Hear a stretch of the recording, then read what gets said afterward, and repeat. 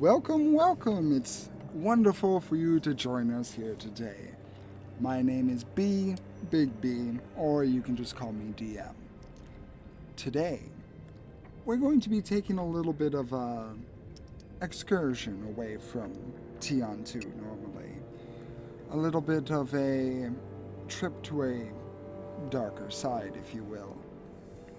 Now, for those of you in the audience who are a little squeamish when it comes to certain elements of horror, including that of body horror or psychological horror, it is perfectly fine for you to not attend this ceremony we are about to perform. No harm done, no hard feelings. Horror isn't something for everyone, so again, feel free to not feel obligated to watch. That being said, amongst the autumn leaves, therein lies Tion 2, wondrous and bountiful as normal.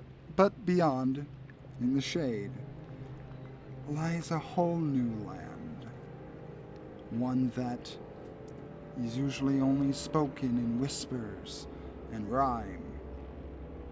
Welcome, or apologies, individuals of background both light and dark. For now, you have entered upon a land hidden behind the veil of lore and nightmares. A land depraved of color, wind, and morals. Yet a land of adventure, much like its sister, oh so close, yet infinitely far away.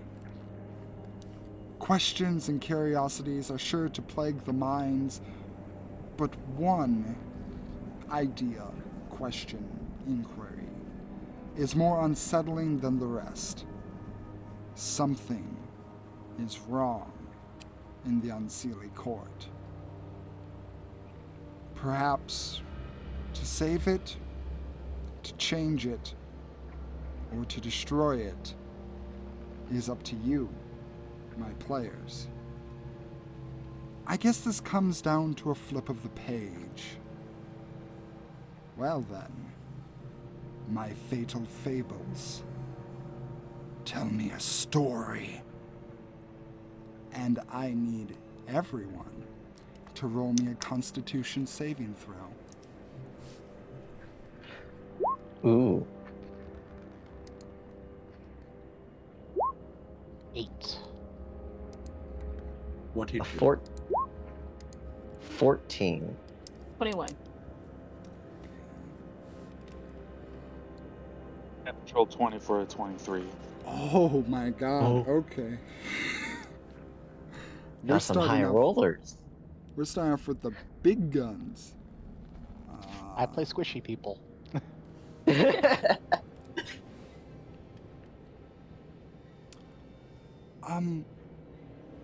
Harper, did you roll a Constitution save? Yeah, I did. I got a 21. Oh, there you... Wait. Huh, your roll's not coming up for me. Weird. That's weird. I can see it on my screen. Huh. I see it in the roll 20.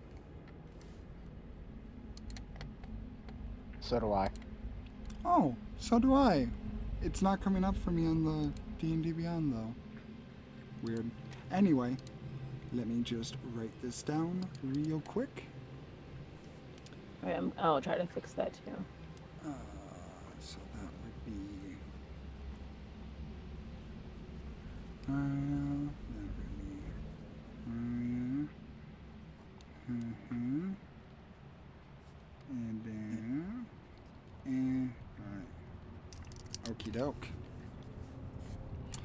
So, first things first. Would you mind describing and introducing yourself and your character, Blinks?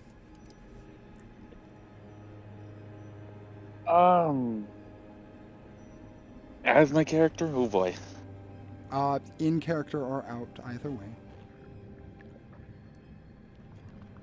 Runmill is a black-furred Paragon, or the rabbit folk. He is fairly tall, but you wouldn't immediately notice because he's usually pretty slouched. Oh no, yeah, he's 7'1". He's very tall. It's the ears. He's more hair than rabbit, so very long ears. He doesn't wear too much. Probably like a vest and a kilt with some wrappings around his legs, but a very bright blue scarf around his neck. And he is very disheveled.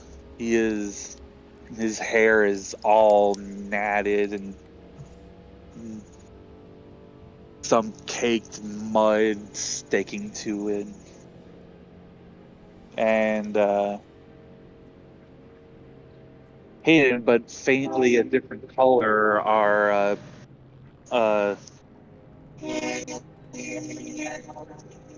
these tattoos on his fur as well, poking through.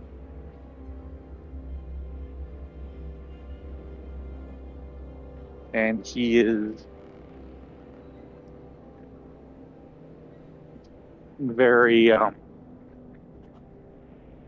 has the attitude of a very wild animal. And that's Runmill. Well, given his disposition, one would think of a very different scene to begin with. But we begin. Urnmiel, it was a long day at work, and you're quite tired. You are heading home, heading up the hill. What's on your mind?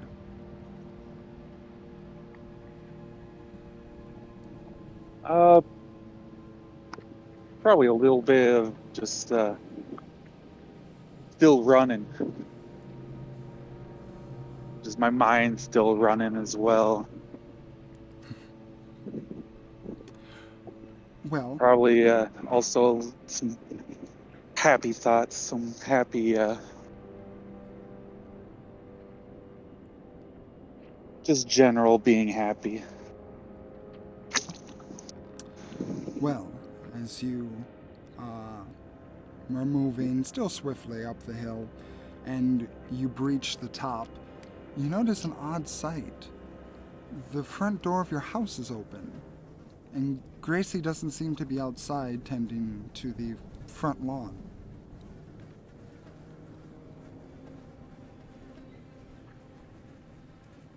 Immediate dread just comes over his face. And he runs full speed.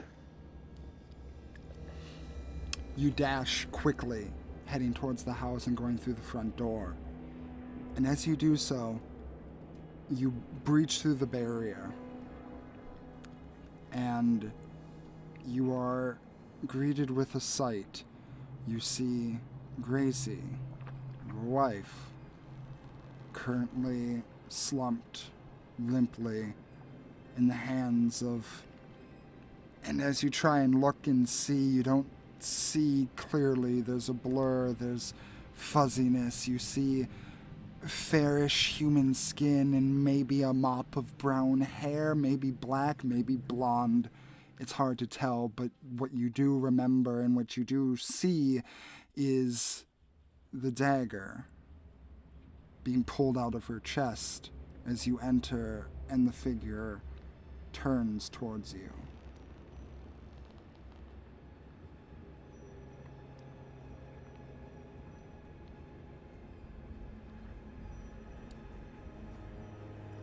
What do you do?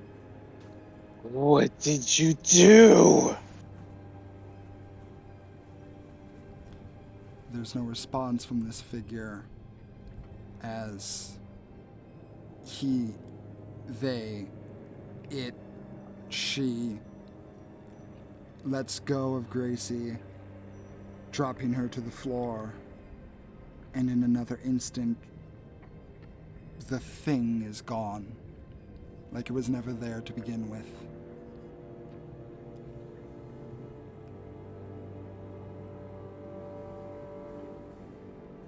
Then immediately run up to Gracie, cradle her head.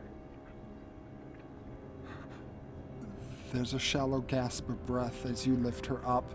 You can see the blood starting to pool and her mouth opening. I don't want to die. I don't want to die. No. Well, hold on. No. Wow. I frantically look around the room, still holding her, seeing if there's anything we have. As you begin looking around the room, trying to figure out anything to save her. Runmill. Yeah. You're finally getting off of work after a long day, heading back home. And you begin walking up the hill. What's on your mind? Well, I'm pretty dang happy. And as you get up the hill again, you notice the front door of your house is open. And Gracie doesn't seem to be working out in front. Oh, that makes me scared. Now run. As you run and you breach the front entryway, you're greeted with the sight of Gracie limply being held, this figure with either maybe fair skin, blonde, brown. It's an amorphous form in front of you, but you do notice one thing, and that's the dagger that's pulled out of her chest, covered in blood.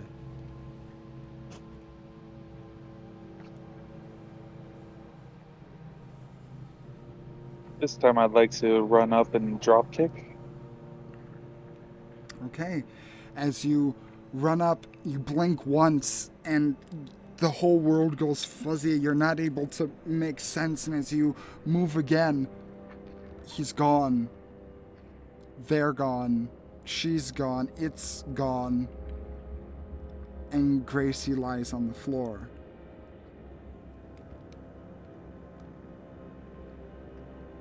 I go back to holding her head. I don't want to die. I don't want to die.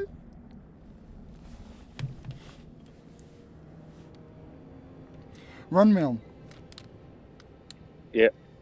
You're finally getting off of work. It's been a tiresome day, and you're walking up the hill. What's on your mind? Just wanting to get back home into my loving wife's arms. Okay. And as you go up the hill again, you notice that the front door is open, and she doesn't seem to be outside.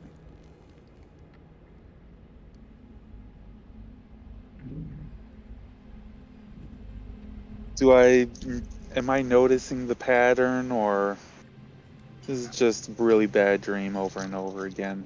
I mean, you just got off of work and you're just getting home.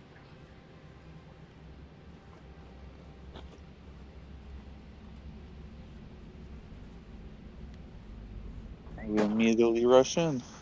And as you rush in, the nightmare continues on repeat and repeat. Chromia. Yes.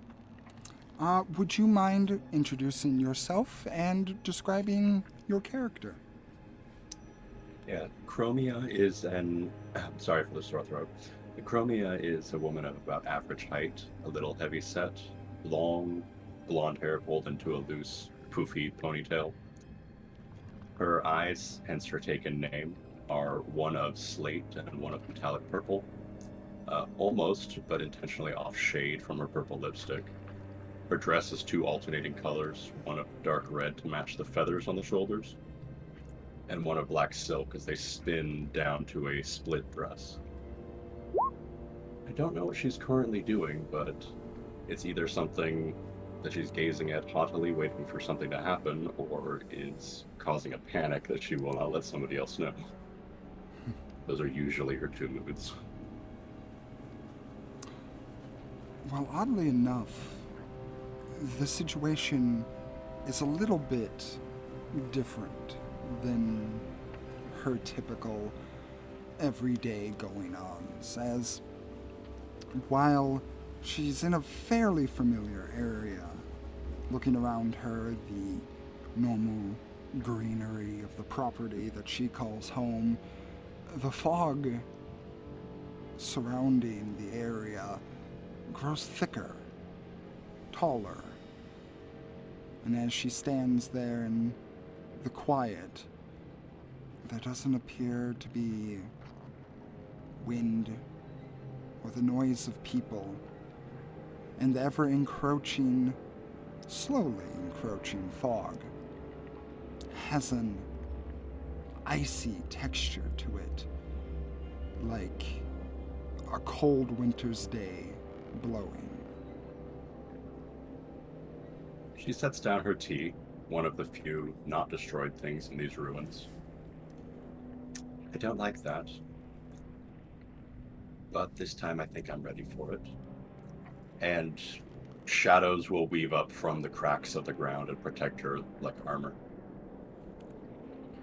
I wait for what I think will happen, but if possible, I'd also like to examine the fog and just make doubly sure it is what she thinks it would be. Okay. Roll an investigation check.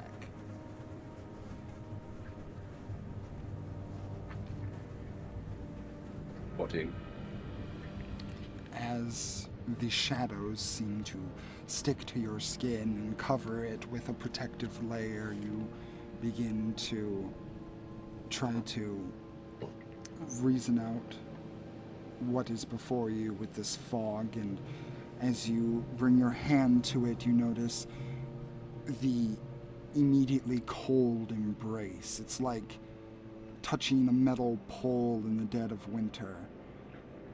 It stings like needles. This is unusual. The fog is never this cold. It's never that painful.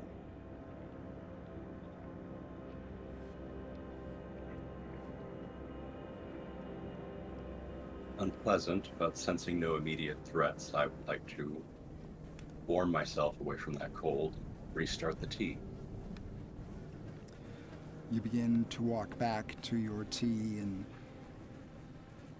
for the first time since this odd arrangement has made itself known, you hear something, someone else. And where are you? There. You've already found me. I'm right damn here. Have we? Who are you? Could you speak a little more clearly? Speak up a little bit. Your threats are ringing hollow. Who?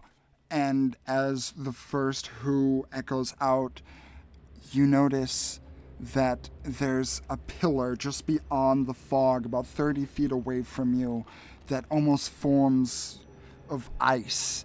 It looks like a frozen pillar standing there, and you can see a vague humanoid shape inside of that pillar beyond the fog, and it begins to crumple and crack. And as the second word is echoed out, it becomes to crack more and more, and then you hear a loud noise.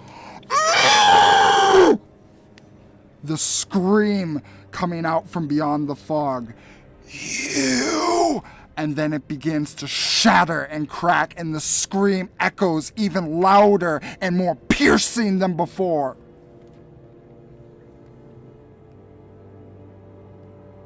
She rolls her neck and walks across the field to meet this strange threat. Stops for a moment, and then almost breaks her back, leaning backwards and contorting like something has taken over as the shadows bleed out from her, and I would like to summon one of my companion spells. As you begin to walk over there, you notice initially getting towards the fog, it's thick. Not like fog, but like a wall. And you're stopped at that point, at the fog itself, 30 feet away from that pillar. As you begin to bend back and contort your body and summon this ally, no one comes in response. What?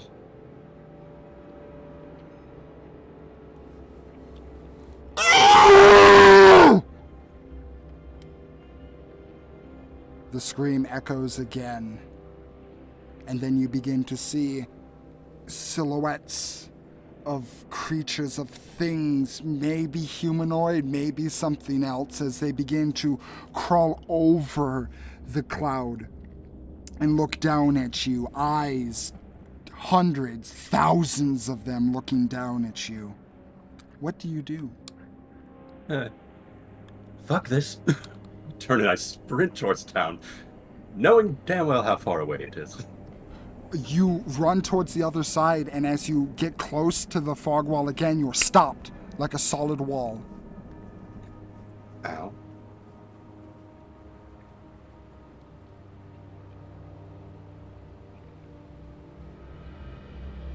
Are they chasing? They begin to snake down like a shadow at sunset and begin to enter into this arena.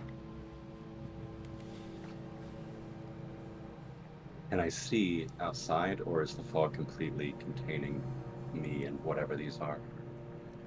To the best of your knowledge, what you can see outside is based on more of your memory. You can see the property that you live on and the pillar of ice with that humanoid shape in it that was just there and now shattered and crumpled into chunks of ice. I really, really don't want to be here. So I'm going to let gravity take me and fall backwards into the ground and reappear 500 feet farther away. Hopefully outside of this phenomena. You fall down, and you just fall and hit the ground. Fuck.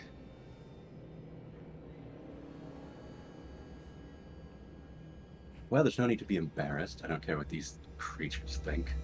I get up, I dust myself off. Fine. Let's try this again. And I will try to summon a host of black glass swords and start chucking them at these figures. You, Shrieking like a banshee at this point as well. your battle cries echo out as you begin to summon your weapons, and as they come forth, you notice that the other that was once an other to you, but now is you, is now becoming the other again, as the shadows begin to speak, and then the other begins to speak as well. Who are you? I should ask you that then.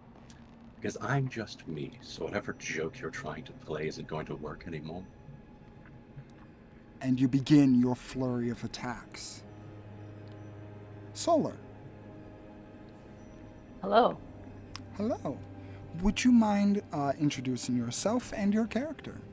Of course. Hi, I'm Solar, and I play Harper, a wood elf monk. Um, Harper is very posed, I guess. She's very like she holds herself in a position of nothing can phase me. I'm at peace in body and mind. Um, if you've ever seen like someone training to like join the army, the way they stand like very like I was trained to do this from like a child and stuff, that's the way that she holds herself. She's usually dressed in all white. Sometimes like a bluish white. It depends on if she's just coming from her temple or not. She has like a really nice shimmery moon sickle on her back. Her hands are usually wrapped in like blue white bandages, and she has what's the name of the temple? A heaven of the temple of the eternal east that's like perfectly like resting on her forehead, like nothing moves it. She can like shake her head, get dropped, doesn't matter. That thing is like fixed in a fixed position. um she usually looks pretty bored if she's like just standing at attention, or if she's not like in immediate danger. Whenever she has to like actively do anything, she looks like she's staring through people, because she's like, I have time for you, but I also don't want to make time for you. Yeah, that's Harper. She's great. So, Harper, you begin to. Uh, I'm sorry, I think I might be echoing off of your mic. Oh, sorry. Okay, I will try to fix that. No problem. Okay, it's good. I'm not hearing myself anymore. Um, Harper, this is a bit of a different scenario for you. Your typical temple located in a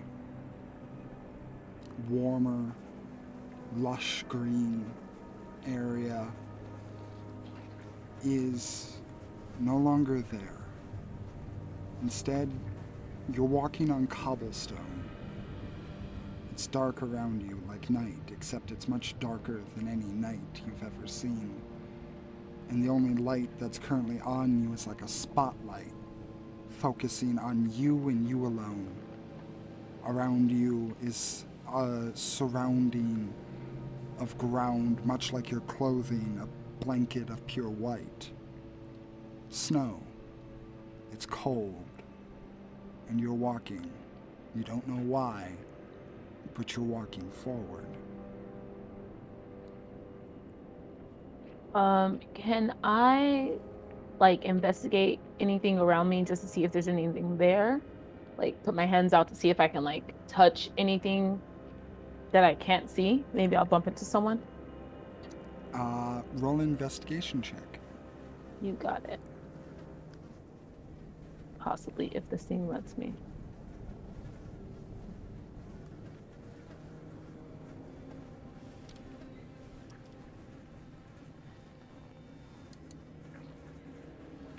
$11. 11. As you begin, or as you continue to walk, you begin to extend your hands out to try and touch, try and feel, try and get an idea of your surroundings just a little bit more, maybe ascertain what's going on. And you do dip your hands down low enough to feel the cold of the snow. But it's not cold like a cold morning shower. It's cold like loneliness, like a void, like emptiness, like being left alone on a celebration day. It's that cold. But you do notice, after what feels like a few minutes of walking, a figure in front of you, a familiar one. You recognize the back of their head, as you have been with this person since as long as you can remember. Navarth seems to be walking about 10 or so feet in front of you, facing away from you. I'm gonna try to like relax a little bit more just because I feel like I was panicking and just kind of like quickly try to get close enough so I can pat their shoulder and just go, Master Navarre, and see As if they can. sorry, go ahead. Oh, I just wanted to see if they were gonna stop to turn around and face me. Okay. As you begin to run up to catch them, you can feel yourself moving forward, but it's almost like you're on a treadmill because you're not getting any closer. You're running and moving and making ground, but for some reason it's almost like you're stagnant in that one place. Do I have all of my items with me, like my staff and my wand? Indeed. Okay, I want to take out my wand of pyrotechnics and aim it like 15 feet in front of them. So they're in front of you, so you're aiming it 15 feet in front of yourself? In front of Master Navarre. Okie dokie. Let me know what that does. Okay. It just causes you can use one action to expand one of its charges and create a harmless burst of multicolored light at a point you can see up to 60 feet away. Okie dokie. As you extend your hand and use your wand, you describe, what does the light look like? I imagine it's like white, twinkling, like that emanates kind of like if you were to see like basically what moonlight looks like, but more with a bluish tint to it. Ooh, okay. Yeah, as you extend your hand and use the wand's magical capabilities, it does extend past Navarth and twinkle into this brilliant blue moonlight glow. But there seems to be no response from Navarth as they just keep walking. Oh god, okay. I'm gonna start just trying to like yell a little louder. Still trying not to like, if I feel like I'm being panicked a little bit, just still try to like shove that down. And then just keep saying like, Navarre, Master, what's going on? And then still try to like, even if I'm not moving anywhere, just still try to keep being in motion to see if I can close that gap a little bit. Can you believe how needy she is? Look at her. What do you think she's thinking? Probably nothing. She's such a waste. I'm gonna stop, pull my sickle out, and then just go, who's there? You look behind you and you pull your sickle out, ready. There's just a void of black, except for the white snow surrounding you.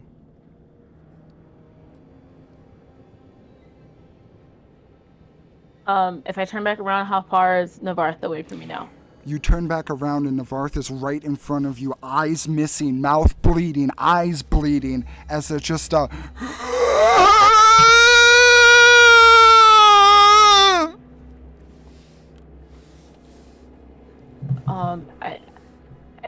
Can I touch them? Like, are they close? Can I, like, if I actually reach out, can I put my hands on like their shoulder or something, on their face?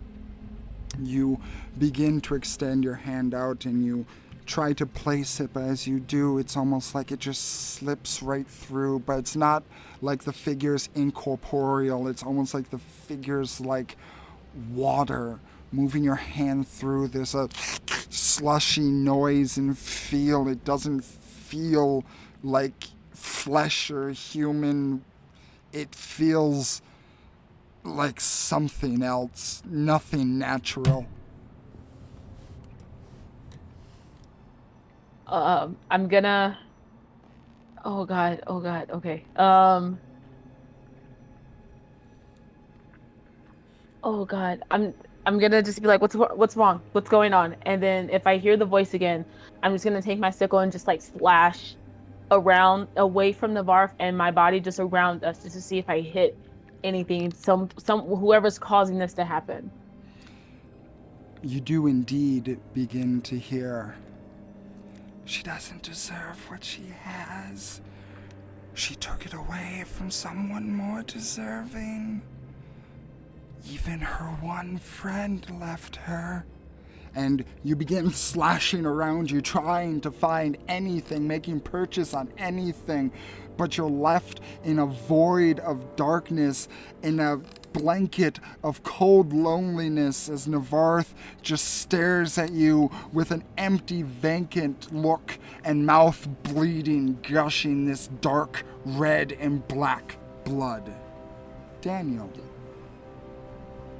Yes. Would you please describe or introduce yourself and describe your character? All right. Well, hello. I am Zoldan, and I'll be playing Danil Sirios. And to describe him in as few words as possible, he lives the happiest life that he can. He just has a love and appreciation for life in all forms, plants, animals, people, everything. And he very much has a deep-seated wanderlust in his heart. He wants to see everything, go everywhere. For what, he doesn't really know, but who knows? Maybe they'll make good stories one day. His hair is... he is blonde, and it's very much like a very gold-colored blonde. And his eyes, the whites of his eyes aren't white. They're the same gold and yellow as his hair. And his pupils seem to take up his entire eye. It's just black. And he has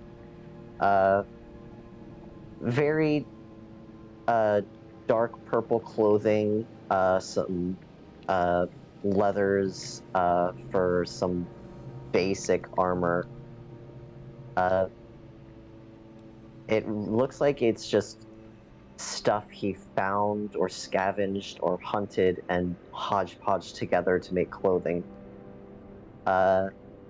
He has 2 short swords by his sides if the need ever arises for melee combat, but he always has his trusty bow as his first option. Frostbiter, he calls it. That's Denim. Okay. Well, Daniel,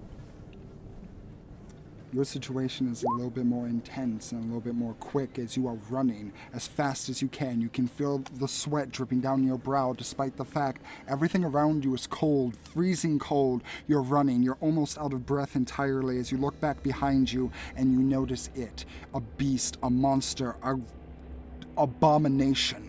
Something about 15 to 20 feet tall, its fangs made of ice, its eyes vacant, hollow, sunken, its entire frame a white carapace of snow, but it's hardened like slush. It's an abnormality you've never seen before, but in your adventure, you've come across it, and it wants you, and it needs flesh. All right. I am running from it. Do I have any... Is there any particular destination in mind? Is there, like, a portal nearby from where I am or something? Because this... Ooh, this is not giving him good idea. This is not giving him good feels. This is not... There's nothing around that you're aware of. You just need to get away. All right, then, yeah. He's going to try to, you know what? No, he's not going to do that because what would a single arrow do against something that huge? He's just going to full on run as fast as he can, full dash, and once he gets far enough away, he's going to try to break line of sight and hide. You begin dashing, going as fast as you can. You know the terrain, you're good at traversing it. So you begin moving as fast as you can, and as you try and break your line of sight, you hear the clumping of what almost sounds like hooves behind you. But it's heavier, louder. It echoes in the entirety of the area around you. The trees covered in frost and snow seem to reverberate it loud in your ears as you hear the sounds of this sickening beast behind you. As it chases you, you try and break line of sight, but just as you think you're close enough to escape, it seems to gain on you faster than you could have anticipated. What are you doing? All right. If there's absolutely no way to run and hide from this thing, just purely, let's see, what can he do?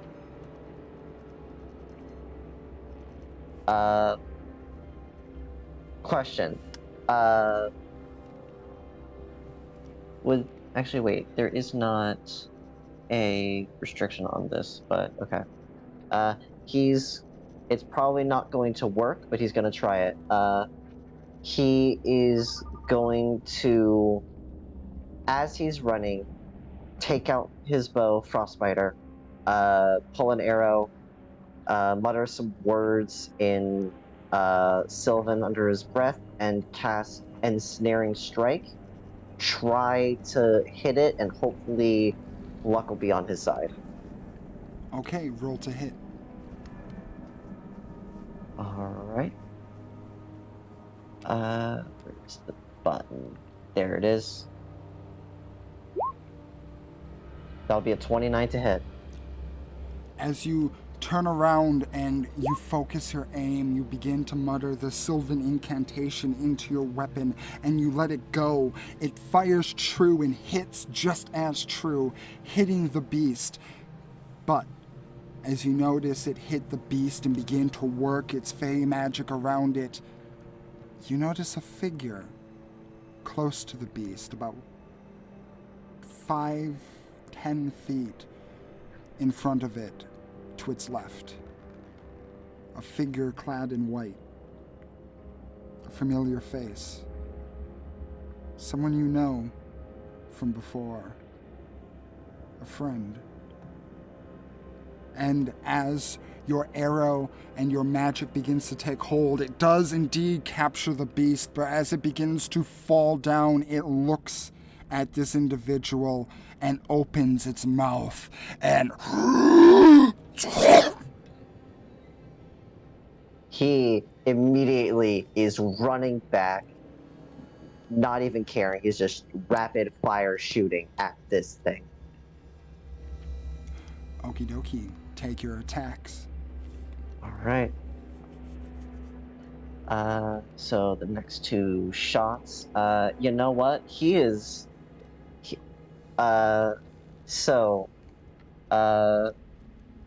Let me see. He is restrained. Correct me if I'm wrong. Is there something with hitting restrained targets? Just roll to hit. Okay.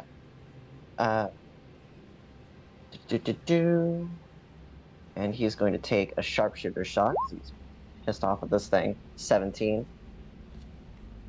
Okay. And I have 2 attacks per action. Should I roll both or just the one for now?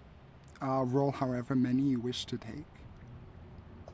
Alright. He is just gonna 2, 3, and 4. And that'll be it for him. Okie dokie.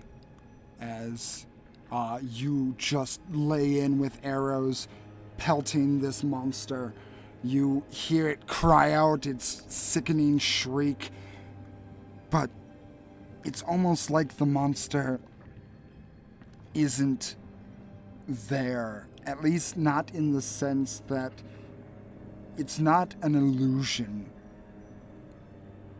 It's just not there, and it begins to move and wriggle out of these bindings, and you can see as it tries to gasp for breath after being pelted, you see the form, the body, and its icy maw just being mangled and torn and ripped to shreds as it looks at you and smiles a corpse smile.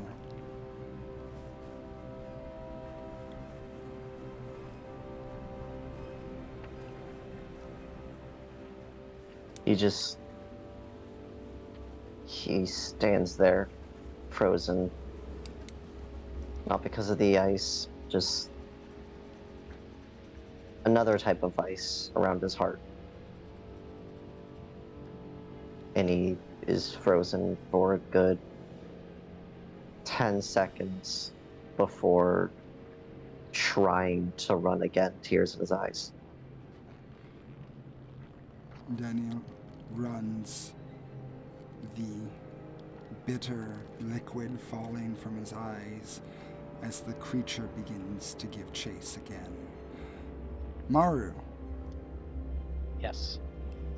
would you please introduce yourself and your character?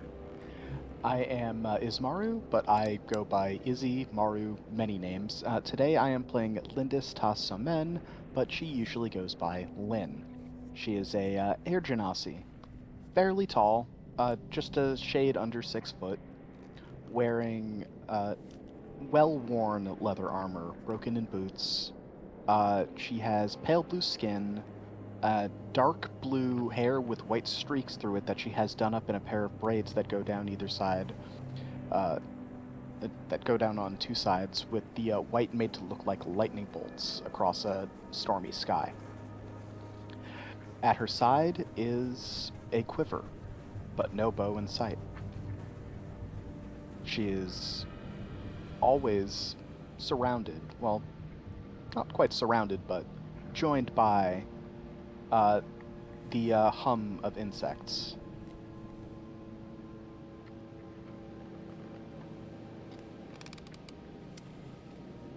Well, Lynn, last your memory serves you, there was several questions on your mind, curiosities and contemplations, unable to come to a final conclusion entirely. And contemplating these things, you feel yourself in a familiar area deep in the woods. But as you begin to mull over these things, it's like the world gets smaller. You feel like the surrounding area just got a little bit closer.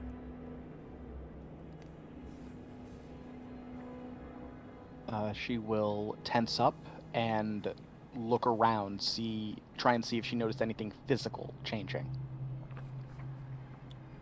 Roll me a perception. Nope. Ixnay on that. As you begin to look around, there is not any real change in the environment. You are in a autumn wooded Tiantu, the leaves covering the ground to a thick extent. The brilliant yellows and oranges and reds that cover the trees themselves are still there. And the chilly wind that normally greets the everyday is still present. But it just feels like the area itself somehow got closer. And as you think about this even more, it just feels like it got closer again. In all directions, it feels closer. Yes. Lynn's going to start just going, no, not trapped, not trapped. I'm not stuck, I'm not trapped. I can go. Nothing can stop me. And then she's going to take off into the woods, just basically dancing past everything, easily finding her way, or at least as best she can. Given your abilities, Lynn is able to quickly traverse the landscape of the woods, hopping over rocks and fallen trees, able to make way and make ground very quickly. But it feels like there's something behind her, something closing in, getting closer and closer, and then it feels like it's coming from in front, and then above, and then to her sides. If she doesn't see anything, she's going to attempt to stealth. Just hide. Okie dokie, roll stealth. 24. 24. Lynn, you duck down behind a fairly thick tree and a rock placed next to it. You're able to completely hide your form behind it, getting a good vantage point on anyone that might be following. And as you do so, it feels like whatever was approaching has arrived, but nothing's there. And you just feel cold on your back, and then your side, and then your other side. And then you feel the cold running down your face, your chest, and it is embracing you from all sides. No. She's going to reach into her quiver and pull out her bow, Stormbringer, and take a shot behind her, just trying to hit something. You take out your bow and arrow, and you pull it back and shoot behind you, trying to aim for something, and you do hear it fire, and it hits, but you recognize the sound. It's the sound of an arrow hitting a rock.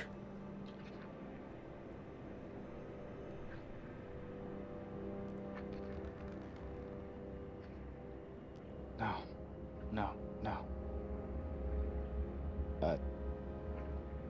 She's going to start just trying to leave, just anywhere away, prove to herself that she can keep moving, that she's not stuck, that she's not trapped. As you begin to try and stand up, try and move, try and go anywhere, you're stuck. You can't move. It feels like something is holding you in place. A box. You're stuck in a box. She is freaking out. This is everything that she hates. It's getting smaller and smaller, and you can hear the swarm buzzing. You can hear them panicking. They're trying to move, but they can't either.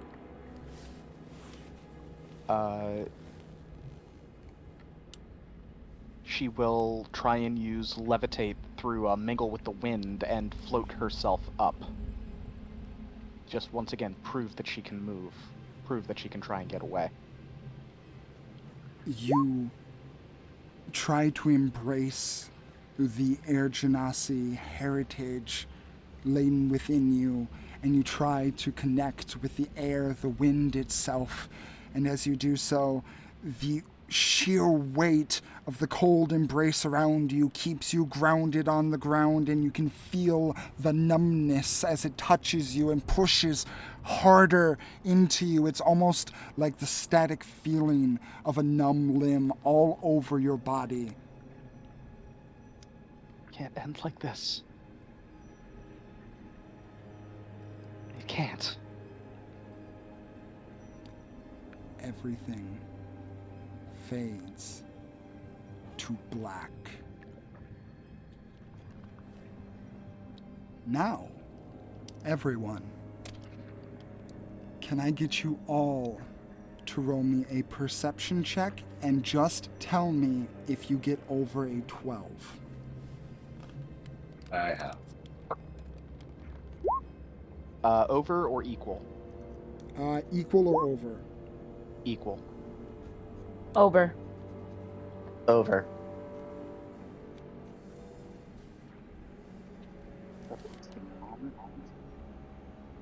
Perception.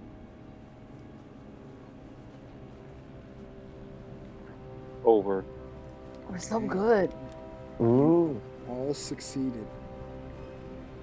Okay. So, since you all succeeded,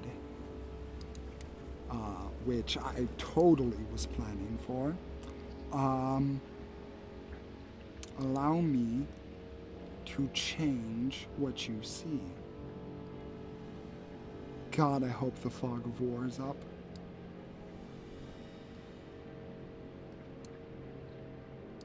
It is. Yes. Good.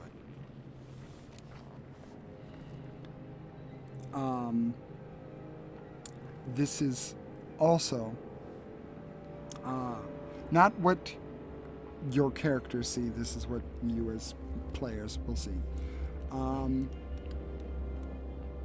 As let's start with Run. As you were on top of the initiative, you are again stuck in another repetition of Gracie below you, bleeding, pleading, begging, but you hear something.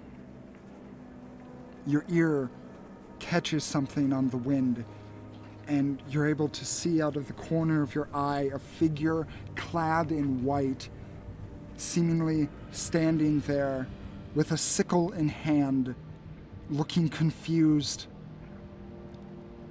You see in front of this figure another one that is incorporeal, a ghostly visage, one that you could almost even call familiar, but not quite.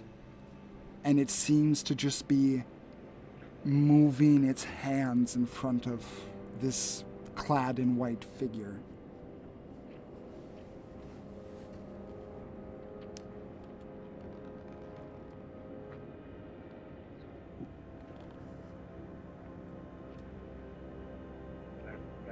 Doing in my nightmare. And why did you bring this thing?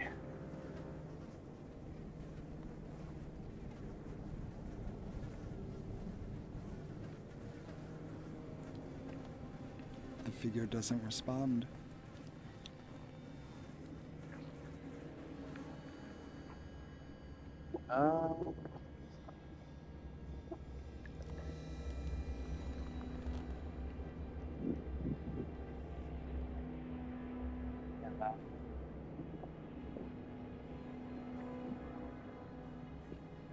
Try to kick the ghosts. They're currently about 30 feet away from you. That's nothing to me. Okay. Roll an attack.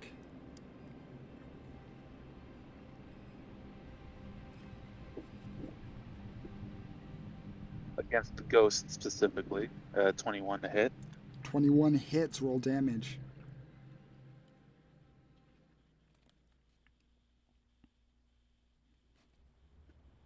Or 6 damage. 6 damage. Duly noted. We'll get back to you soon. Chromia.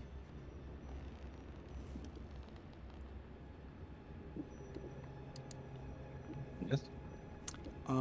As you are staring at your adversaries before you, summoning your weapons. You can hear, see something else beyond the fog. You see what looks to be an elven man, one who is running in place, and you see before him this incorporeal figure, not like the shadows standing before you now, but seemingly a ghostly off-white, seemingly putting its hands towards this man who is crying, doing something.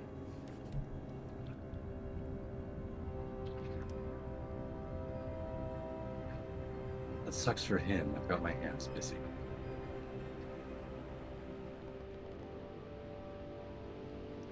So what do you do? Well, presently it seems that my life depends on fighting off these ghosts, so that's what I'm going to continue to do. It's a shame the poor elven man will soon die or have his mind erased by the looks of it. I can't really tell what a ghostly figure like that'll do. Does it look like it's controlling what's around me? Around you? No. Then it's not my problem. Okay, roll an attack on the ghosts you are fighting.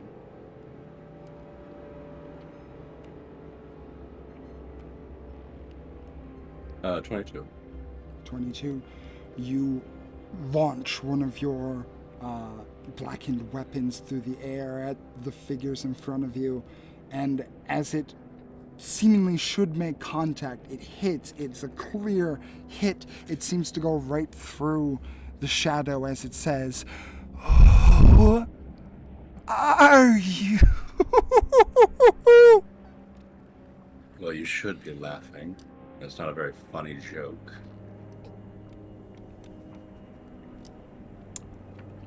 Harper, Yeah. as you are trying and fiercely attacking, just trying to get some sort of an idea of what's happening, who's messing with anything, you notice that there's a shake in the vision. You see Navarth move, jutting to the side painfully, and in this moment of clarity, you can see this dark-furred rabbit folk person just drop kick Navarth, but it's not Navarth as the illusion seems to fade, and you can see before you momentarily for about 3 seconds a darkened forest, the figure of the dark-furred rabbit folk on the ground after drop-kicking what you thought was Navarth. You see a blonde woman casting magic, seemingly at nothing. You see a familiar blonde-haired elf running in place, tears running down their face. You see an air genasi crumpled up in a fetal position, seemingly unable to move.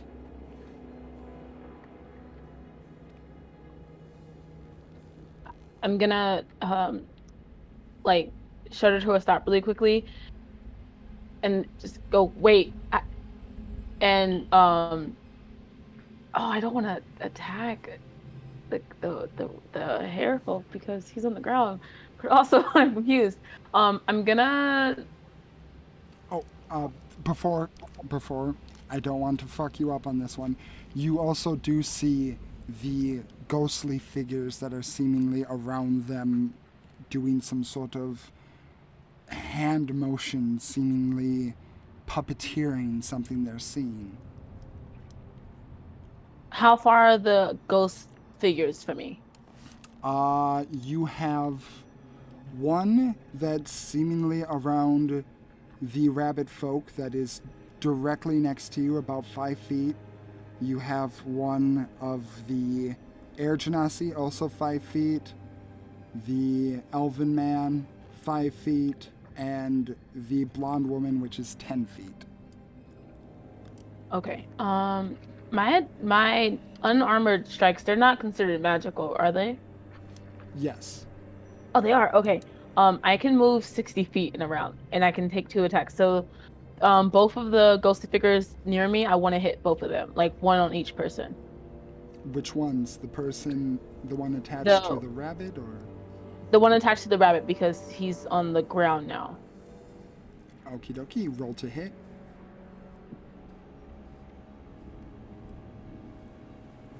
24. Hits. Okay. That will be 8 points of damage. Okay, noted. And then second attack. Oh, bad.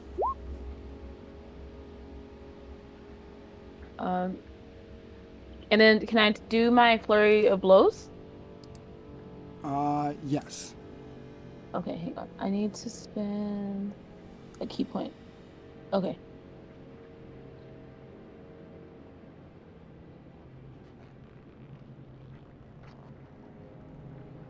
25. Definitely. Okay. Get out of here.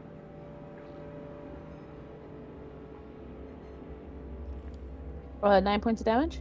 Okay, as you take this second hit at the ghostly figure standing around the rabbit, you punch through, your arm going directly through its neck and seemingly snapping it in half. The ghostly figure seems to fade into a dust, and Run, your vision disappears. The vision of Gracie and your home disappears completely. Harper, who are you hitting next? With my last flurry of blows attack, I'm gonna hit the next ghost that's another 5 feet from me, which I believe is on the elf that looks familiar. It can either be the elf or the genasi. They're both 5 feet. The elf. Okie dokie. Come on. Yeah. Hits.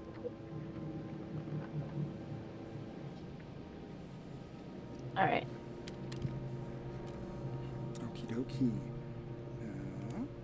Yeah, you make another solid hit, and funny enough, as you make that solid hit, Daniel, Yes. you are running and you hear something, and looking off to your side, you see a brilliant show of what looks to be white fireworks. And it's enough at that moment to snap you out of what you're in for a brief second. And you can see next to you is a blonde woman who is attacking the air with some magical spells. An air genasi woman who is curled up in a fetal position. A fairly familiar figure clad in white who just laid a punch on a ghost next to you, and you see a prone rabbit person.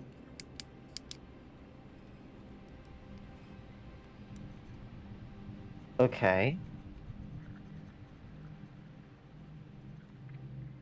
And you also see the ghosts that are affecting everyone with the exception of the rabbit person. Okay.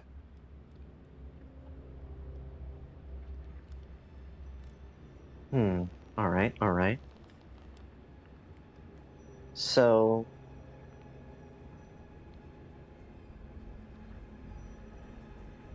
he's kind of having a little bit of dissonance. Like, wait, what's real? What's happening? Illusion.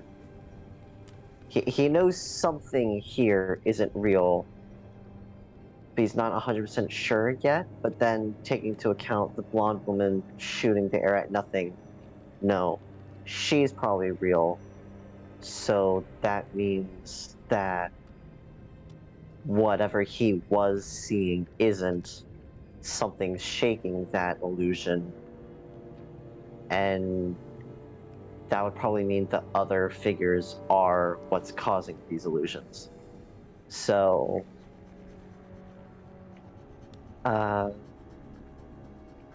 seeing how the one who looks in the worst shape is the Air Genasi, he is going to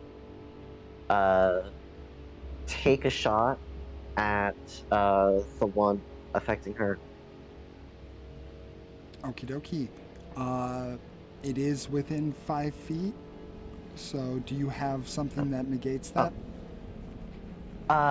If it's within 5 feet, then I can do my melee option. So I'll do that instead. He's gonna Okay. draw his 2 short swords and go for that. Okie dokie. Roll to hit. All right. The first hit is did that go through? Oh, there it is. A 10. 10. 10 hits. All right. For wow, my roll 20 is being slow. I apologize. There we go. Okay. 10 piercing damage. Noted. And then with his second attack, he's going to do the same. A 19 Hits. for an additional 6. 6. As you swipe with your short swords towards the creature that is holding the Air Genasi in this mirage, in this illusion, your attacks are quick and true, and they strike vitally as, in a moment, the ghost that was once there is now gone.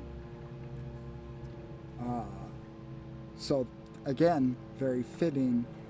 Lynn, the illusionary world, the box that you were put in before, seems to, in but a moment, completely fade away, and you are greeted with the vision of a dark forest, several people around you, and ghosts that are seemingly doing some sort of machination on at least a couple more of the people around you at the moment. On feeling that she can move, she's going to immediately stand up and just revel in the second that she is no longer trapped.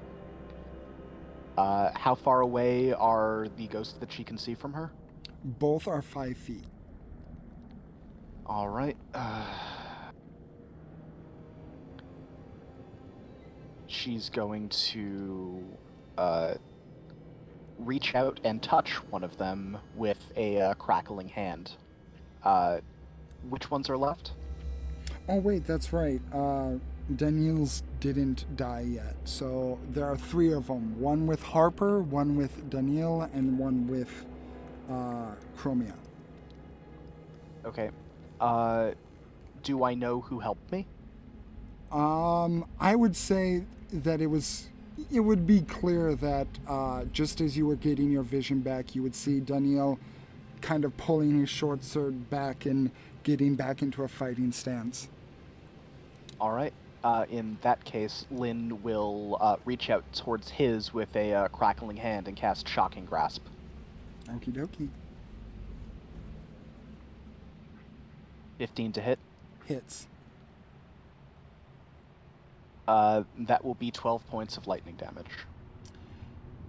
Daniel, around you, the cold atmosphere and that beast completely fades away as the electricity coming from the air genasi's hand runs up the ghost and fades it and turns it to dust. He nods, smiles, and just says, "Thanks. Let's get the Thank you." others." She'll nod, and with dark vision, am I able to see anything but besides the darkness, or is it too oppressive for even dark vision to pierce? Unless it's magical dark vision, or unless it's magical darkness you can see through, no. Yep, I have regular ass dark vision. Then no. Okay, that's what I thought. Just had to check. No problem. Okay. Yep, actions that can actually do anything for now spent, so she will ready Stormbringer Okay. and end. As we get back to the top of the turn order, Harper and Chromia both make me wisdom saving throws.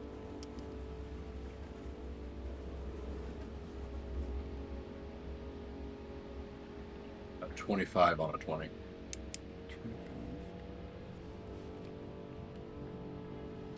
23. Damn.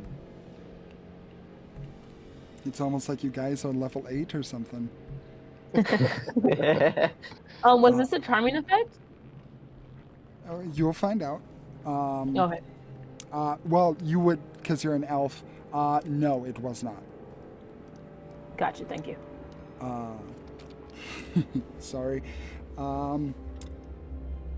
So, as the top of the turn comes again, both of you, Harper, you feel the ghost grab onto your shoulder, and for a brief moment you're greeted with that vision again of Navarth and the snow and the loneliness, the whispers, but you're able to shake it off and maintain at least a semblance of coherent thought outside of that illusion. Chromia, your focus is still on the shadows in front of you, but you're still able to be aware of the growing situation outside of you, as there appears to be more and more people, not just the elven man from before. Okay. Run. It is your turn.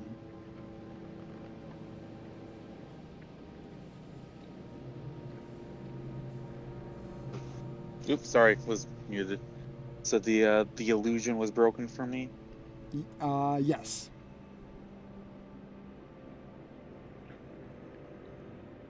What happened to the nightmare?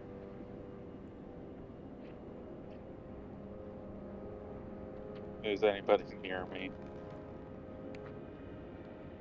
Just kind of get up, look, and see where's the nearest ghost. The nearest ghost would be right next to you, seemingly going for the elven woman that punched your ghost into non-existence.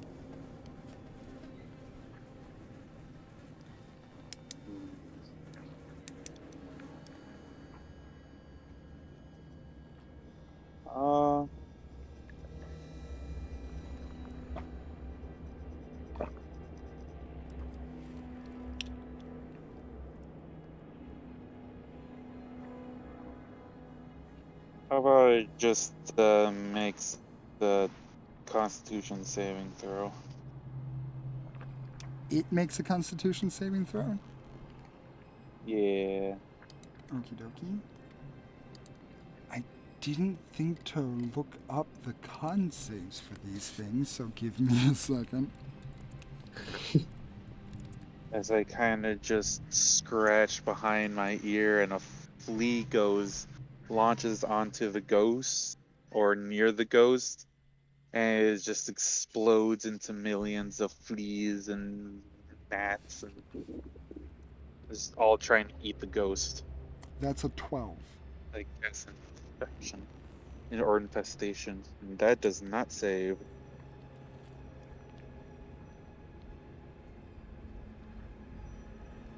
Oh, that's could have been more. It's 4 poison damage. Okie dokie. Indeed, your little flea jumps out and begins to grow into a colony and eating away at this ghost. You can see it kind of wriggling away, and it's doing damage, but the fleas are having a hard time finding purchase on this thing.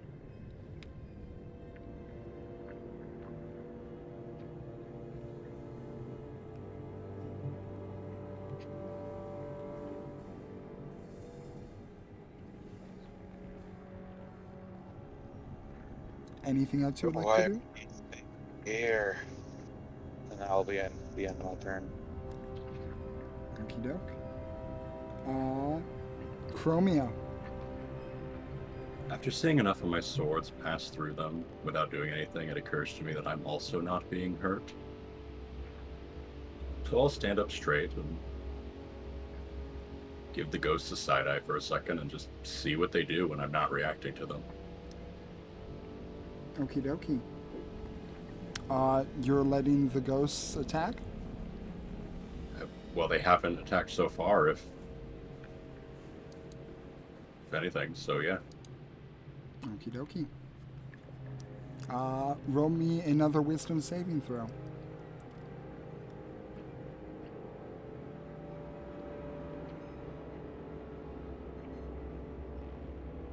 17. I assume since the 25 last round didn't break anything, the 17 doesn't either. Well, it wasn't a matter of breaking anything, it was a matter of resisting what is coming up. So that would be...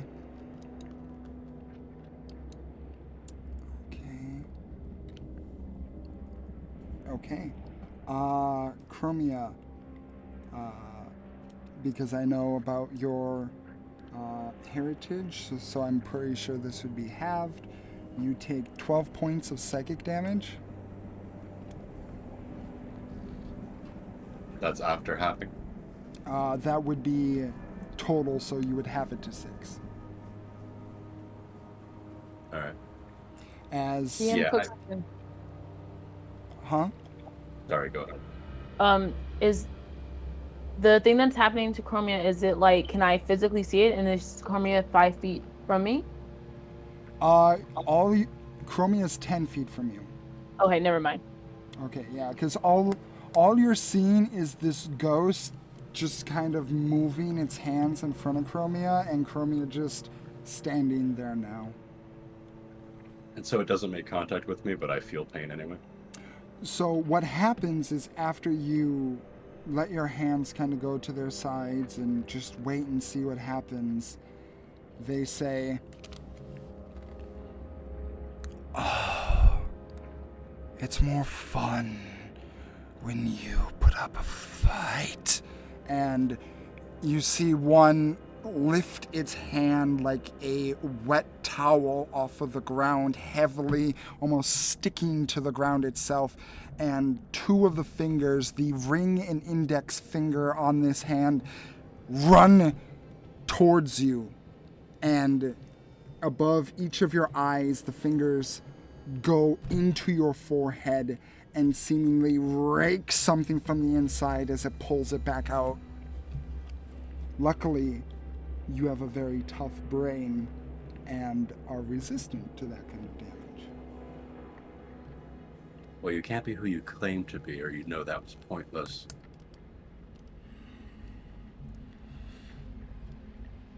It's more fun to watch you writhe.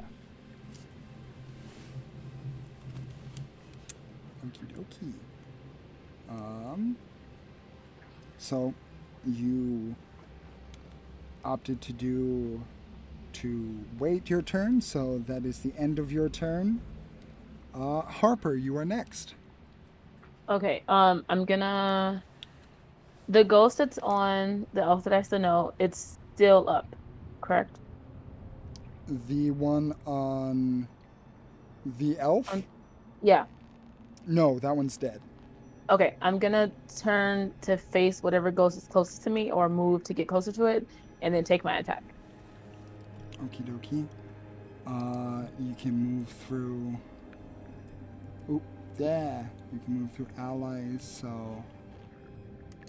Yeah, you're kind of mostly in a shadowed area as you get right next to Chromia as the path begins to narrow a bit. Go ahead and take your attack. Cool. First attack. Ooh, I crit it. 27. Oh, shit. Okay. Let's go, let's go. Oh, wait, it only rolled 1 dice? Ooh, crit, crit, crit, crit, crit. Hang on. First I roll 20 at the another two shop. Well, 1d6. first combat 20 at the two shop. What? Nope.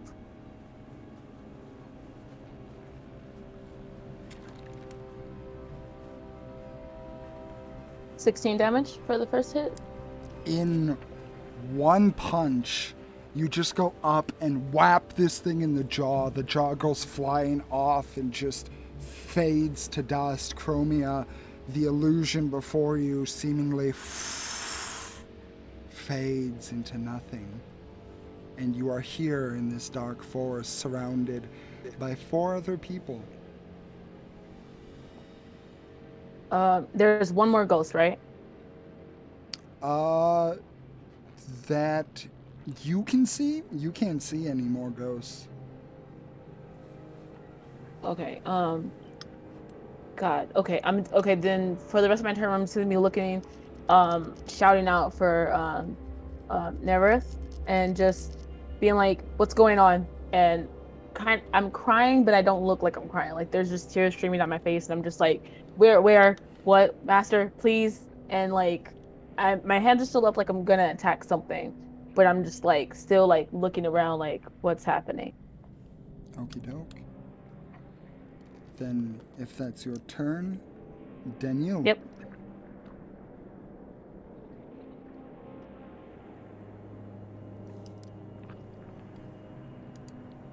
Oop.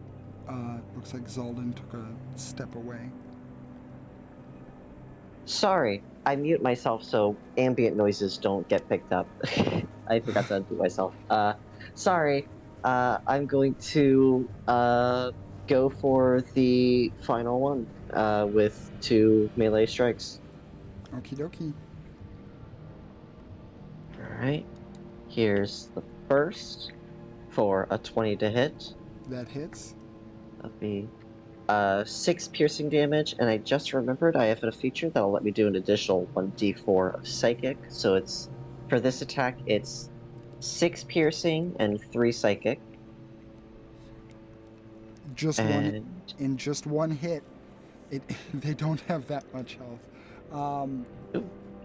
As you go up and you strike, the extra bit of psychic energy harnessed from the Feywild seemingly runs down the spine like an electrical shock to this creature and disperses the one that was surrounding Harper, and it fades to dust.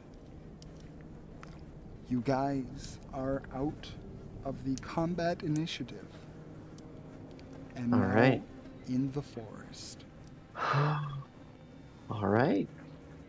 The first thing Daniel does after doing that, taking that last strike on the last specter, he sheathes his blades,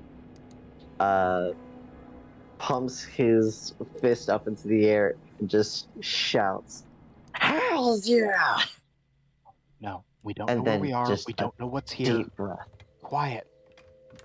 Yeah, don't yes. Who are all of you? Who are all of you?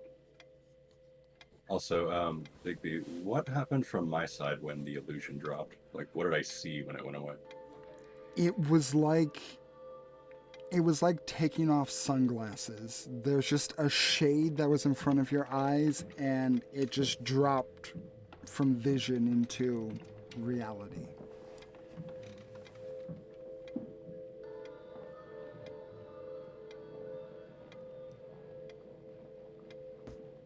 Can I see no, oh my god, I keep pronouncing his name wrong. What can you say it one more time? It's Nevarath? Nevarath? Oh, yeah, Navarth. Navarth. Okay. Do I see his body footsteps leading away from where we're standing in the forest? Anything? Roll an investigation check. You got it. Oh, no, wrong button. Where'd you go? Oh, I crit it again. You fit in well with this group. Nice. Okay. Yeah. As you begin looking around, Harper, trying to analyze the ground and trying to maybe place where your master could have gone, or if they found a different way of escape, you don't find anything like that. But you do find something interesting. As on the ground, you find about almost a foot wide, more around 10 inches, a circular object just sitting on the ground with intricate runes and markings on top.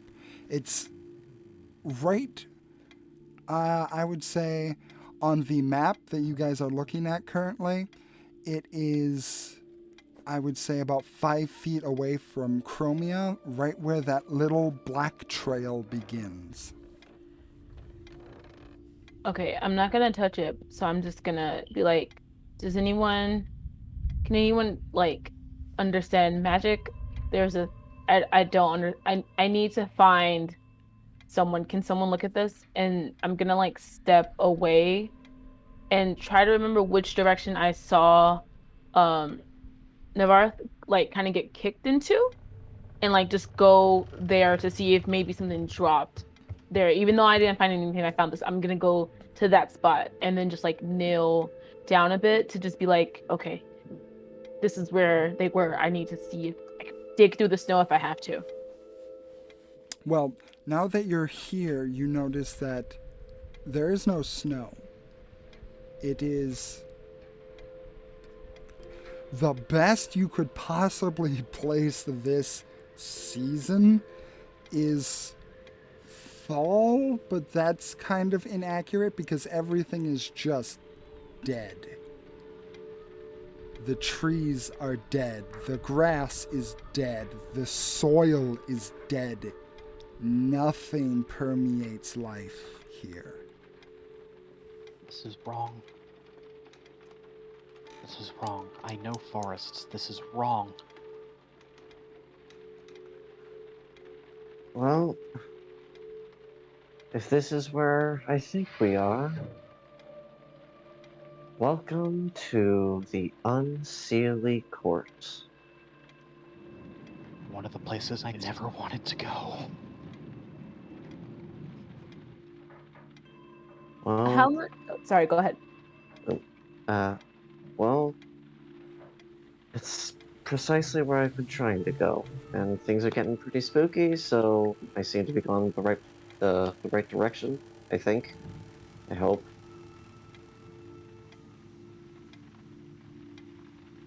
But, you were saying? Things. Um, Never heard of that place. You made it up. Also, you were trying to get here? Why did you bring us here? Bring you here? No, I was here on my own. I just was here in that nightmare, the same as all of you. I didn't Listen, bring do you know what anyone this here. place is? Do you know what those things are that brought us here? Good question. Would I know what these things are? Question for you. Are you examining the coin that Harper pointed out? Oh. Yeah, he very much would look over at that. Okay. Roll me an Arcana check. All right. I'm trash at these. 12. Not a fucking clue. He will say, Word for word, exactly that.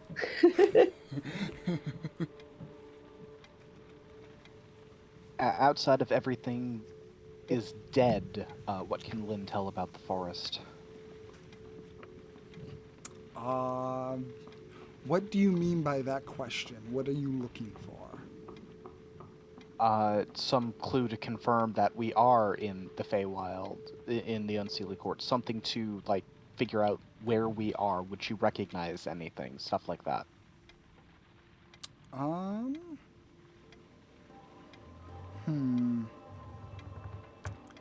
What's Lynn's favorite terrains? Forest and plains. And favorite enemy? Favorite enemies are beasts and fey. I would say that just with that alone, I would say that Lynn's just magical sense of her favorite enemy and her favorite terrain, she's getting heavy vibes of those two things right now. Yeah. Definitely Feywild. Like this, it would definitely be the Unseelie. We need to get out of here. We need to get out. Well, I'm all for leaving. How do you suggest we do that? Find a portal and leave. With her background, as a researcher, what would Harper know about the Unseelie Court? As a researcher? Yeah, she's a sage. Oh, I know.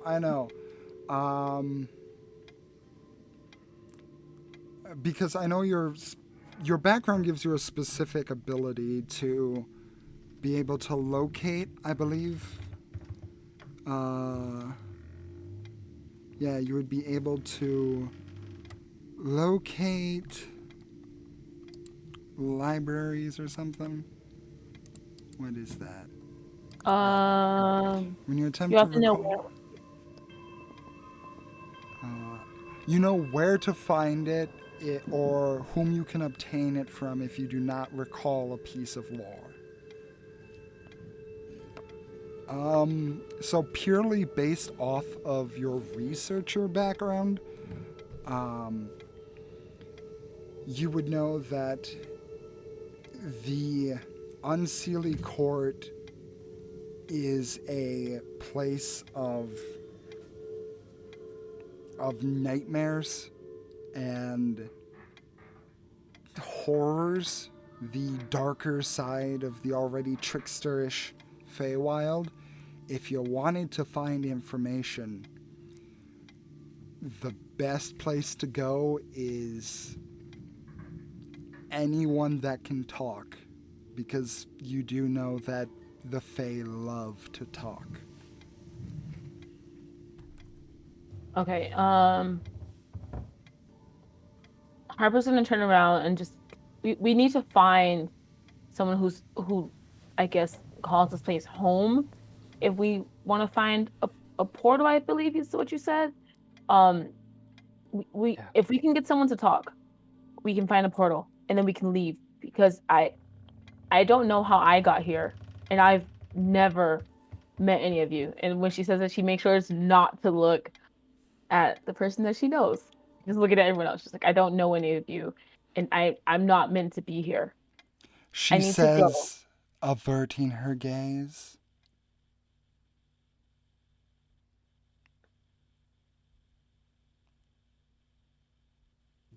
They all stand silently, curious of the voice they just heard.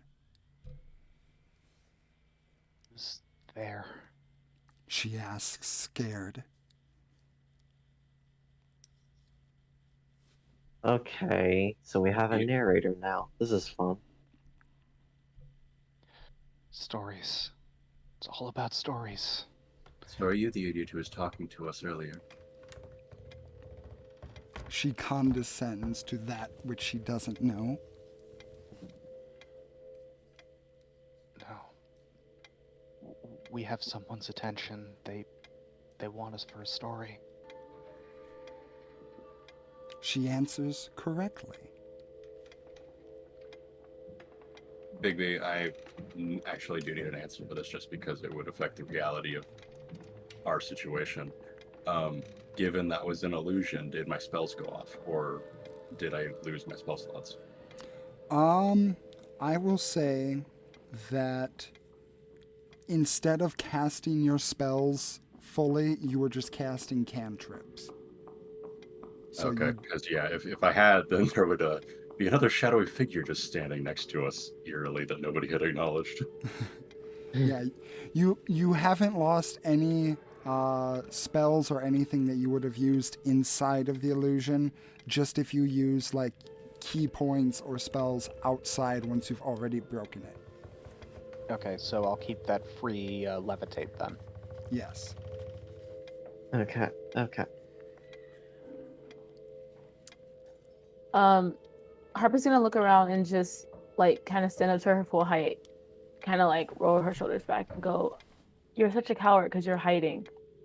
You have so much stuff to say, but we can't see you. You can see us. Cowardice." Oh, but you can see me. I'm right here. And as those words are said, I would say that you would all finally have the idea of what exactly is talking to you, or where exactly they're talking to you from.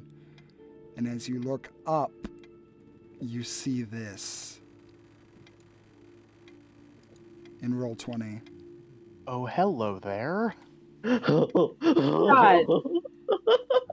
And they're up above us in the tree.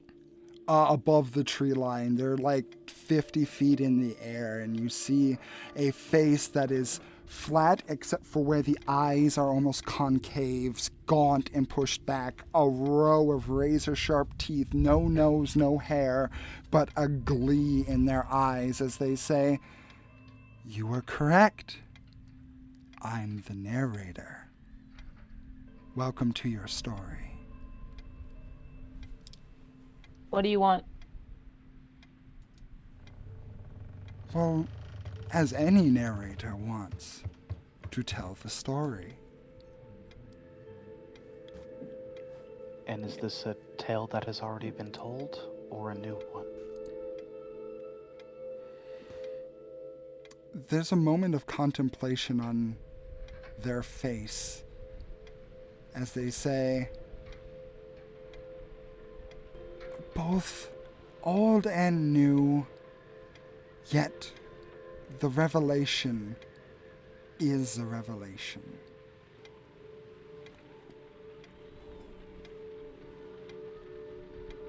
So an older story with a new ending. You would think. It's hard to say. Interesting, nonetheless. But for you, important.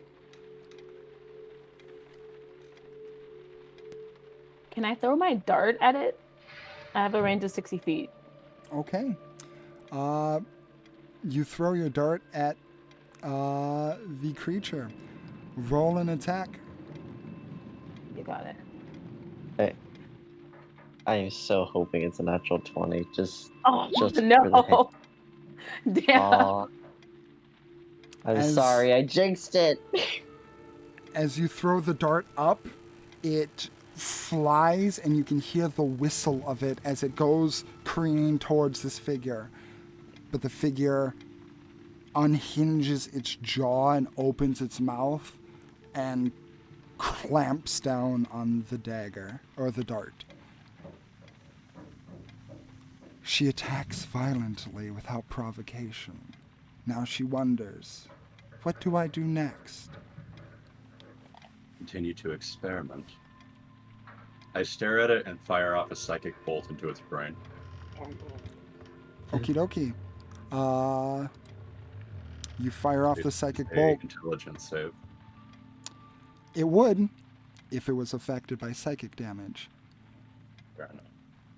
As it looks over to you, She uses the power that she's had all this time. But what happens when that power isn't powerful? I'll use a different one next time. But for now, let's play along. Why not? Do any of us have anything else going on? Harper's gonna hold up her staff of pyrotechnics. I mean, her wand, and it won't hurt. But I mean, do you like fire? She says. Then she like immediately casts one pyrotechnics. She's gonna let off 2 bolts at the thing. Okay. The bright white color of the wand of pyrotechnics shoot out, and you see the illumination off of its teeth, off of its eyes, as the narrator continues to smile. I understand the worry and wonder, but allow me to give you a prologue to your own story. Dear Fatal Fables, allow me to tell you why you're here to stop the Biblioclasm. And with that, we will take our break. Yeah. All Oh right. boy. Okie doke. Thank you all for tuning in. We will all see you back in a little bit. This is intense. I And love very it. little has actively happened. Yeah. Hello, hello, and we're back. So, as the party began to disperse the illusions and manifestations of their minds and some of their deepest thoughts, they began to examine the area around them, trying to get a hold of what could possibly be happening at this point. As they did so, a new entity made themselves known, the narrator. And as the narrator ended off with,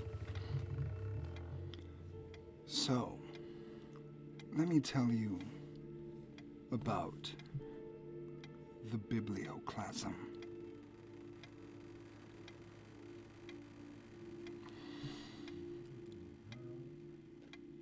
There,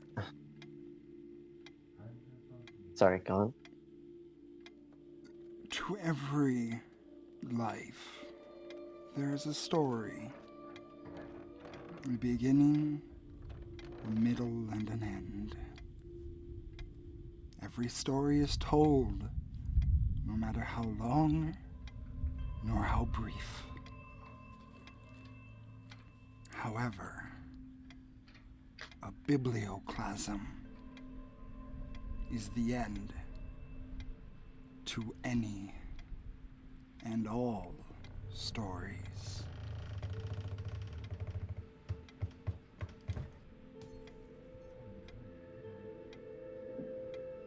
So there's something coming that's going to make every story of every life end. To flip the page, the last page in the book. No more narration, no more stories. A complete biblioclasm.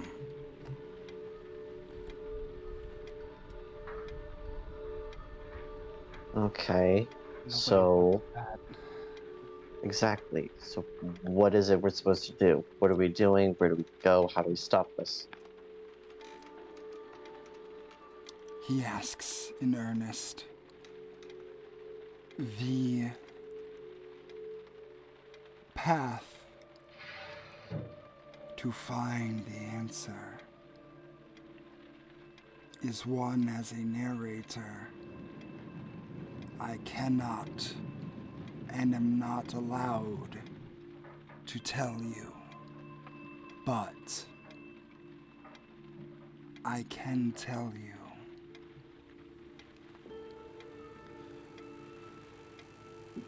that the reign of a false prince brings an end to all things. But the knighting of a true heart begins anew.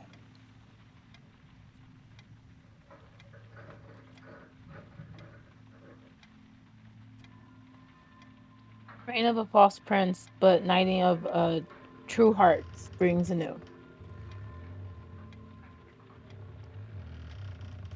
Yes.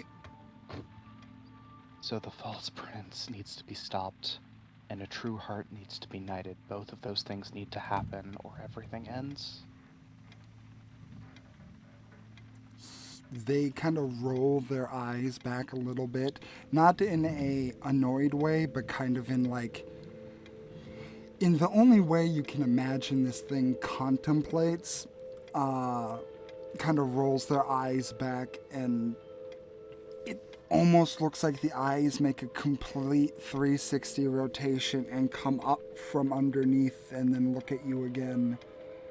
That sounds about right. What is a true heart? She also asks in earnest. A good question. I have a question. So, since you're the narrator, that means you know how like this would end. Yes? No. I know how to Narrator. tell a story, but I can't tell a story that hasn't happened yet.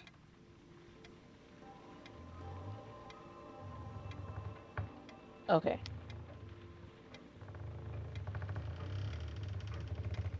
Where do we start? Do you have any clue that you can give us, that you're able to give us? A direction, a path. Their eyes look forward.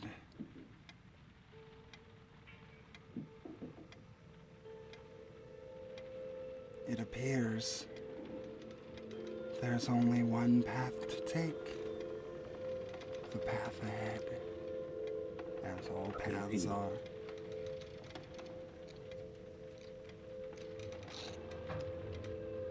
What did you say, Chromia? Just that it's awfully convenient. Thank you. But what is a true heart? A good question. Well,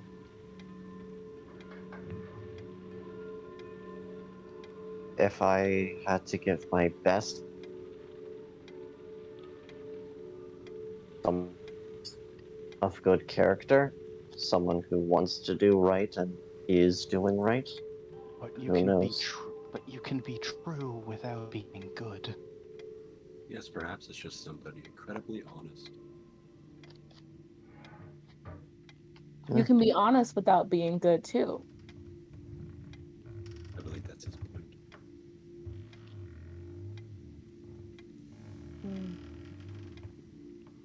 Well, at the current time, seems like we're currently at an impasse for the second point. Focusing on the first point, any idea of what this false prince, so to speak, is? The What one I with know about the one with the broken heart hasn't said much. Curious the contemplation in their mind. I mean, any part of royalty or nobility, anybody of coin deserves to die, so I'm up for killing any false princes. you say that he has a broken heart. What kind of heart does each of us have? The Cheshire grin grows bright like a line of stars in a night sky. She asks in earnest.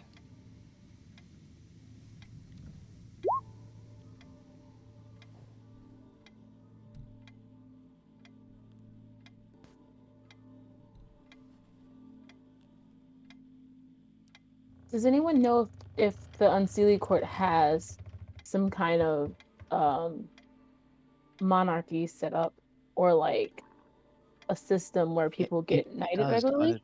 it does, but it's queens and princesses. There's Uh, very that's a Leanna thing. Lynn okay. has to roll for that. I was going with that with Lynn knowing stuff about the courts in general because of favored foe Fae and stuff. You would know that of the Sealy Court. The Okay. Unseelie Court, especially, is a little bit more ambiguous. Okay. So what would the roll be for that? Arcana. Oh. And anyone can roll that if you want. Daniel would roll it with advantage. Okay, and no advantage for favored foe or anything? You're recalling a history, so yes, it would be advantage. Okay. Harper got 20. 15. Lynn got a 7. I guarantee you that Runmill would not know anything about this. Okay. Chromia? I just got a 9, banking on whatever I might have learned from somebody else. Okie doke.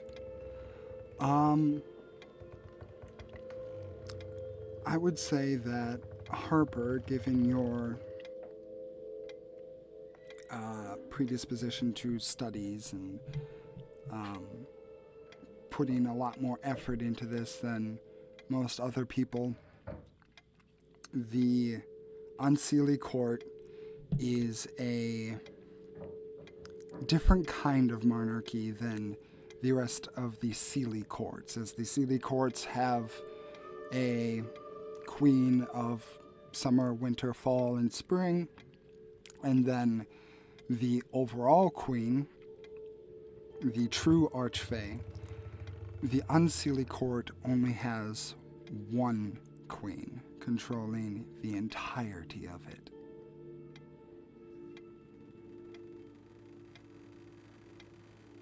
Okay. Sorry, I'm writing down. Harper's gonna just like start massaging her hair and just kind of repeat what you said. Like, okay, so Seelie Courts, there's the one true queen, but the Unseelie Court doesn't have. They don't. There's just one person. Maybe if she's dying, someone's gonna get crowned after her.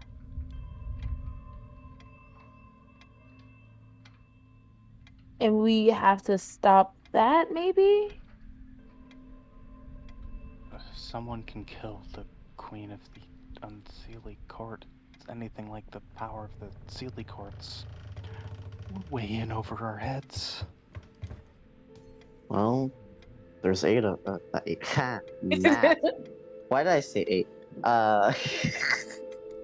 There's Did 5 you take of a us. harder hit to your head than I thought you did?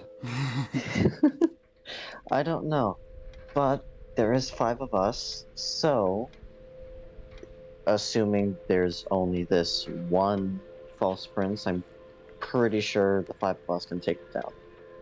Whoever this is. From what I do know of the Seelie Courts, just one is not going to be... There's not going to be just one. There's going to be cutouts and cat's paws. If anything is transferable. Well, let's get to work then.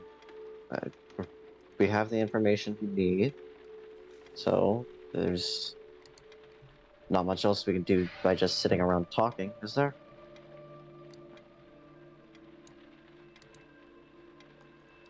I don't think so. We should get going.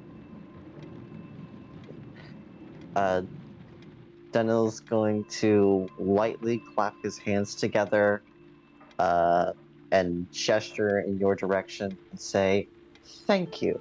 And looking around, which way do we go? There seem to be.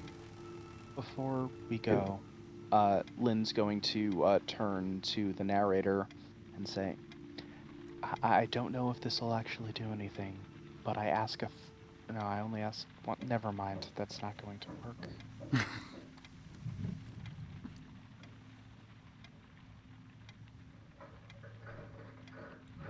She says conflicted, but at the end resolute.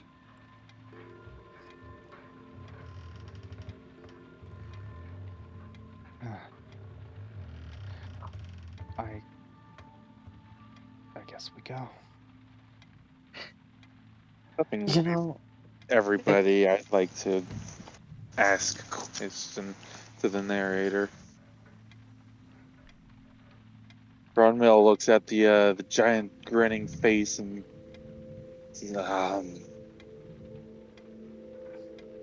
saving everybody is all good, but what I'm finding a little lack of motivation.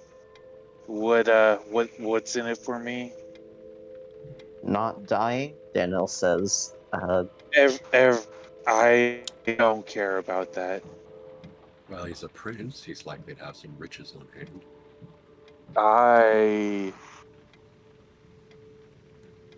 That is no. All money can be melted down and destroyed for all I care. The narrator turns their head and says, the heartbroken asks in earnest, maybe forgetting to contemplate that he failed to save the one once before. Does he really want to make that same mistake twice?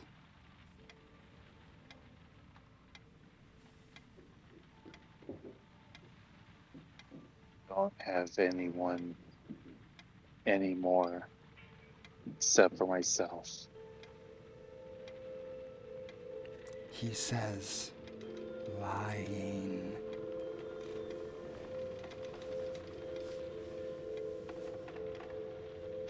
Well, then, how about this? You lost someone important to you, I'm assuming. So, there are plenty of people out there that have people important to them. Do you want them to go through the same feelings that you're going through? Do you want them to feel the same pain? If everybody dies at the same time, what does it matter? No one will feel the loss, except for the loss of themselves.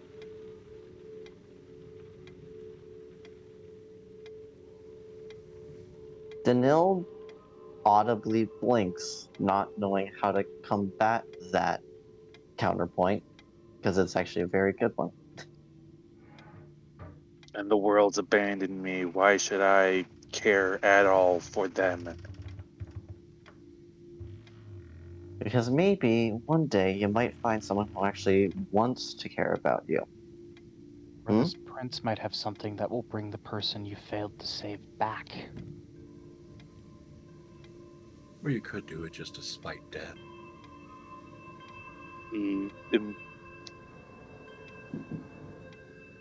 The promise of bringing someone back, he immediately grits the blue scarf around his neck. Don't you dare give me false hope. I don't know if it's true or not. It is a possibility. Anything can happen in the Feywild. Which is even more to the point of, do not ever give me false hope. He was simply suggesting a possibility. Could I interject for a moment? This motive talk is really great. I'm sorry for your loss, but the whole world might we could say finding a motive for later and figure out what's going on, and then we can deal with whether or not the person you lost may or may not come back, or we may or may not get rich. Just to get away from the creepy narrator thing in the trees and We're- out of this space. We're not getting away from the narrator if this is a story. The narrator narrates the story. If Yeah, I'm right, anyway. but we see them. Seeing them versus just hearing them in my head or in our heads collectively is different. Harper points at the narrator. I don't. I would like to leave this space. With or without all of you. I'm not picky.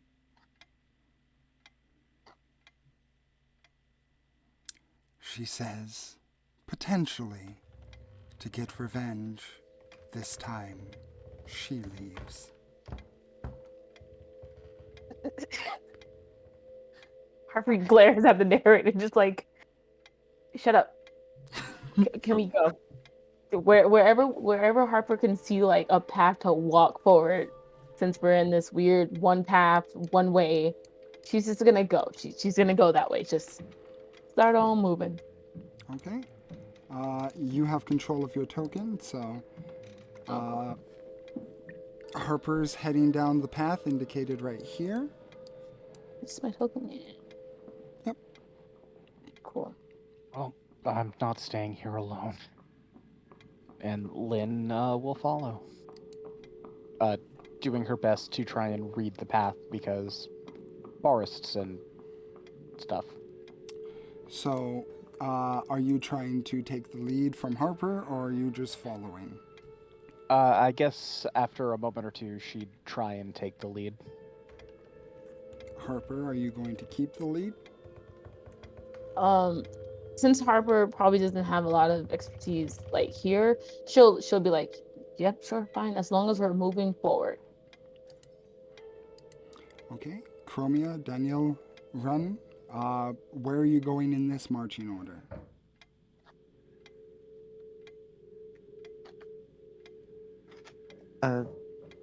Daniel is going to try to be like in the center, and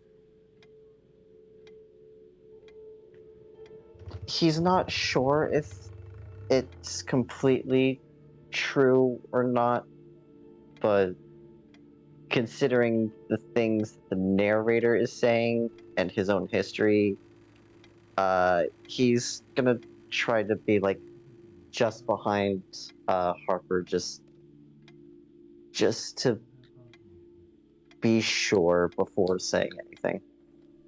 Okie dokie. So it's Lynn, Harper, Dan.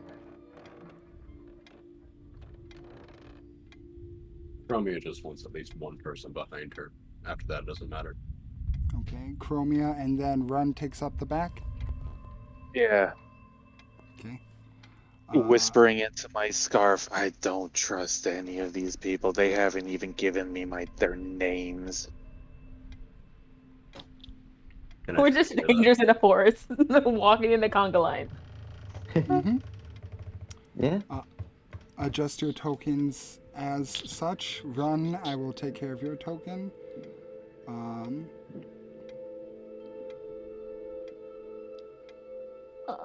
Moving, we can't open up the space that we're in, so we're just in like a square. Okay, I'm going to just take up here, and I will start revealing areas. Oh, nope, not polygon reveal. God dang it.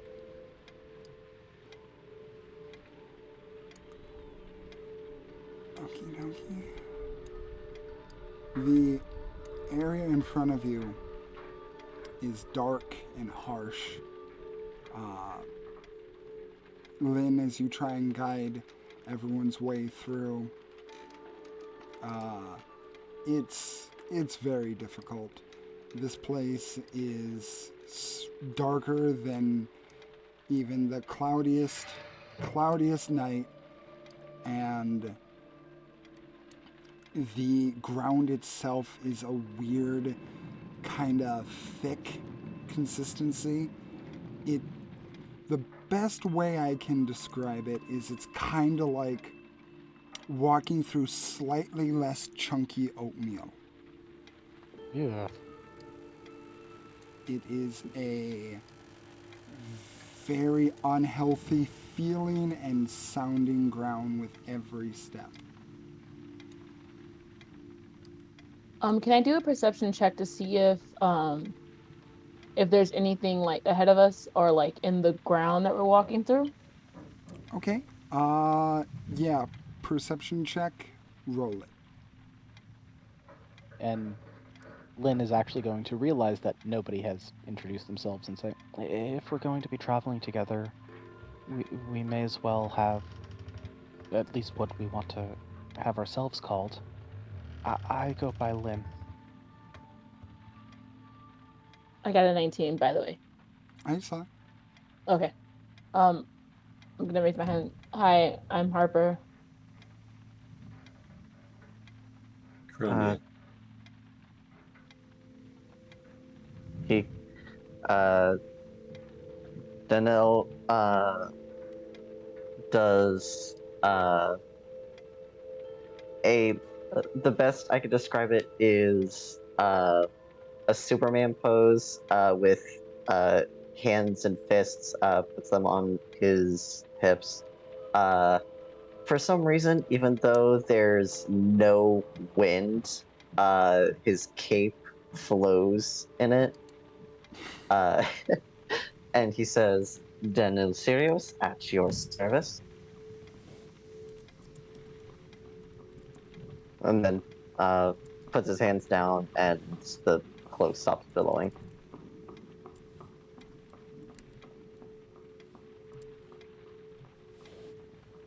Don't like how he announced himself. Hey, my name is Runmill.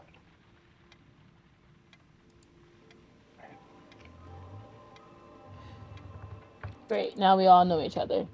That was. She looks at Danielle and just goes, Oh boy. Stop being dramatic. What? Well, I've had this cape for years. I'm going to use it every chance I get. And Well, at least we're in a story. Do you want the story to be used against you? I'll let him be a walking target. It's more fun that way. yeah. No thanks. I already lost something by being a target and raising one of his arms, his left arm. Would you mind describing what your left arm looks like? Yeah.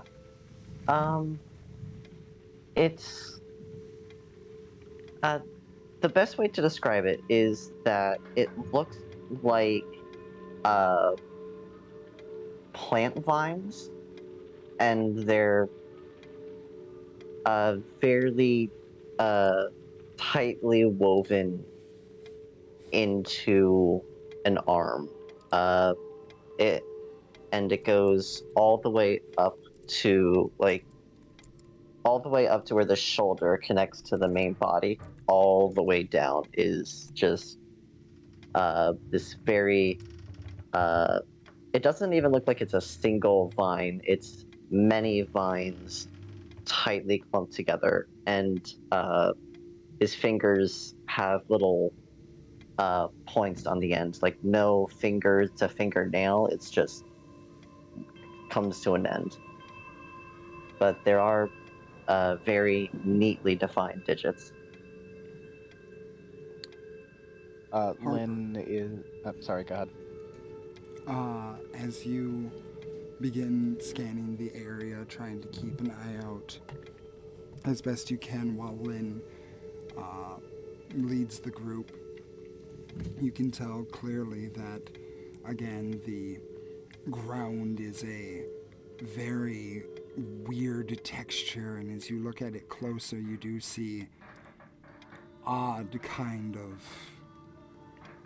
life that forms in the ground. There are worms that don't look like worms. It's like if you mixed a beetle and a worm, like a hard carapace with the kind of slimy and flexible movement of a worm.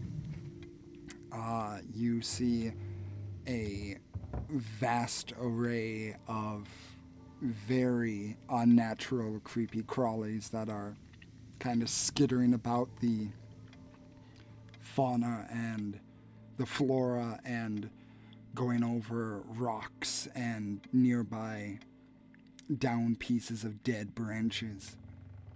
Ahead of you, the path appears to be clear, and the darkened road, darker than the surrounding area around you of gray, appears to be unobscured, and thankfully there doesn't appear to be any signs of traffic, bodies, etc.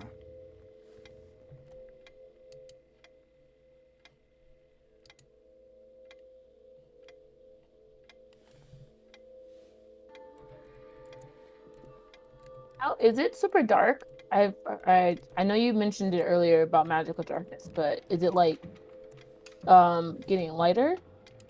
As you go into the darkness, you are able to see more once you're in there, but the area that you came from starts to become blocked off and dark as well.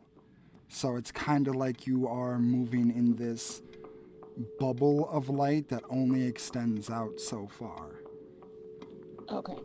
The dark path that I see, is that something that Lynn could roll on What are you rolling? to see what is making that path what it is? Oh, yeah, go ahead and roll survival. All right, since it's in favored terrain, that would be with advantage. Mm-hmm. 26. 26. There is a moment, a hot second, of trying to figure out exactly what it is. It's not gravel and it's not rock. That's the weird thing. It's a little bit more flexible than that. It kind of feels like leather. Don't like that.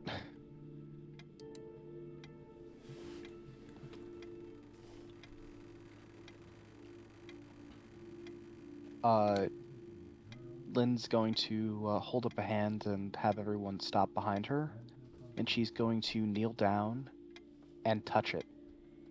Does it feel warm? No, it feels ice cold. Not ice cold, it feels cold, I should say. I should be specific with that. So, like, no warmth as if it were alive, just chilled like everything else here. Yes. Don't know if I should be happy or worried that this doesn't feel like it belongs to something living.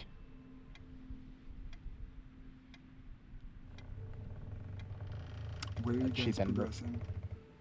continue to follow the path. Okey-doke.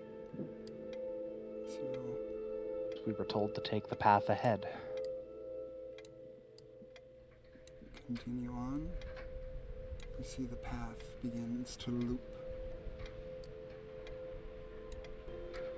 Knowing what she does about the Feywild, Lynn's going to explicitly follow the path.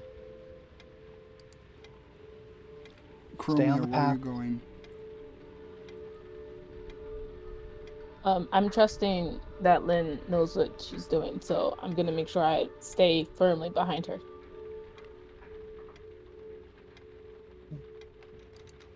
Danil's gonna do the same. Stay directly behind. If it's a single file line, he's gonna try to make it a single file line.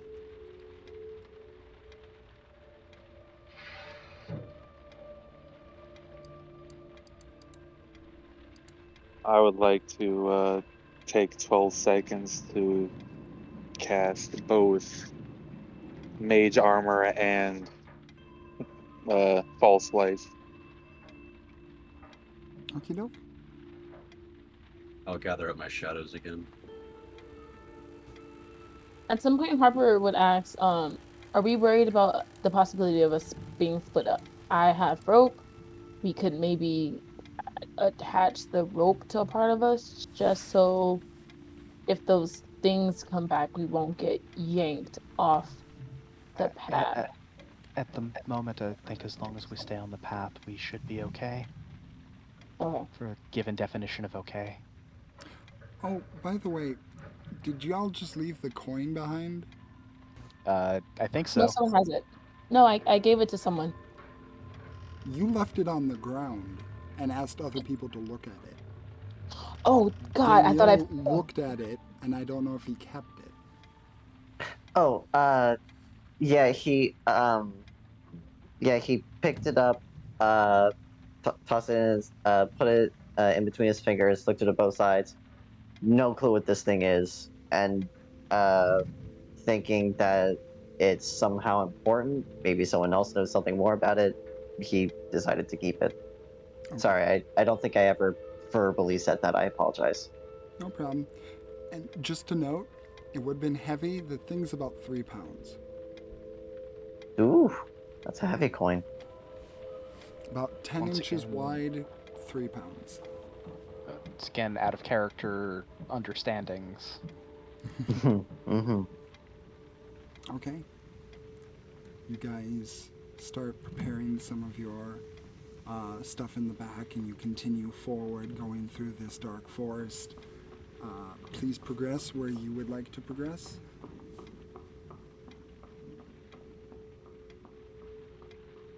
Path loops back. So we shall see what happens.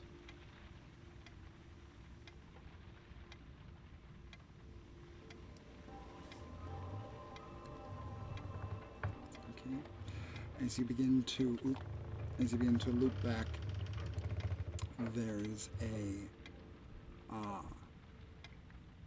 distinct sense of deja vu as the areas that you went through are coming back up once more.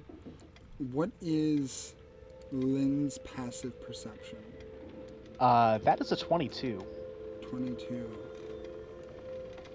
Let me roll something real quick here. Yeah, no, okay.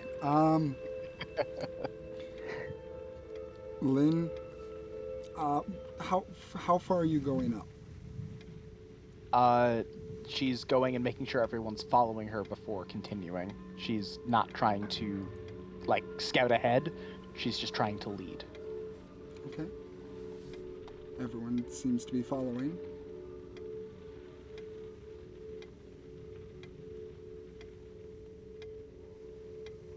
And she's doing her level best to stay on the path. Yeah, sorry. Since I did this in Google Drawings, it's not layered to the path correctly, so feel free to... No worries. I'm just saying that she is doing what she can to not step off the path. Understood. Are you continuing? Yes.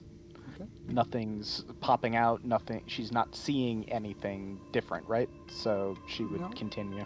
Same dead forest. When you say that the forest is dead, like there's no animals, like we can't hear birds, we don't hear like the scurrying of like mice or anything. No wind, no birds. The trees are barren of leaves, but like you saw before, there's a lot of bugs. And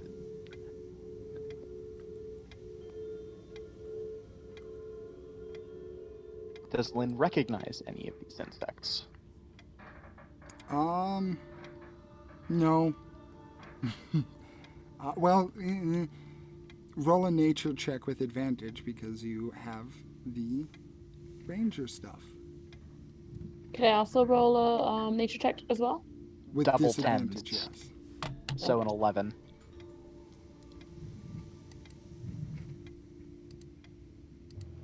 Oh, Harper, no idea. And then you got a 11. 210. Oh, that's why. I'm like, it says 21 on here. Yeah, it's they're weird. You don't know specific names, but you can see that a lot of them basically would serve the same purpose as maggots.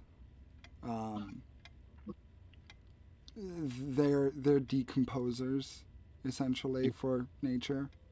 Eat the rot, eat the carrion, let it be Mhm. reborn.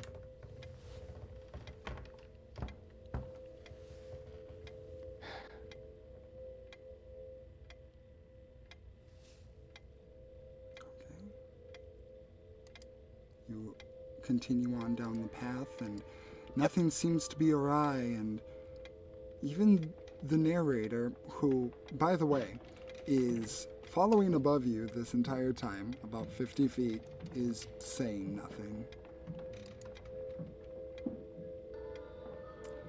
As you get about here, then you start hearing a rustling to your northwest. Perception check in that direction to see if you can get any more information than that. Sure, go ahead and roll. Since that's a wisdom check in my favorite terrain, would that be with advantage? Yes.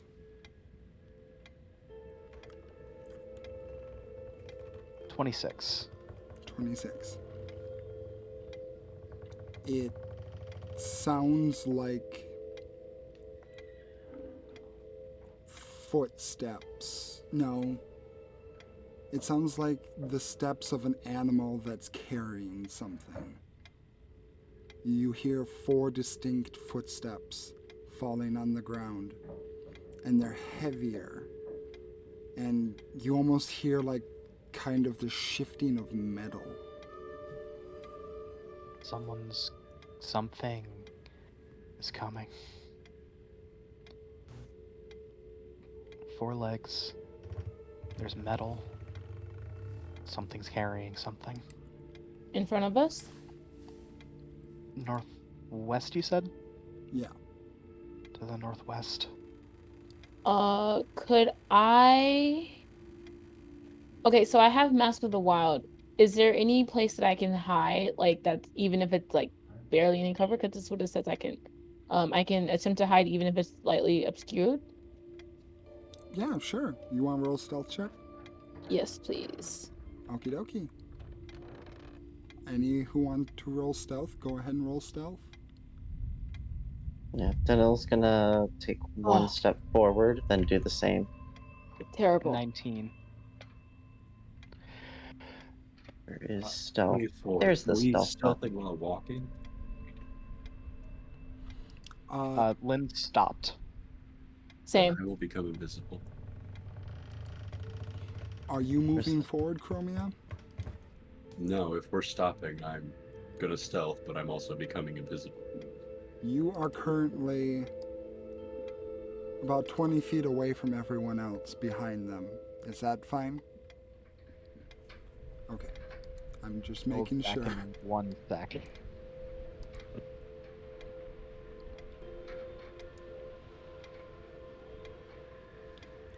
Okie dokie. You cast invisibility. Run, are you doing anything?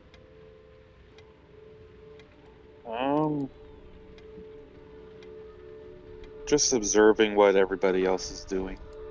Okay.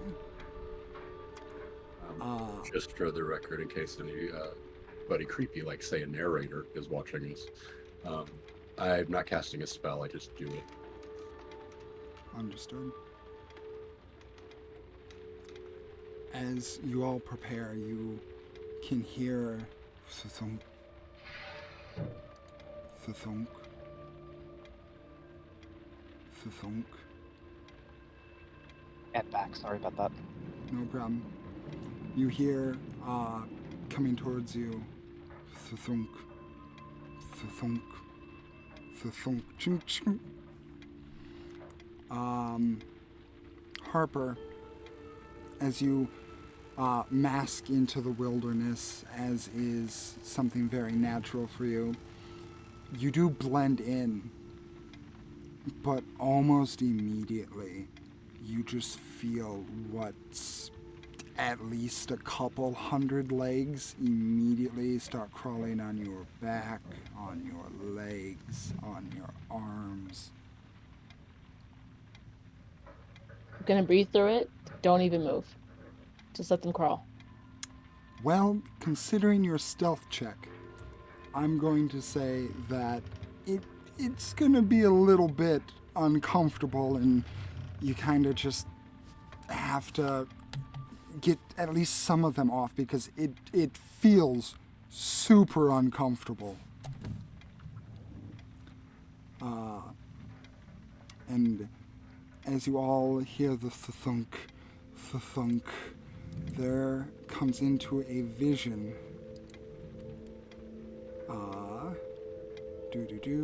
Where is it?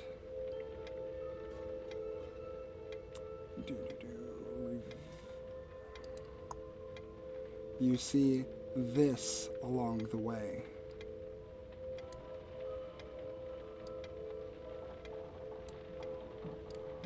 What appears to be a humanoid figure with a weird mask with 3 breath holes and very small eyes riding what appears to be a large feline creature with multiple tails. They're sitting in a saddle currently and shaking back and forth.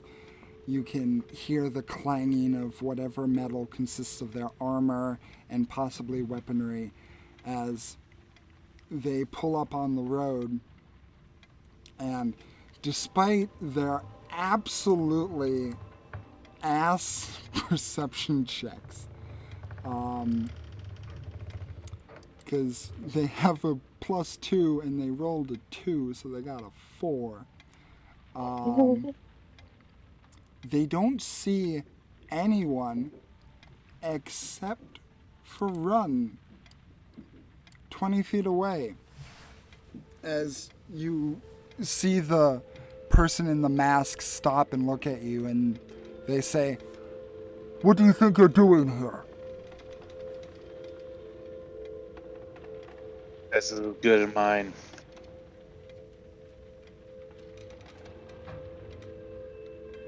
I didn't make out what you said. Your guess is as good as mine. Oh, okay.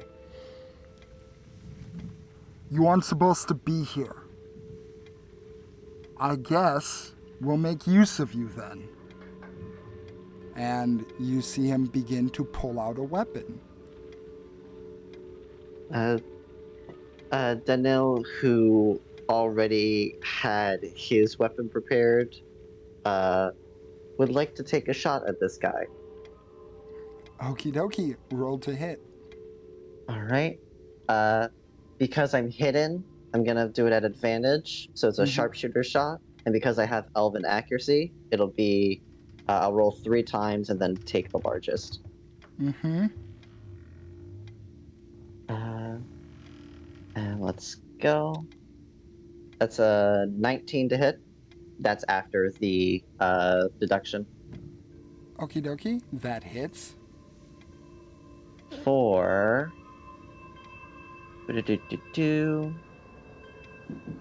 a total of 24 piercing damage. Okay. Run and everyone, you just see this person begin to pull out what looks like a light crossbow, and he looks like he's about to aim it towards Run, but just as he's bringing it out, an arrow just comes out of nowhere, immediately pierces through his heart, his lungs, and goes out the other side into a nearby tree, and the man immediately slumps dead. Jeez. That Well done. Well, yeah. I guess we keep going. There's a displacer beast in front of you. Oh, right. Yep, he was writing that. And then, now that I'm no longer hidden, going to take second shot at the displacer beast with a normal shot. You are firing at the displacer beast. Does it? Well, actually, Does it seem hostile? yeah. Does it seem? You are either shooting or you are not. Eh, Which one is it? He is not going to at a moment because he wants to see what it's going to do with its rider dead. Okay. As the rider slumps off, you see the displacer beast look at you guys because it rolled a high perception. It was better than the rider. It looks at you, looks down, looks at you again, looks down again, leans down, bites the neck of the rider, and teleports away. Yeah, okay. Let's keep going then. Mm-hmm. Can I do a perception check to see if anything else is coming before we move on? You can do so with disadvantage since you cannot perceive through magical darkness. Oh, God. Okay. Get a high. No, that's a natural one. Oh. That also fits in well with the party. Yeah. It is real dark. What is Run and Chromia's reaction to what they just saw? No, I had him. I just reappear and keep walking. Okay. Just trying to keep up on all this stuff. You're good. You're good. You continue walking. Lynn, there doesn't appear to be anything that's with your passive perception. Don't hear anything, don't see anything.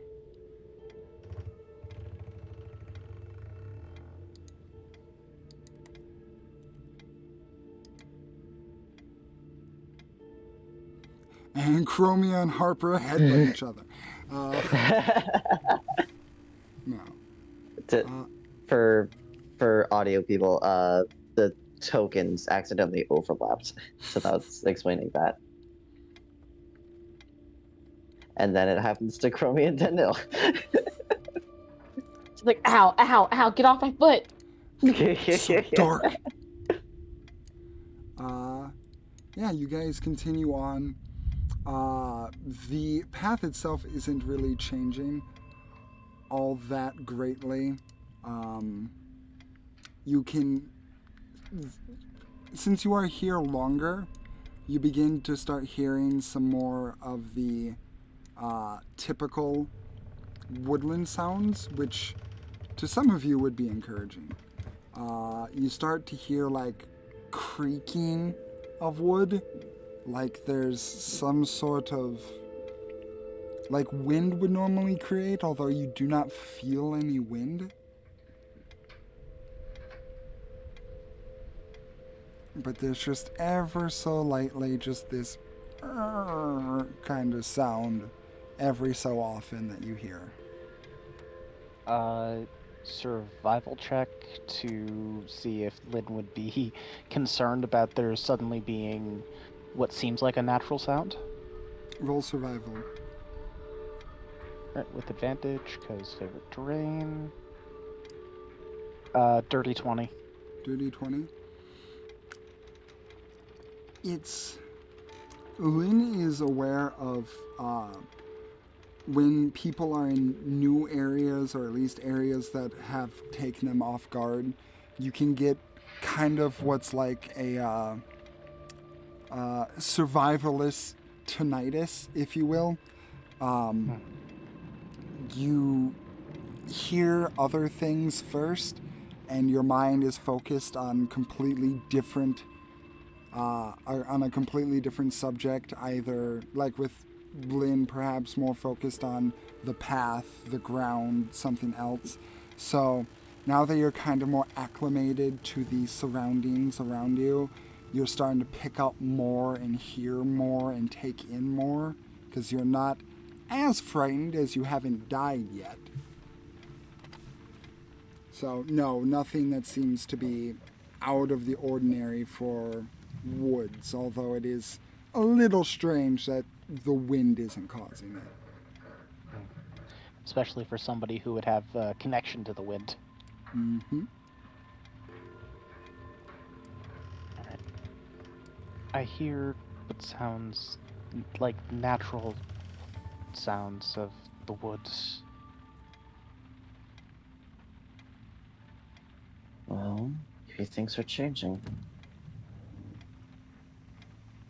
I Nah, hope I'm so. pretty sure that's unnatural here. I don't know enough to say either way.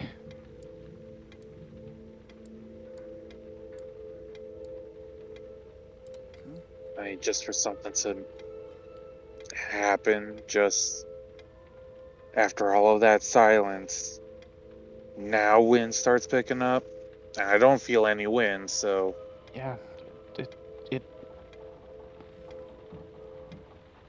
feels wrong, but it doesn't sound wrong. probably something in the trees spying on us, looking to kill us. Well, we'll figure that out eventually. Wait. The path. Would I recognize that this is back where we started? I would say with your base survival check, yeah. This just loops in a circle. Okay, so we go off the path, off the beaten path. We find a way to go that is the road less taken. We can go where the guy came from, the masked dude. Northwest? Will likely lead believe- towards someone. Or some things. Well, So yeah, I guess so. yeah. Let's get going then. You're going here? Yeah, Yeah. Hmm. Lynn will tentatively step off the path. Okie dokie. Roll me a perception check, Lynn, with disadvantage. Advantage because you are here, so regular perception check. Yeah. Nat 20, 27. 27. Let's go. There is a very similar sound to your immediate northeast, right over here. She will look in that direction, Stormbringer at the ready. You cannot see. This is magical darkness. You are blind. Um,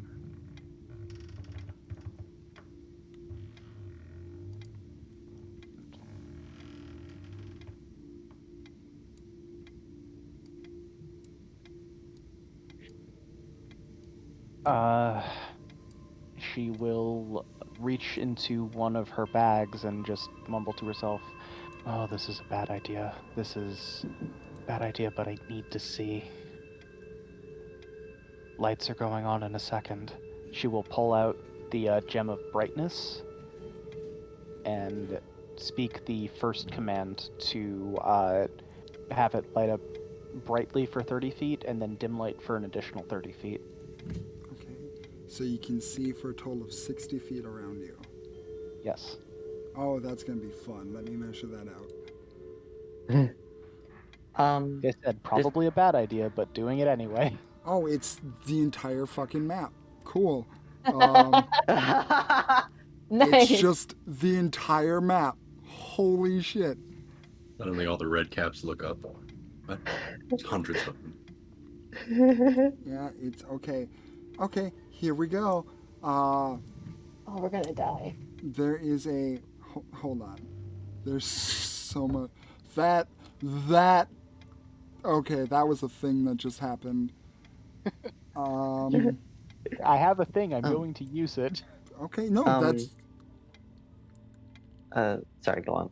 No, you go ahead. I'm just Okay. DM freaking So, out here. Here's something. So if you something I learned from Roll20. So if you click on Lynn's token, there's a little gear in the bottom left that pops up. If you click on that and then scroll down in the token settings menu that pops up, you're Mhm. able to add token auras. And if you change those to certain colors, it'll show how much you should reveal. That way, Okay, that go way you back. don't have How to did keep you do that? Okay, so click on the token, and then Mhm. there's a little gear icon. Yeah. Click on that, it'll bring up the token settings menu, and it'll have like name, health bars, and stuff like that. Uh-huh. Scroll downward a little bit, and you'll see token aura. And it has. I just set one to 60 on myself. It's just underneath the darkness. Mhm. I'll do 30 and 30. Okay. 60 feet.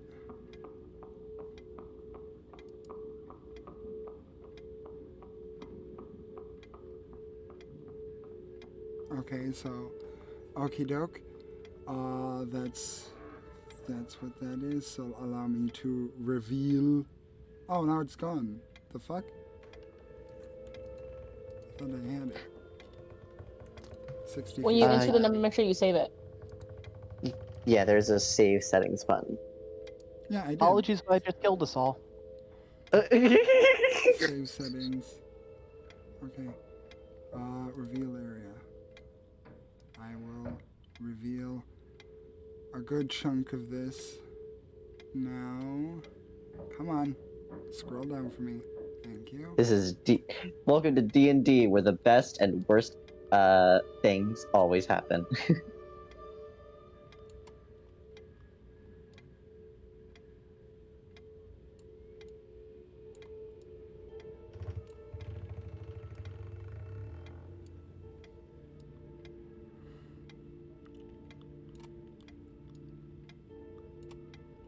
Okie doke. Almost there. Come on.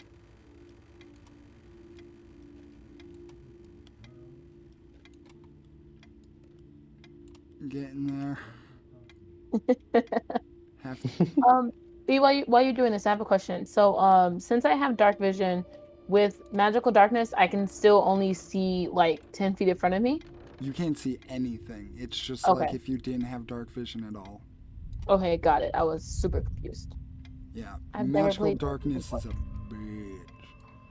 Even the dark Mhm. vision spell doesn't let you see through magical darkness. That's great. Yeah.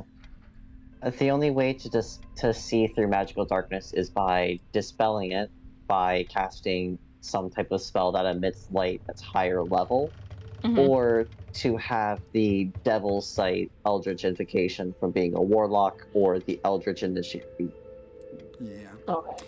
Well, immediately the area gets super fucking light, and you guys see this. If you could update the page for blinks, Mm-hmm. and I need everyone to roll for initiative. Dun, dun, dun, dun, dun, dun, dun, dun, dun. 7. There's a screenshot, and here is the image. And for my character, I will So it's fully bright Yeah, I'm blue, right? okay with 23. Nice. Oh, that is so fucking cool. Okay, that's amazing. Yo! Solar doesn't know about the same initiative rule that I have. That's gonna be fun. Should I be scared? No, it's great. Okay. It's I also amazing. do not know this. Yeah, you both will find out in just a minute. Nice. You got oh boy, that's okay.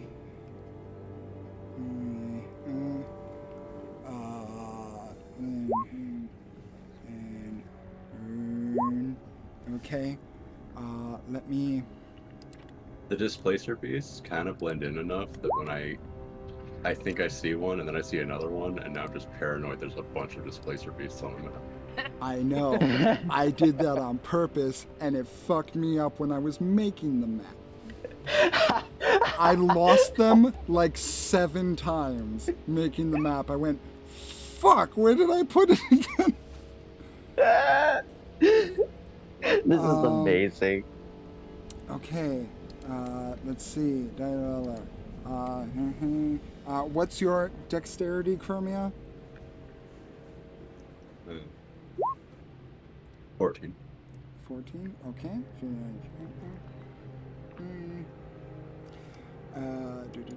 And God, you writers are horrible.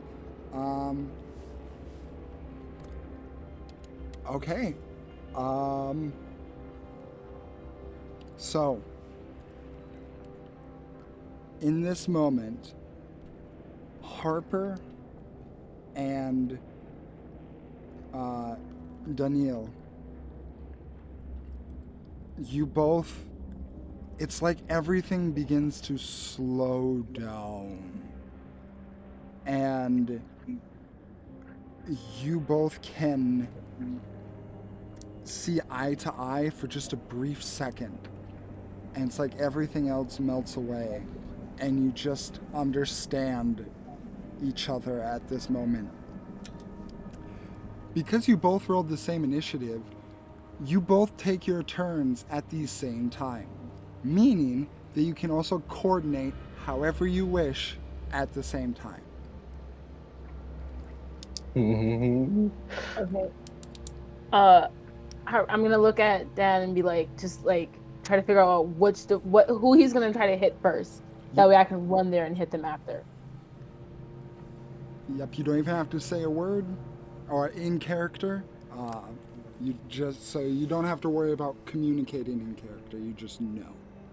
Okay. All right, perfect. Danil had planned to.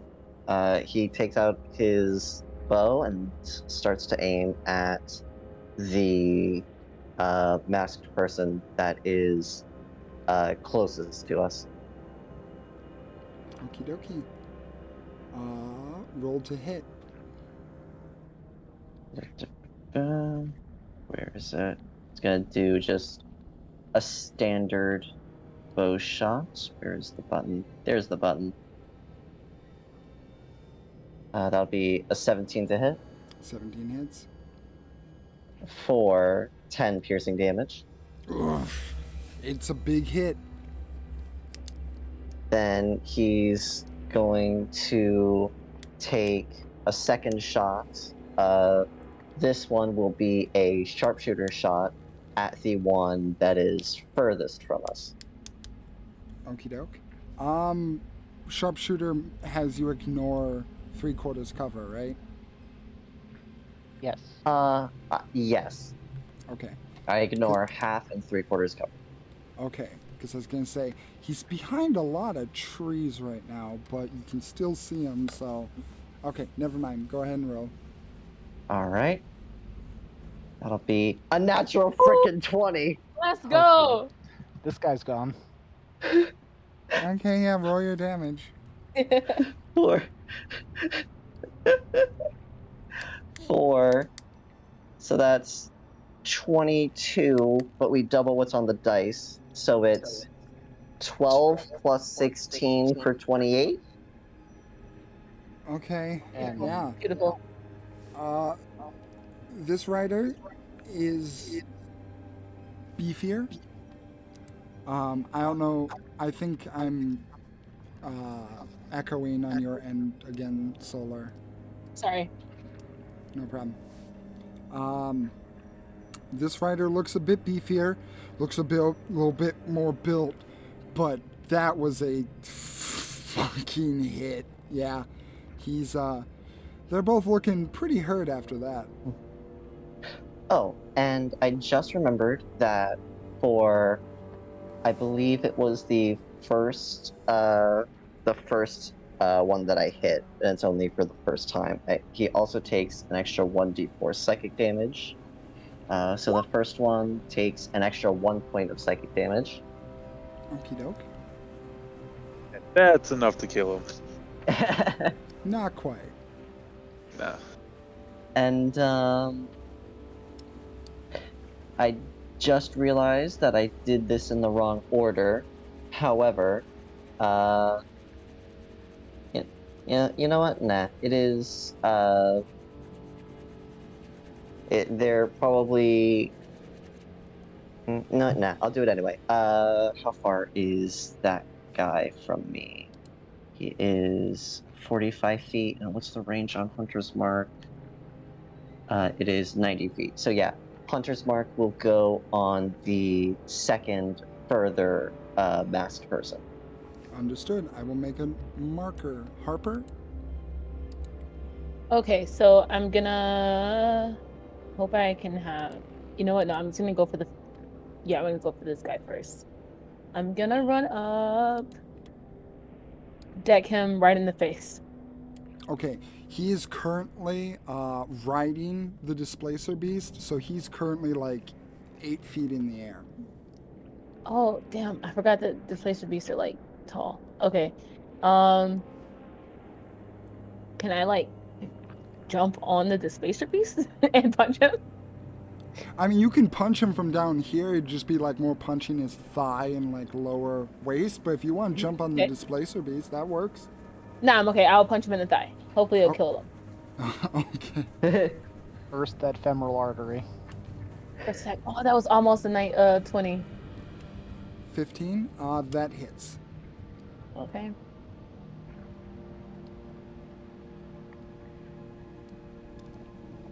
Nine. Okay. He's looking real rough. All right. Second attack.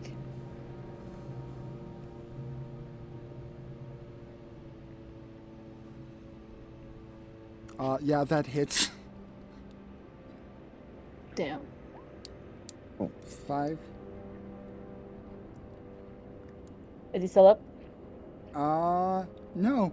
As you punch him, you hit him in the thigh equivalent of the solar plexus, and you just hear something pop from within, and there's just a rush of pain as, despite the fact he's wearing a mask, you can feel his eyes just roll back into his head, and he just slumps off his displacer beast. Imagine the world's worst Charlie horse, but it keeps going and pulling your leg back more and more. Oh, Oh, I say that my thought was he got punched in the thigh so hard that the thigh bone broke and it ruptured the femoral artery. ugh. oh. Yeah, there is a very important artery right there. Okay. I still have a lot of movement left, so I'm gonna run over to that other guy and do Okay. my key attacks. My flurry of blows. Sorry. Okay. How are you getting over to him? Run through the trees. Okay. That would be considered difficult terrain, so Let me see if I ignore difficult terrain. Yeah, it doesn't cost me extra movement. I have the mobile feet. okie doke. So put your Oh wait, token. that's only for the dash action. Hang on. Where is the thing to figure out how many? I don't know if I'll be able to get to him. 5, 10, 15, 20, 25, 30, 35. No, I'll lose movement. Because I'll be able to get here. Because I have Okey-doke. 60 feet. Okie doke. 50. Yeah. Okay, that's fine. I'll get to here, and then I'll hit the Displacer Beast with my flurry of blows. Okay. Disadvantage Oh boy. because they are kind of shifting in and out of reality. Okay. Come on, come on, come on. Got this. You got this. You got this. Oh, first one was a 9. That misses. Okay, second one. Oh, the other one was a 20. God. Oh, it's the worst. Okay. So for flurry of blows, is it for each attack that I take? I take 2 flurry of blows. So since I have 2 attacks, is that 4 flurry of No. blows? No. Okay. 13 also misses. As these Alright, ones cool. seem to be armored, they have a bit more of their. I don't seem to have any music. I don't. What I meant that was like I don't hear any noises from the roll 20. It might just be me. Sorry. I'll refresh the page. Okay. Okey I doke. can't do anything else, so that's my turn. As you're running away, because you have ill intentions towards their friend, the Displacer Beast you ran away from will take an attack of opportunity on you.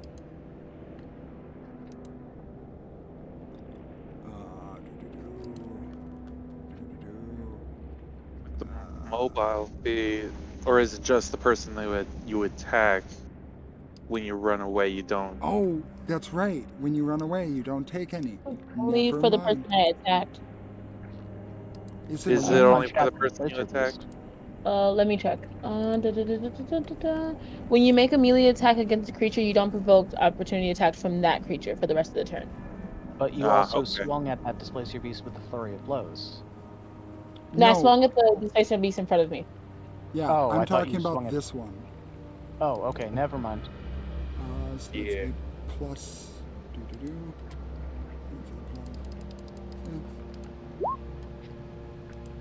That's That a misses. Okie doke. Takes a swipe at you with its tail, but misses as you run on by. It would have been Ryder's turn, but it's not because he's dead. So that will be Chromia's turn. Ignore that D6. I was just clicking on Stormbringer. That other one is riding Displacer Beast still, yeah. Yes, he's riding one and has another one next to him. And that Displacer Beast hasn't gone yet. No. I'd like to hold my action until they go. Okie dokie, holding your action. Got it. Lynn, you are up next. Lynn would like to take a regular shot at the remaining rider. Okie dokie. Do you have sharpshooter? Yes, I do. Okie dokie. Roll to hit. Oh, I'm sorry. I'd also 17. move just so that I will be in range when that happens. Oh, yeah, go ahead and move. 17 hits. All right. Holy shit, that's a lot of dice. Why did it roll that many dice? Holy fuck. What happened? I don't know. 51. No. It said 9. I don't know why Okay. it rolled so many fucking dice. It's I think- Oh, it- because it rolled every different version of the bow. Yeah. It's only supposed to be the lightning damage. I don't know why it rolled all of them. Okay, so 9 piercing, 2 lightning. Yeah, and I'll also add bees. Okay, add the bees. It's been a The long time since I added bees. bees. An additional 2 damage. The bees. Okay. He's looking real rough, but he's still able to kind of keep himself upright. Second attack, I'm going to try and figure out how not to roll everything at once. Okie dokie. But I'll deal with that later. 15. 15 misses. Will curse and end her turn. Okie doke.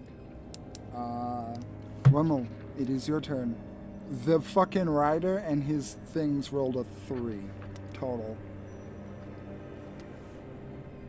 I'll just walk up to the. Since I can't really get to the one that's a little bit further away, I'll go to the displacer piece that's left with the dead rider, and I'll cast fear on it just to get it to go away. Are you getting like right up on its business, or how far away do you want to be?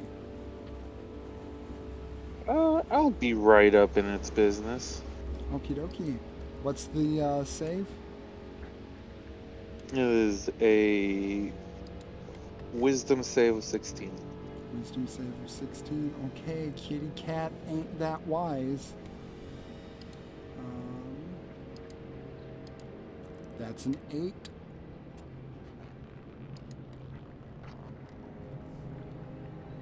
Okay, what happens to the kitty cat? It sees its worst nightmare, which is just, but it's also, I guess nobody else would see it, but Runmill just kind of tears at his face and just causing, just really unsettling presence. Okie dokie. Would you say that Runmill is aware of what fear he is inflicting on them? Probably. Okay. As you begin I'd to like to know. as you begin to tear away at your face and reveal something terrifying underneath, you realize that you assume the form of what can only be described as a terrifying wolf-like form, a maw of a disgusting, twisted, mangled mess, teeth like rows, similar to the narrator, but far more gnarled and twisted and gangly. The eyes are in unequal order, seemingly almost floating amongst the flesh that you have now changed into. As the Displacer Beast looks, and there's pure primal fear in this moment, and it is terrified. Yeah. Character, holy shit, it's afraid of sin. Okie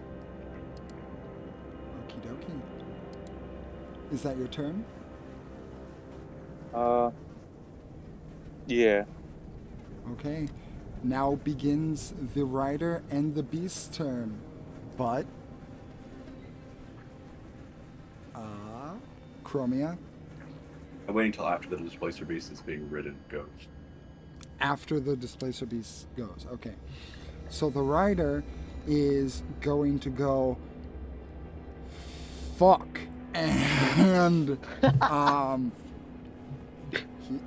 he is going to mutter something under his breath and touch his beast, and the beast is going to extend its hand out to you, Harper, and it is going to try and inflict wounds.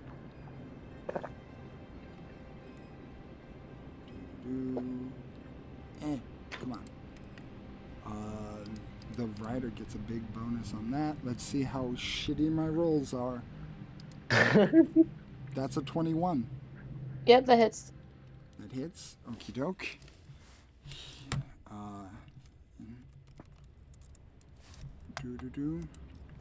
As the Displacer Beast seems to cast the spell that the rider casted initially through itself, you take.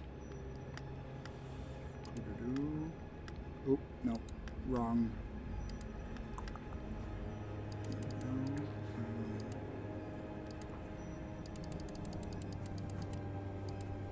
You take 28 points of necrotic damage as it extends its paw, touches you, and you just feel your arm begin to curl inwards, the necrotic energy trying to rot away your very being. Cool. She grins. The other displacer beast, well, no, the rider is going to bonus action do that, and the other displacer beast is going to take its multi-attack round on you, since you are the closest thing. Oh, no, wrong. Keep going in the wrong tabs.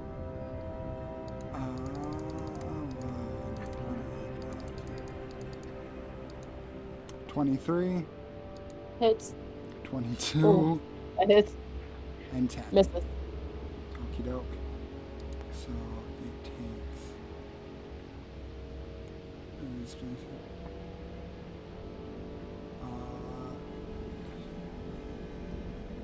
Two with its tentacles. 1d6 plus.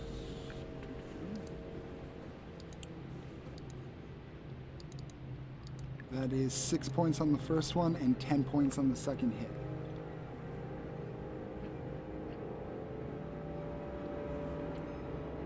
Okay.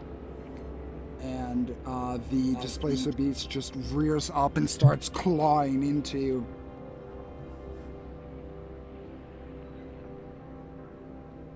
That ends their turn.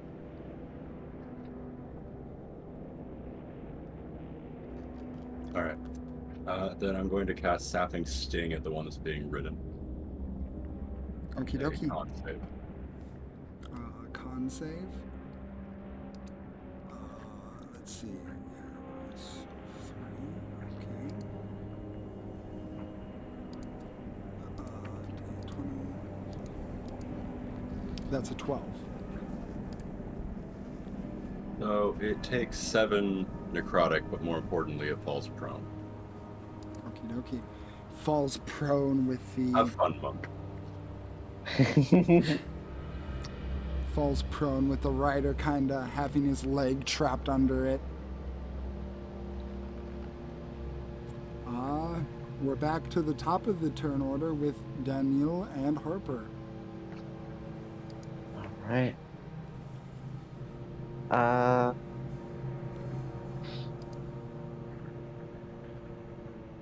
Gonna let you go first again since you have Hunter's Mark up. All right. Daniel is going to take a standard shot at the rider. That'll be a 23 to hit. Disadvantage because he's on the ground. Right. 13. Misses. All right. Still have the second shot.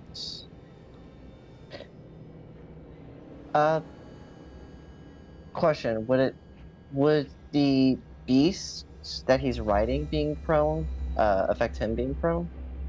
Yeah, he's on the beast, so it falling down. I ruled Okay. it that fell to his side. All right. I must have misunderstood that. I apologize. Have you been on a horse that fallen over? As Never it fell been on- over? Never been on a horse, period. But that's a fair remark. Oh, and that's a natural one. He's a master mechanical bull rider. He's fine. Okie doke. The two shots go wide also because of the positioning. You're trying not to A, hit Harper, and B, the awkwardness of the angle is just you're far away shooting through trees and trying to hit that. Normally it's not that big of a deal, but it's just too small of a target at the moment. Fuck. Then he's gonna move 10 feet here. Then another 10 to here. And I Can right no. Okay, I can't hide as a bonus action. That's a rogue thing. I thought it because the mask, the wild or whatever that feature is called. But no, that just makes sure I can do it in lightly obscured. So all right then. That will then be my turn because I don't have any other bonus actions to take. Harper, your turn. Okay, do I have disadvantage if I punch him? Him, no. Okay, cool. I'm gonna You have punch him. advantage because he's prone. Nice. That's great. I love that.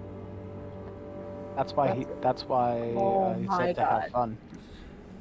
fun. 14 misses. Huh? Okay. Uh, Come on, come on, come on, come on. got this. You got this. 22 hits. Okay, oops. Let's get out of here.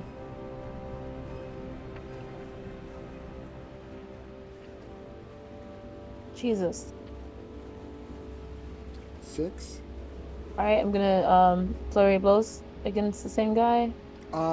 Just as you punch him, Oh. he had a total of 45 hit points. You pushed him to 46. Ah. Yes. Yeah, you just punch straight down on his chest and you just hear it crack inwards as he.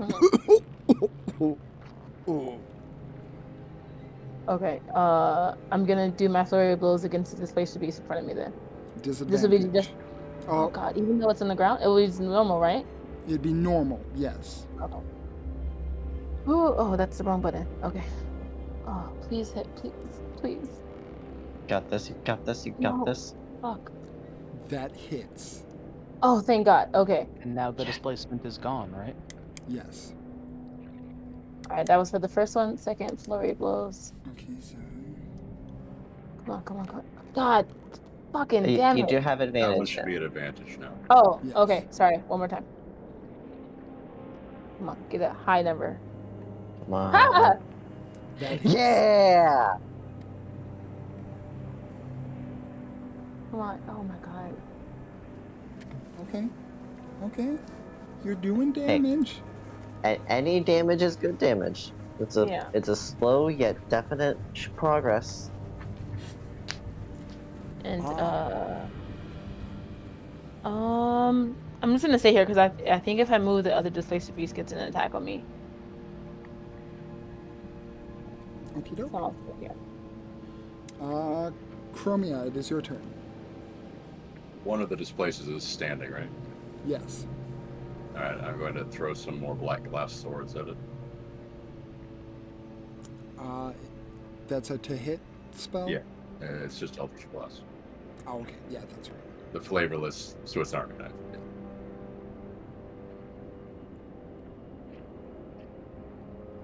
Disadvantage, that's the 14th.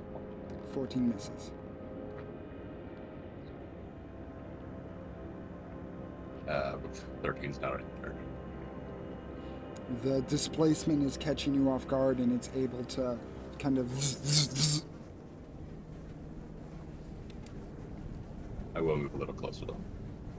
Understood. Lynn, it is your turn. Lynn will take aim at the standing displacer beast and fire a regular shot with Stormbringer Okie dokie, roll to hit. with disadvantage. Yes. Yeah, I don't think a 14 will hit. 14 misses. Second regular shot with Stormbringer.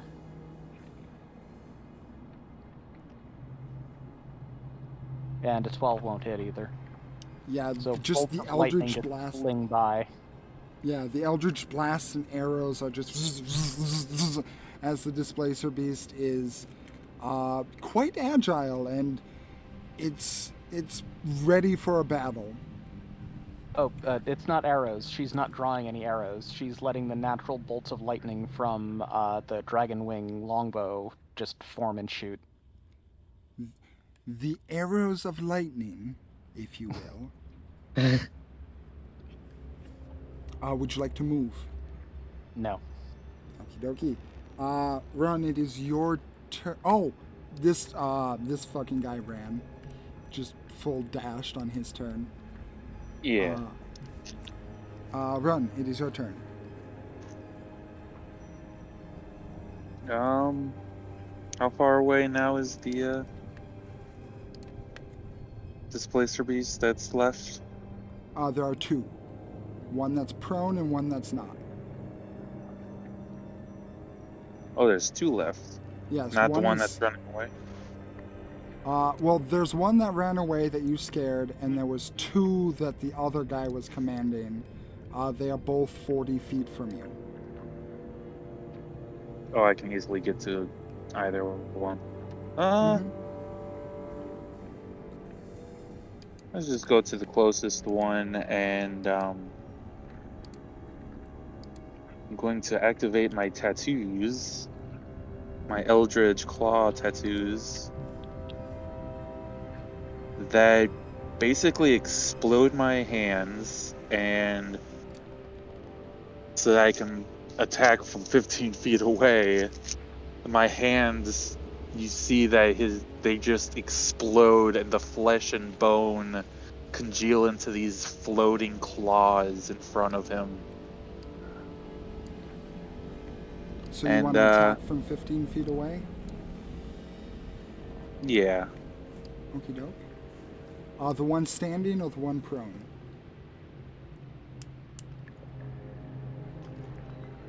How about the one that's prone? Okie dokie. Yeah, as your Eldritch Claws come out, the expression of body horror and gore. Roll to hit. And since the tattoo actually costs money, I assume, would I be able to use Green Flame Blade with it? Sure, why not? So just some fiery claws come down as well.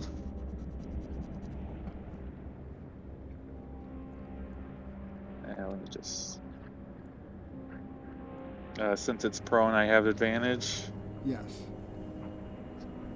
That was a natural 2. Ooh. There we go, a 17 to hit. 17 hits.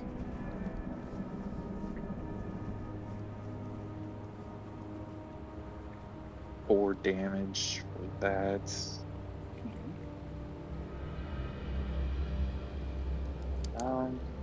They're really off.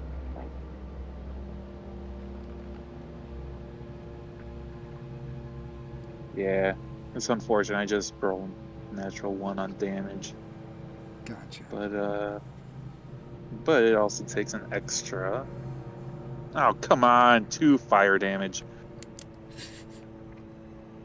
The cat is currently prone and on fire. Yeah. It's not having a good day. No. Just as cool as the description is, lackluster damage. Is that it? Yep, that was my bonus action to activate the tattoos and that whole attack. I only have one attack, I'm not a fighter. Understood. As Or- you activate the tattoos and you set these gory hands aflame and you rake it across the displacer beast, sending it aflame as well. Chromia, Yes. given your predisposition, you notice as right beside you this fellow caster is beginning to cast their spells, and you can't help but to notice a fairly similar-ish presence, as there seems to be a second head on his shoulder with an aghast, almost frozen, shrieking face just sitting there, incorporeal. Is it staring off into space? It is staring off at what Runmill just hit in an attack. Creepy. Okie doke. So now it is the Displacer Beast's turn. Well, I'm Uh, certainly not going to question the rabbit man who's going ham on this thing in the middle of his frenzy. the displacer beasts, if it wasn't clear before, want nothing to do with this. This displacer beast, who is prone, is going to use half of his action to get up, disengage, and 5, 10, 15, 20, 25, and just disappear into the night. And this one is going to do the same. They want nothing to do with this. I have the sentinel feat, so the first displacer beast that moves, I'm gonna punch it. Creatures provoke Okay. opportunity attacks from you even if they take the disengage action. Okay, roll More to hit. kitty whippings. Since it was prone, well, since it got up, it's with disadvantage, right? Let's see, it regains it at the beginning of its next turn, I think it is, or does it? It's either Until beginning the or end. End of its next turn, so no, it would be a normal hit. Okay. And just one, right? Not two. Just one, I believe, is the sentinel. Yeah, yes. A up is only one attack.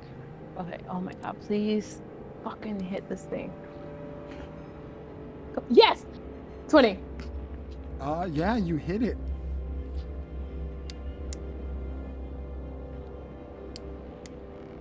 Oh, okay, bad damage, but it's not going anywhere now. It's stuck. Okie dokie.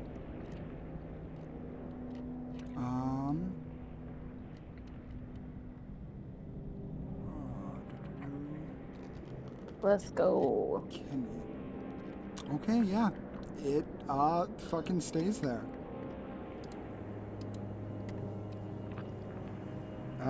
Yeah, that's its turn. We go back up to to Harper and Zalden, or Harper and Daniil. Go ahead, boy. You got this. Ooh. Daniel, first, as my bonus action, transferring my Hunter's Mark from the guy to the Displacer Beast. And then for my actions, going to take one shot at it, at a standard shot with disadvantage. Be a 29 to hit Oh, yeah, that hits. for 9 piercing damage. Okay. And then the second one, which will be a straight roll, will be a sharpshooter shot with Frostbiter. A 15. I don't think that hits. That just misses. Ah, frick. But, oh wait, that's right. It takes an extra 1d4 for psychic damage. And the Hunter's Mark. And the Hunter's Mark, yes. So it's an extra 1d6 for that. So it takes an extra 3 psychic damage and an extra 1 piercing damage. Okey-dokey. Yeah, it's boom, boom, boom, taking the hit from one arrow. It just took this overload of different kinds of damages, and it's baring its teeth and looking at you all with a fierce look in its eye. Okay, question. How far away did the other displacement base move? Like, what's their movement speed? You don't know. Well, if it took an action to disengage from me and then moved, I can move 60 feet. So could I get to it? You can't see where it went because it went outside of the gem's brightness. Wait, who has the gem though? Because would I do. the Lynn. brightness be Lynn moving with them? does. I haven't moved. Oh, okay. Okay. Well, okay. Well, the spacer beast needs to die, so I'm gonna smack at it. Where's my attacks? Disadvantage. Please hit. No disadvantage. 22. Oh, Or My bad. 11. It's still 11. Okay. Miss. Okay.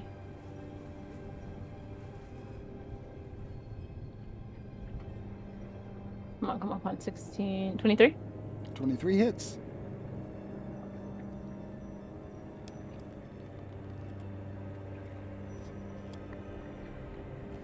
Is it still up? Yeah. All right, flurry of blows.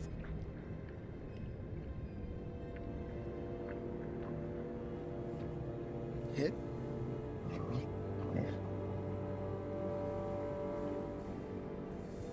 Eight.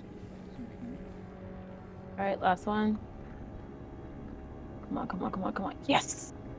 Hit. Nice. Oh God. Okay. Yeah, it looks hurt. It looks like it's not enjoying its life. Okay. I'm gonna now that that's. I don't think I can do anything that will give anyone else advantage for stepping around. So I'm just gonna stay here because if this thing tries to move again, I'm gonna punch it. Okie doke. That is Chromia's turn. I purse my lips and just kind of think for a moment. I want to catch the Dimension Door on it. I believe that's a range of self. Is it? Well, that probably I- is true. Sorry, don't- tried to save your life. Instead, I just turned invisible. Okie doke. You are invisible. Lynn, it is your turn. Lynn is going to see that the Displacer Beast is pretty handily taken care of, so she's going to go here and start looking at the body of the rider, see if she can find any information. Okie dokie. Roll an investigation.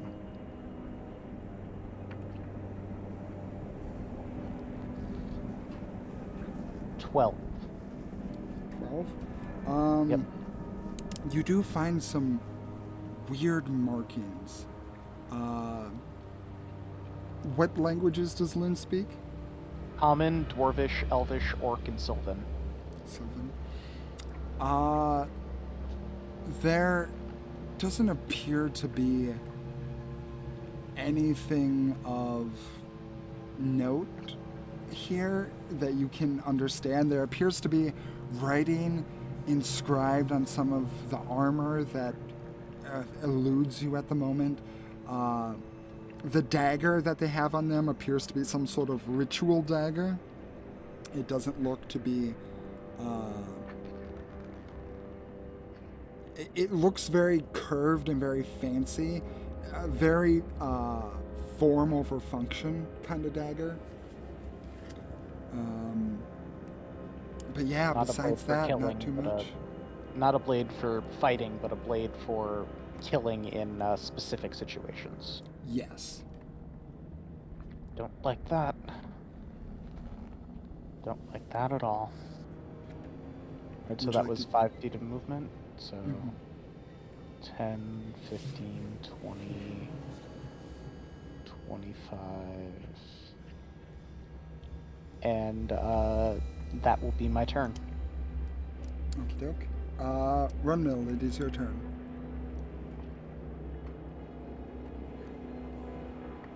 I really want to just let this guy go, but suppose with my alignment, I would just keep on wailing on it. Okay.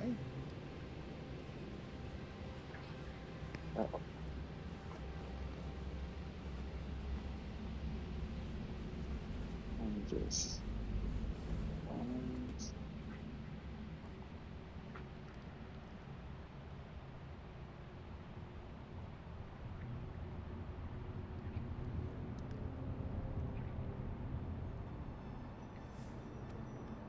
It's a 19 to hit. What are you casting? Oh, just hitting with it with my claws again. Oh, so you're going up to it? 15-foot reach. Oh, claws, Yeah. claws. Gotcha. That hits, yes. And green flame blade again. More fire. Oh my god, another one on the damage. So four slashing and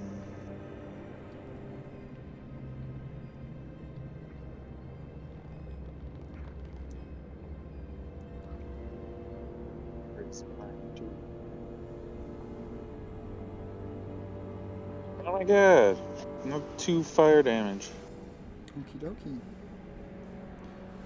You keep Hey, damage is damage. clawing into it. It's looking rough and not having a good time. Its face is contorted with pain. That ends your turn? Yeah. Okay. Harper. Hi. Hi. The displacer beast looks at you, and there's a look of fury in there for a moment, but you swear this thing sneers. Or not sneers, smirks. As you see it one moment, and the next it's gone.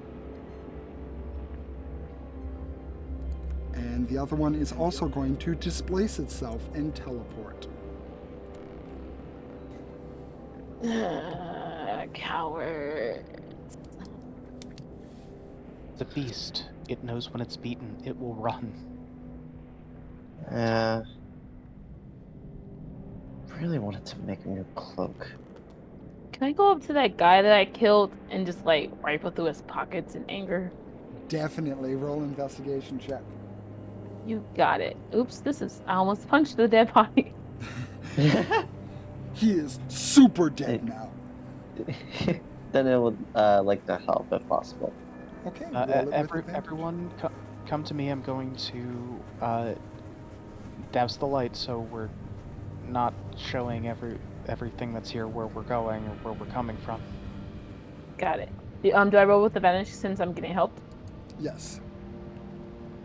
What's your best? Please get better than that. Yeah, I did! 17. Nice. Okie dokie. Thanks. What languages do you speak?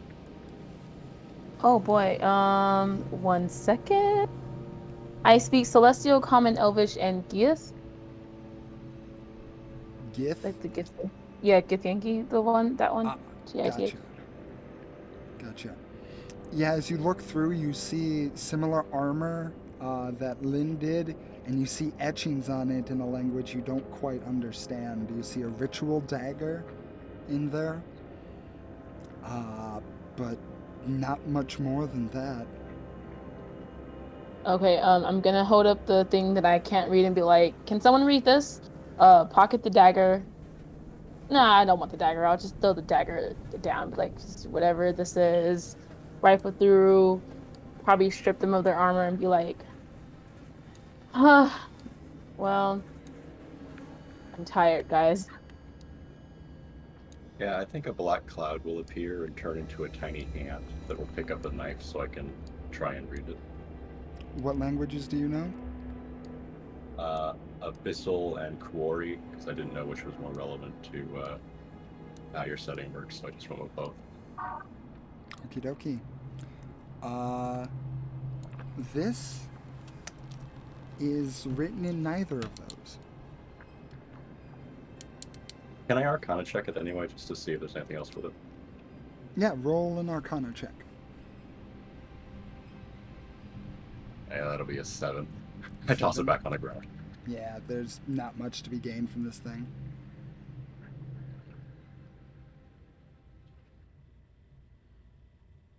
One thing Daniel would like to do is recover any arrows that either missed or fell into targets that have now fallen to see if any of them are salvageable. You know what? Just to make it easier, I'm going to say being level 8, you're competent enough to get your arrows back. in full. All right.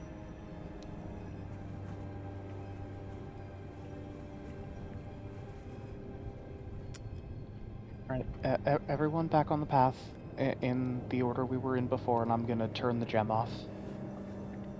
All right. As we're walking, so as not to make an embarrassing deal about it, I'm going to telepathically talk to Runemill and just ask, so what's with your little friend?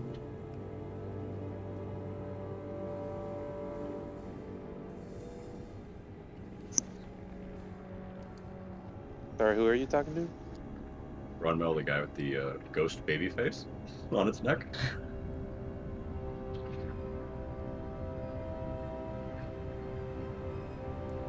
So Oh, that you looks even. Blins, That looks Yeah, even I creepier know. with the aura off. That's... oops. I'll give him the ability to speak back for an hour or two, so he can just telepathically communicate with me. Okay.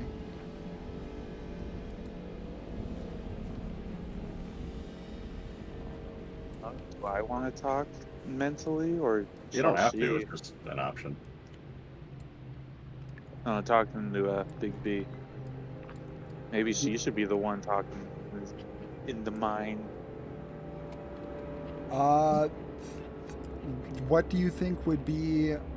How much control do you think she would have? And do you think that would be something she would want control of?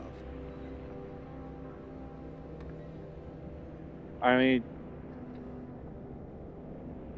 making the character, I was actually going to, if I was to take a message, I would have actually had her being the messenger. Okay. So Definite- I give her as much freedom as as she wants. Understood. So what did you say, Chromio? I just asked what's with the friend that you have there. Why do you want to know?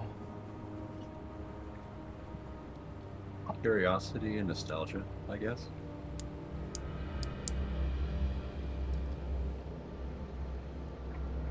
I am his one. And that's all you need to know. Fair enough. You can keep your secrets. And you can keep your head. Hey, don't get testy.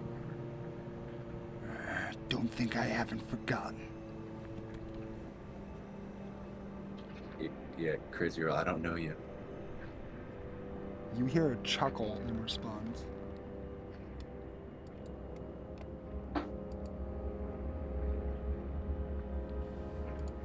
Okey-doke. You guys continue on through the wood, making your way.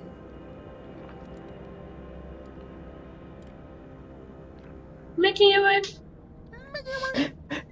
Yeah, I didn't Yep. want to say it. Thank you. As you go through,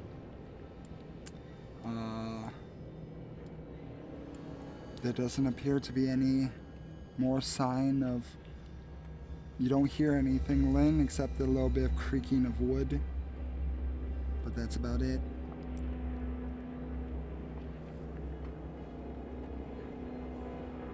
Keeps going, following the path. Yep.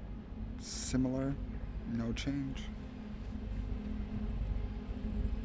And is everyone following her? Yep. Yep.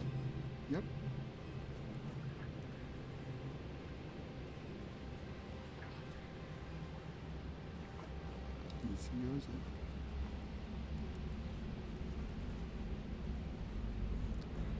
Oh. Oh, that's not good. Is it fixed now?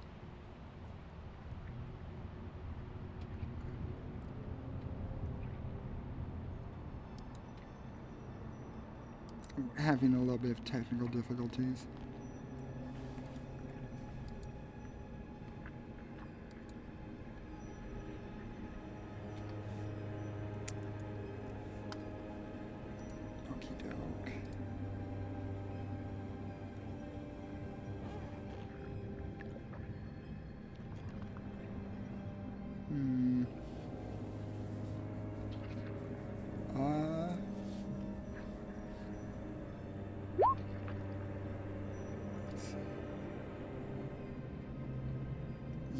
probably be best just to restart your Discord, Solar.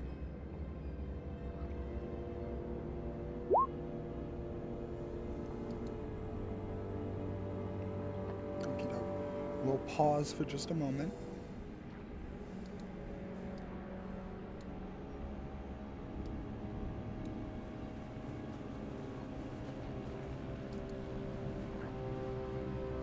Give her a chance to fix this up.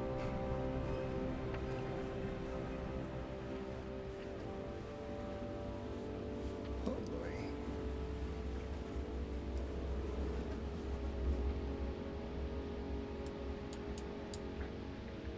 Yeah, I think I will. Oh.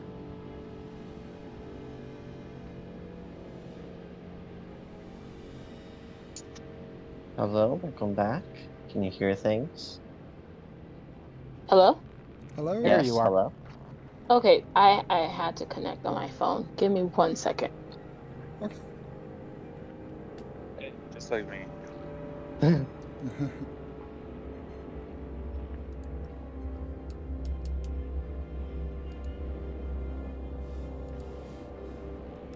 Hey, Big B. Yeah. I just got word from my mom that we might be heading back to your town. Oh, really? Yeah. Just that there's more resources over there, and this place sucks. Okay, well, I hope to hear from you. Yeah.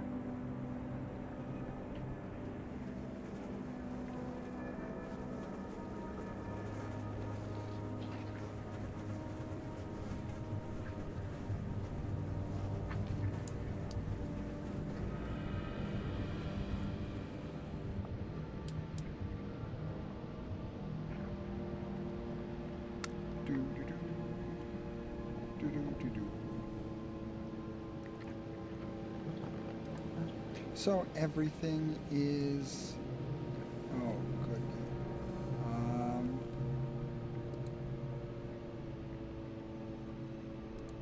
Bruh, bruh, bruh. So everything going okay for most everyone else?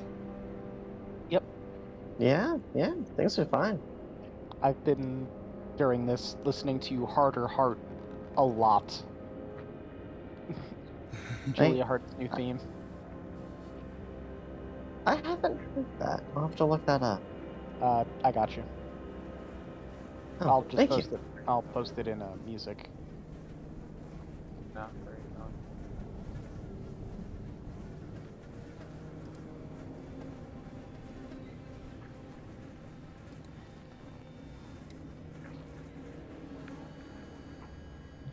Okay, I'm super sorry. I'm trying to get everything to No work worries. again. You are fine. Technical Technical difficulties difficulties happen to happen. everyone, everywhere.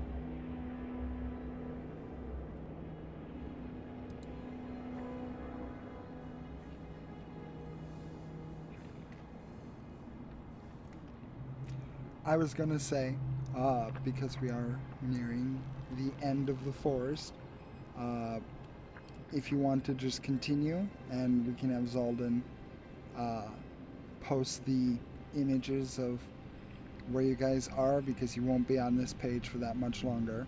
We can do that if it's more convenient. Yes, please, because I have no idea what's going on. I I keep freezing. Okie dokie. Yeah, we'll just All do right. that. Sounds good to me. Yep. You back, Romeo?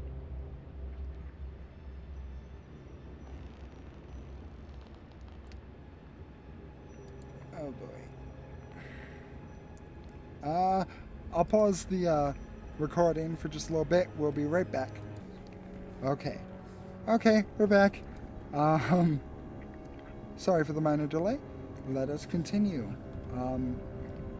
So Lynn, as you get to about where you are on the map here, you begin to hear another noise. Smaller footsteps, but kind of lumbering. Which direction do I hear them from? Northwest. Northwest again. Okay. Lynn's going to hold up a hand signal to everyone. I hear footsteps again.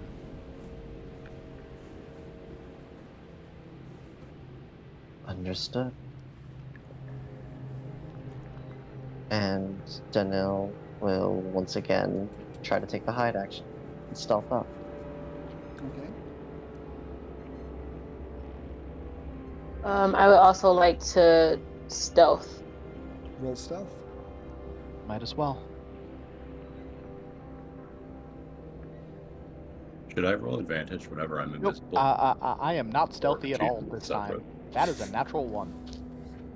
Ooh. Okay. I would say roll stealth normally, Chromia. Even 13. though you're invisible. Because they aren't detecting by sight. Yeah, I figured. I just wanted to be clear. But 13. 13. Oh yeah, I stealth too. 2? At least- Okay. At least try. So, as you It's a guys 16. are there, you all begin to hear these footsteps, 4 of them, like before, coming towards your group.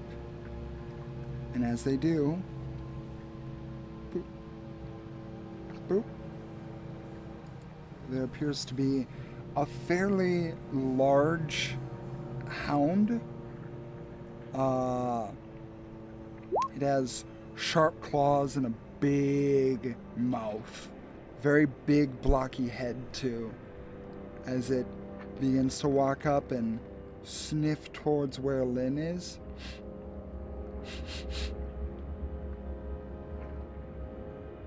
Who's there? You hear in Sylvan, Lynn. Lynn will respond in Sylvan. Who's asking?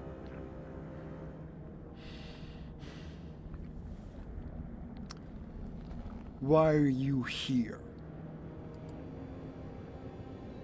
Very much don't want to be, but we have been made a part of a story.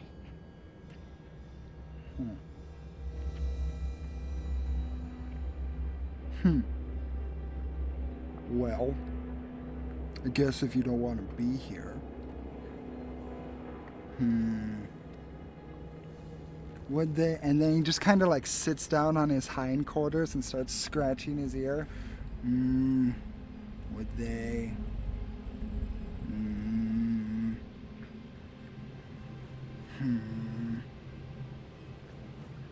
And he seems to be mulling something over in his head.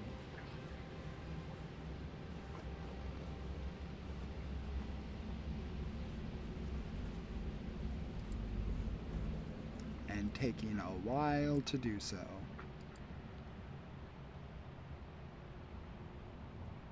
Would I recognize what creature this is? Roll a nature check with advantage. As I Google what the name is. 16. Oh, where is it? Ah, yes. You would have heard of this creature before. It is called a shadow mastiff. Aha.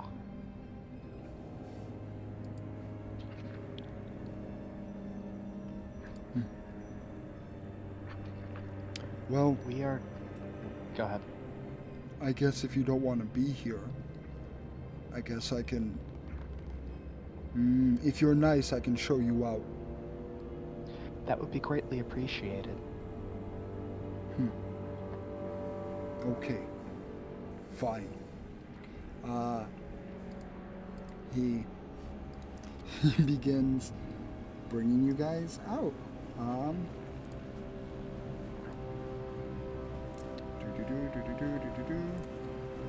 As you guys are now privy to the end of the forest, the dog walking out.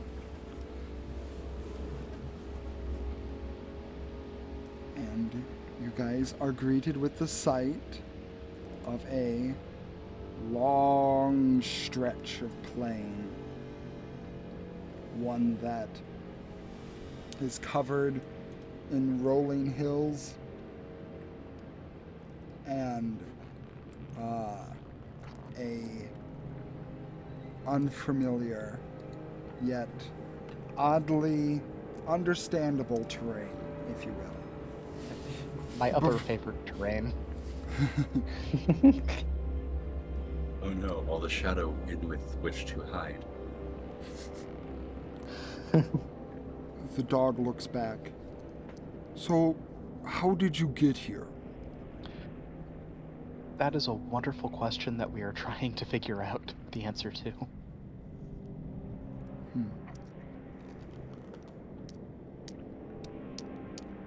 Oh, He looks all over we to the know, rest of you. Oh, all we know for sure is that we're supposed to stop people's stories from ending.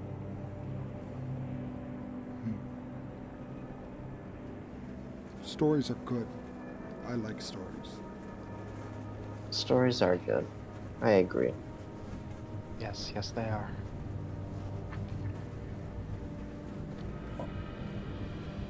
He goes over and starts sniffing you, Harper.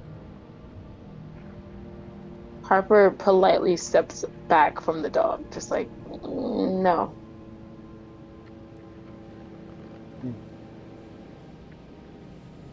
He moves over Good, to good. Chromia. I allow this. There's a quirk of his head to the side, and he's like, you kind of smell like cats, but not really. I like cats, but I don't see that many of them. And more thoughts. So he goes over to you, Run. I hiss. There's Dogs a and rats don't get along. there's a low growl that comes from him. Easy, buds. Both of you. All okay.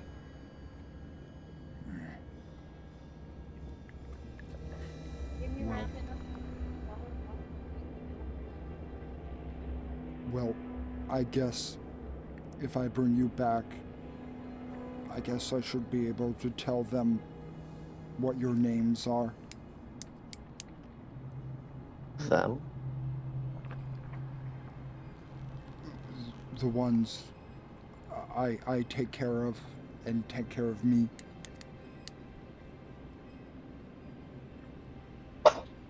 Before we give you our names, can you give us their names? That's one of Or them called yours. themselves Prince.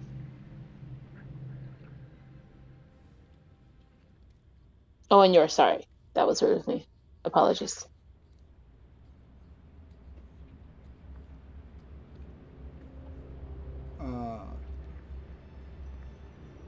I kind of lost track. Who was the last one to ask something? Was me. I asked if one of them called themselves a prince. No prince. There's a princess though.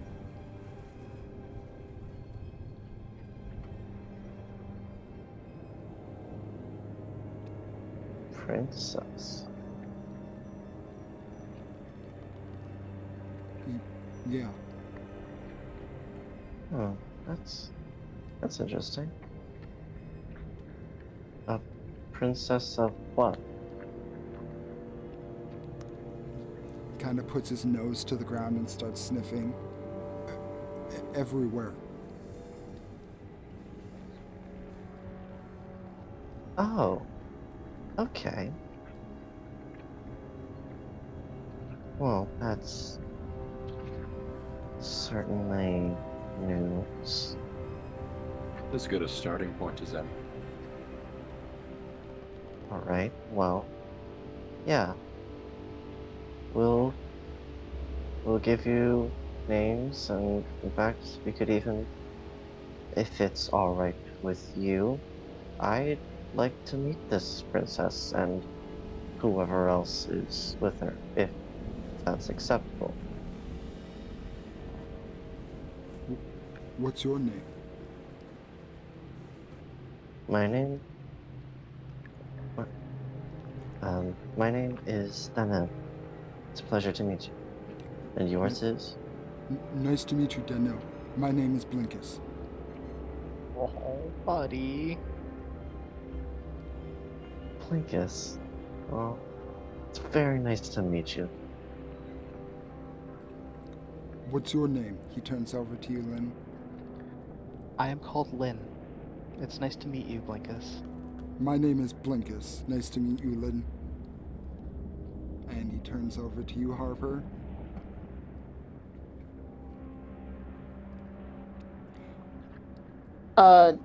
She looks at everyone else, and my name is Harper. Nice to meet you, Harper. I'm Blinkus. Turns to you, Chromia. Romeo, and you are my new favorite extra-dimensional entity. Hi. And there's kind of a big dumb dog smile on his face. My name's Blinkus. And he turns to you, Run. I am Runmir and Millen. I am not your food.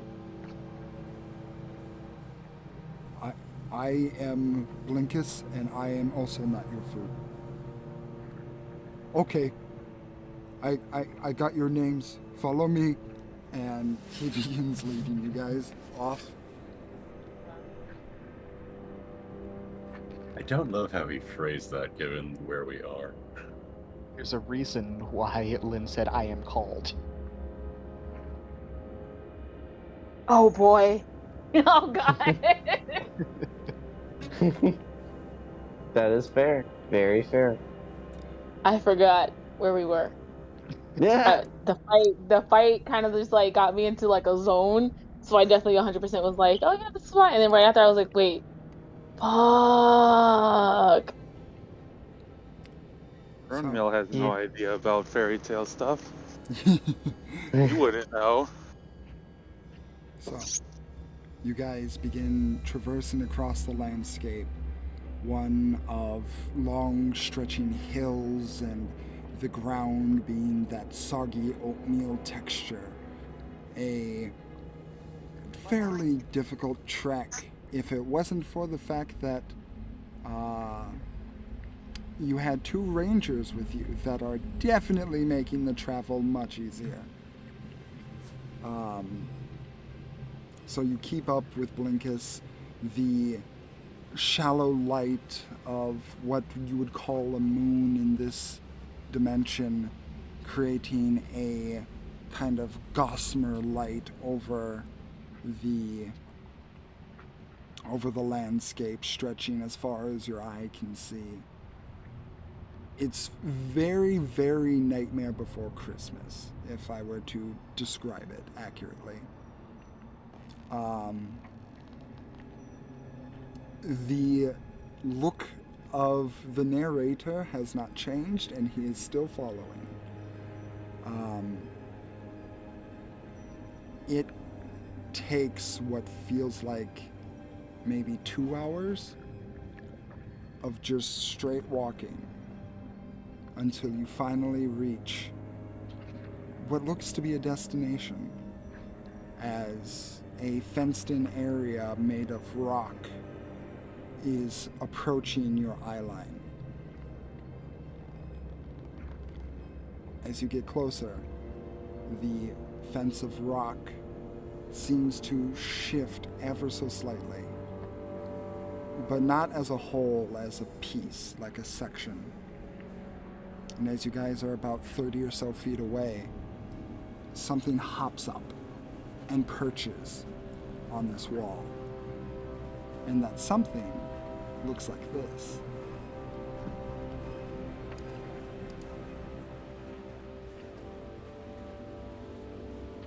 Like Nightmare Iggy.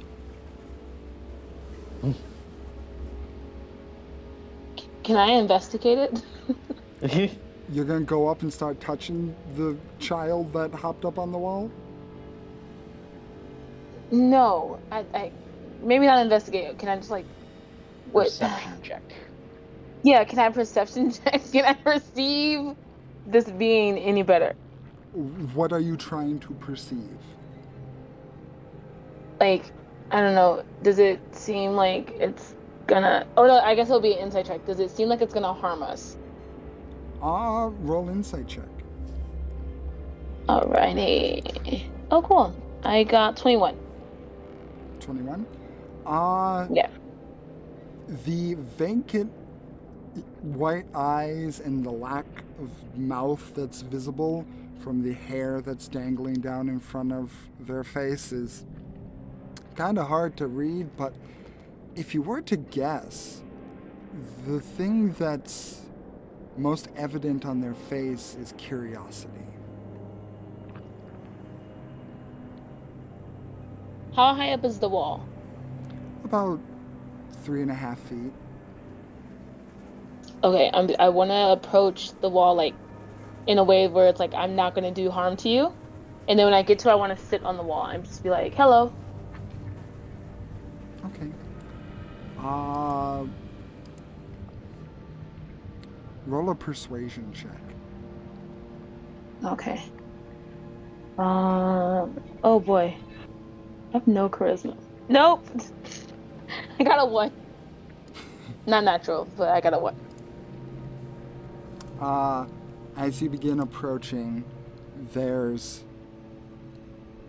I think you would now notice there's a distinct scent to you as you put your hands up and you realize that your knuckles are still bloody, covered with the scent of both the Displacer Beast tamers and the Displacer Beast themselves. And you see there's like a little jutting of their nose, and they catch a whiff of that and immediately bolt. Wait, Is that who we were coming to meet? Oh no, that's not her. She's just that's one of the kind townsgirls around here. Right. Hopefully, she's not too scared from whatever she was scared of. I'm sorry. I wasn't trying to scare you. Oh God. Okay. I Well. thought I was scary. Yeah. Okay. Harper just gets off the wall. She's like, I can't even talk to people. All right.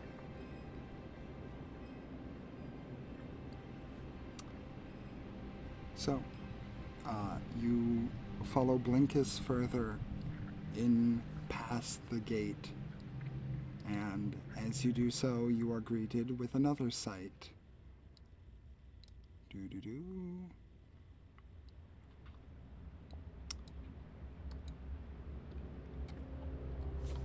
An overview of the town in front of you. This is the first time you've seen color, as before you the path of gray and black turns to almost a bright, shining gold, as you can clearly see. And for reference for my players, each of these squares, instead of being 5 feet, is 30 feet, just for reference. Big town. Ooh. So you see a golden pathway with gold-topped roofs. Not the metal, just the color. The clearest that you can see from where you're standing right now is there appears to be multiple different playgrounds that stretch across the town. The buildings appear to be in what some would call disrepair, others would call novelty. And of course, in the middle of the town, you see a tall fountain that seems to stretch out from what one would call kind of like a theater. It's a cylinder shape around the fountain itself, and you can see from where you're standing at the moment that there appear to be seats lining part of it, so it looks like it may be some sort of meeting hall.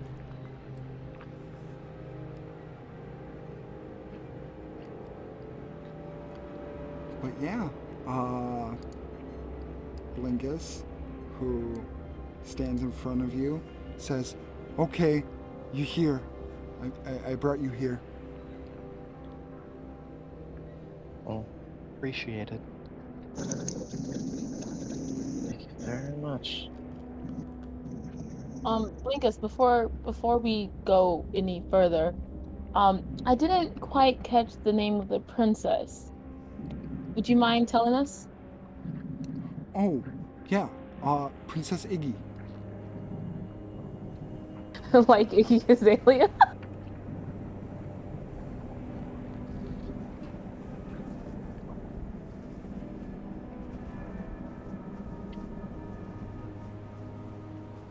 Player outside of character is thinking. Yeah, that was out of character. Yeah, no. but- I'm thinking about something that I know from the main game out of character. Oh, okay. I'm thinking about that too. Mm-hmm. I can go get her. You all seem nice. Well, we could also come to her if that's okay, if it's not too much of a bother. He starts sniffing. I think she's by the big water bowl in the middle. Alright, well, let's head on over then. I guess so.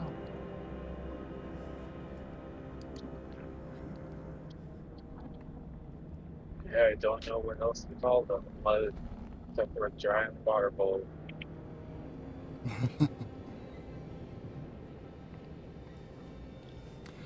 So as you guys Oh, get begin off my foot.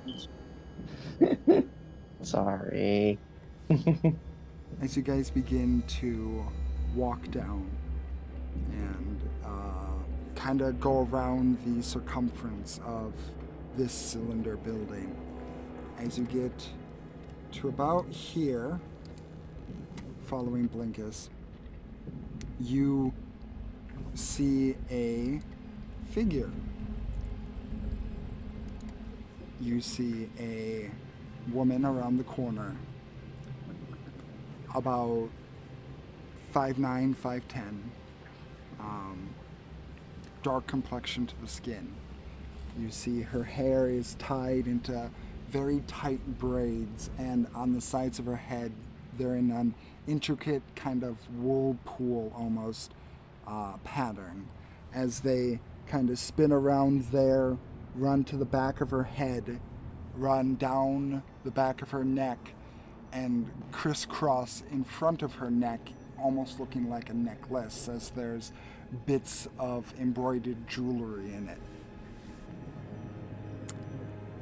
You see that on the tip of her head, she's wearing like a military beret, like one of those hats, not like a French beret with the little tip, but just that hat that kind of goes around the top. Her clothes are kind of ragged. She has very, what one would consider commoner clothes, a t-shirt, long sleeves, button up in the front, with very baggy pants, suspenders holding them up. She's holding what looks to be a harpoon in one hand, and she's standing at attention, kind of staring off into the distance.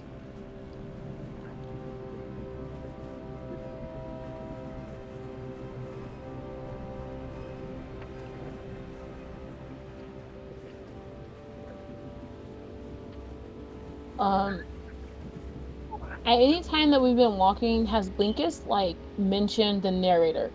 Like he hasn't looked that way at all? Nope. Okay. I'm just gonna stand here, I guess, and just like stare her down a little bit.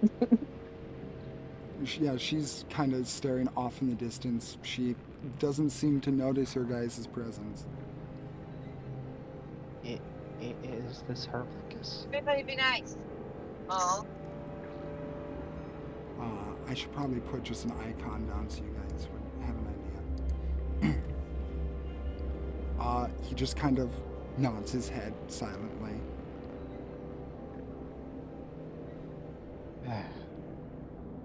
Out of character. I am the wrong character right now.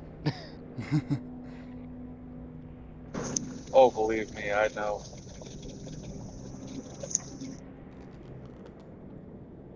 If no one's gonna go forward towards her, Harper's just gonna like awkwardly step through people and be like, Princess Iggy? Yeah, Hello? and you see her immediately kind of jump and like bobble her harpoon for a second and hold it close and look back at you. And stand right back up at attention. Yes?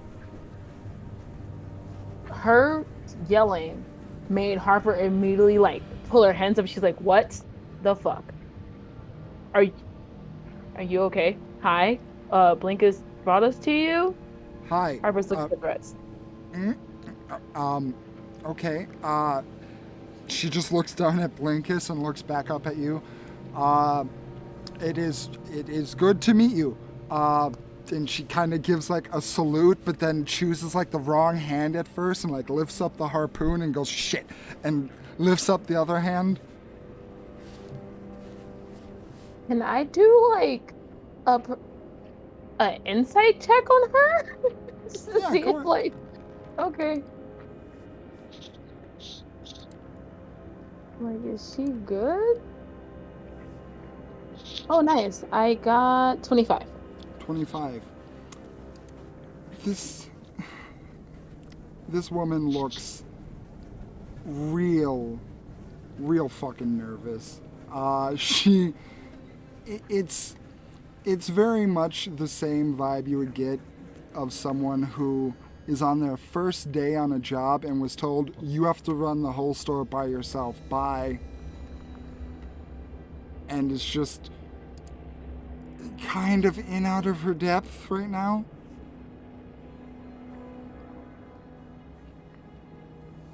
Okay, lowers my hands. So again, hello. We are looking for you. Do you have time to talk? Harper's like looking around like what's happening? Are you expecting a fight? Or are you guarding something? You're really jumpy. Not to be disrespectful, but you're very jumpy.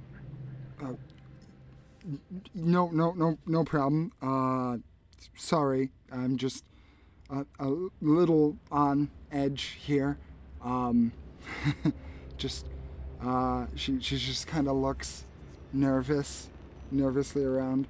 I haven't really talked to many people from outside of the court in a while, so it's just a new experience. You're much louder than the other people here. It gives you an awkward smile. Harper starts to whisper, I'm sorry, I didn't mean to be loud. Do you have a moment to talk to us? We're kind of on business, I think. Possibly. She's like looking back at everyone like, help, please. We are not sure how we got here, but we were told that we are needed to stop something. She kind of... So, Go ahead. go on. No. Sorry, go on. She just kind of straightens up a little bit and says, yeah, okay. What did you need to stop? We we're told that the name of the event is the Biblioclasm. Ah, yes. That. And you see her eyes look up, and you just see her shake her head and kind of bite her bottom lip for a moment. Is everything okay? Gonna insight that. Roll insight. I Can I would also like to insight as well, check? please. Anyone who wants to can roll insight. 17. 16. 11. 14. Just a moment. With my cloak, hero. That's an 8. That's an 8. So, Runmill, you're more focused on the fact that this is apparently a princess, and that's distracting you from everything else. Oh, very much so. The rest of you, because she's not hiding it, she looked up behind you, which you all know is where the narrator is, and she just gave a look of, not this fucker again. Yeah, we woke up from nightmares to him telling us vague things. You woke up to nightmares here? So he roots around in his pocket and pulls out the 3-pound coin and says, basically, specters giving us all personalized fears, regrets, whatever. And we found this thing on the ground after dispatching them. She extends her hand out to take it, He gives it, no worries. and she takes it and looks at it, and she goes, huh. I think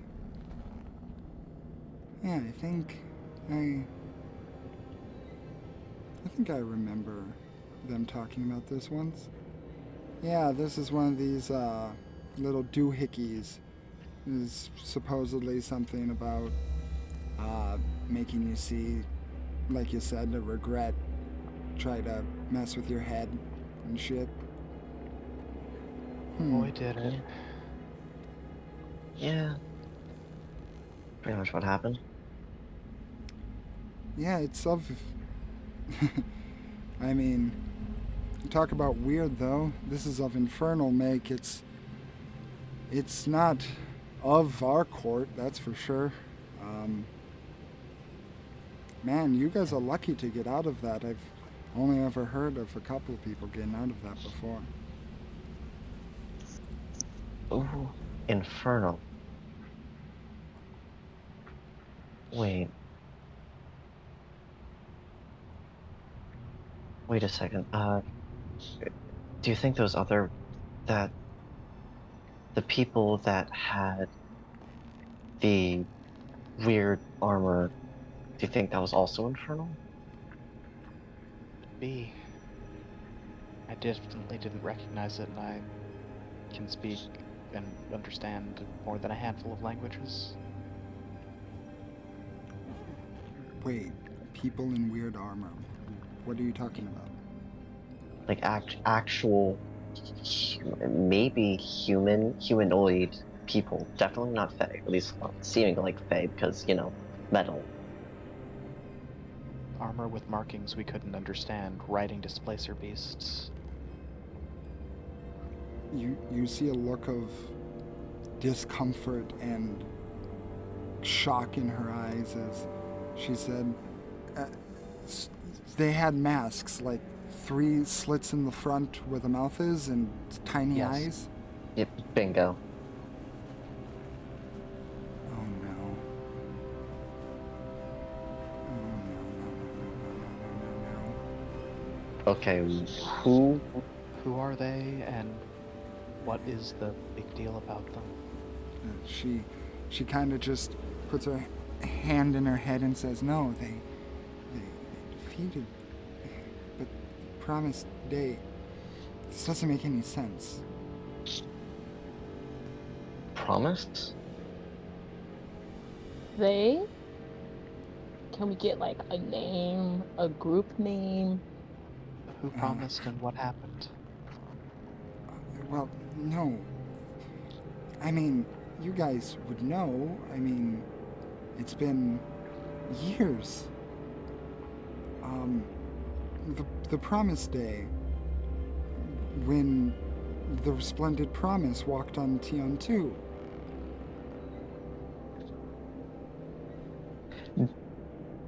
Do I know that? Do any of us actually know that? None of you have heard this at all. Never heard of it. You're making it up. I'm not making it up. How do you not know about it? The entire country was almost destroyed. If it wasn't for them, everyone would be dead. Who is them? I mean, Must have been some right assholes. For saving the world? You know my views on the world.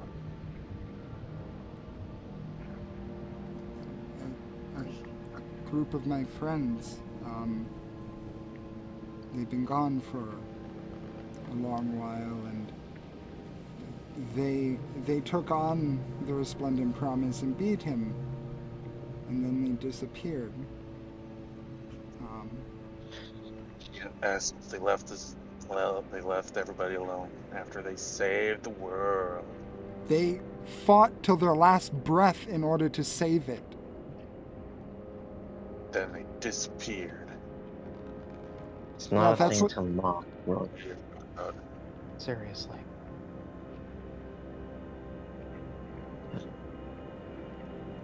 But anyway, this is a tangent that we can figure out how long it's been later. It's going to be jarring, but time is weird. So We need to stop the coronation of a false prince and to knight ensure that that a pure heart is knighted. a true knighting of a true heart begins anew. There we go. True heart. That was the word. You see her eyes go up to the narrator, and you just hear her say, "The fuck are you telling people now?"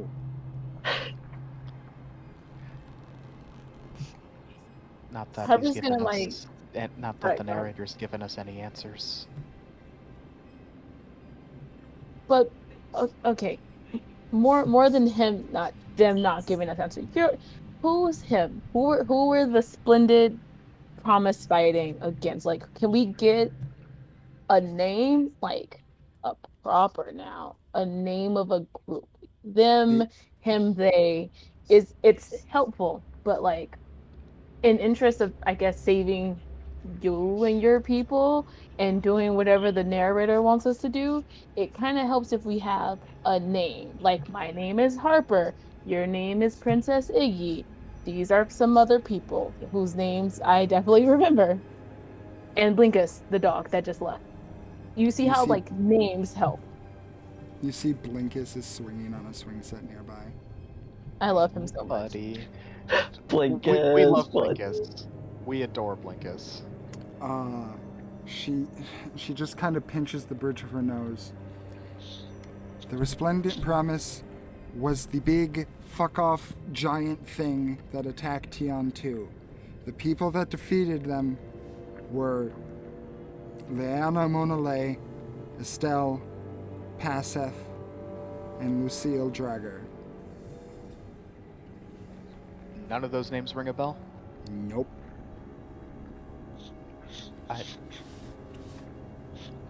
I really wish I knew what you were talking about, but I well and truly don't know. Same. Seth. I'll admit that I haven't been in Tian 2 or in that realm for a while, but that's striking news even to me. Well, here, Princess of the Fae Court, can you tell us if we still need to do what this crazy sky-tooth man is saying? Or is he making stuff up? Well, the face fucker in the sky is been a thorn in my side for quite a while, she says with indignation. Shut the fuck up already! Ah, God. My mother saw fit to create a being that apparently narrates because it was going to be useful, I think? Hasn't proven to be very useful yet. She says, not really meaning it.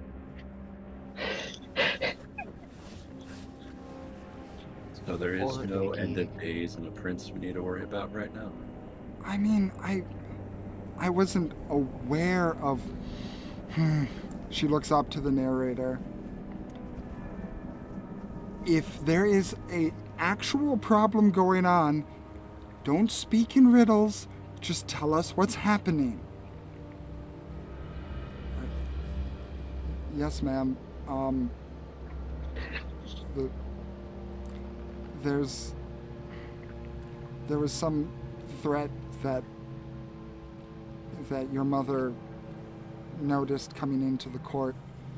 She tasked me to overlook the group, to defeat this entity. I'm tasked for helping the rehabilitation process. I'm sorry, rehabilitation? Rehabilitation Wait, process? what? This face is fucking sweating now. Hang on. Get down here. You float closer to us. He floats 10 feet up. No. Down. I start Can you throwing make shadow yeah? swords at it because I've been wanting to do that for an hour. We have questions and you're going to answer them. He makes these grumbling noises and he says, there are things that I can't say because your mother would have my head. So, no, I can't say everything. I say fucking pissed off. Can we meet the queen? Can we meet your mother? That sounds like a bad idea. That would be a very not good idea.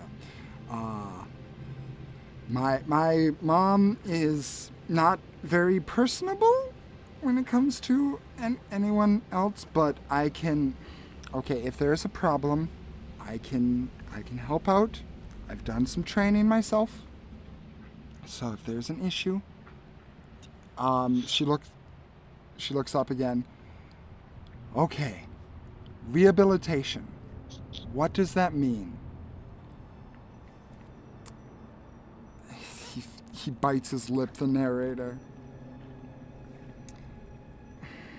Rehabilitation of who? Keeps biting his lip and just says, I want a full pardon, and I don't want your mother to feed me to sin. And I will she pardon says, you from my fist if you do not say anything. You can't reach me from up here. I'll find a way. I can. More swords. How tall is this fountain? I mean, the fountain is inside of a building, so the building itself is like 50 feet tall.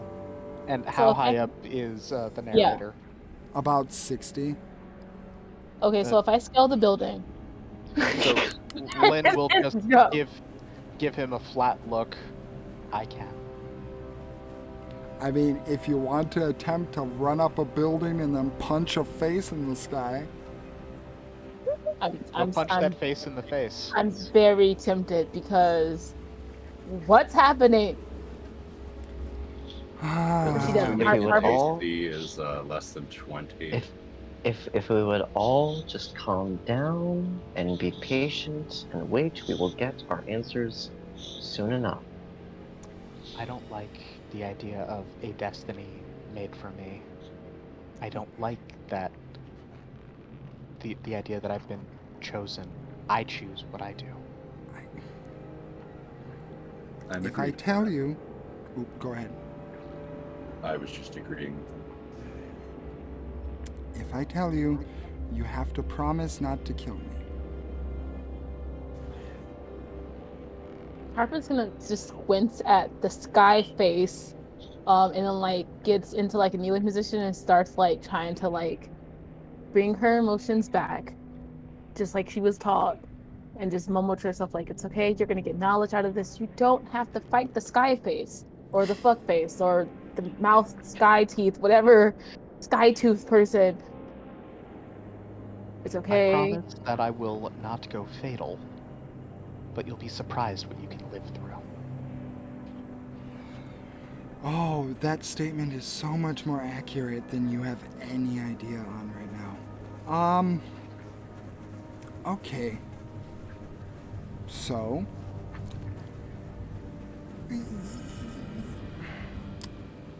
today is not the first time you guys met each other.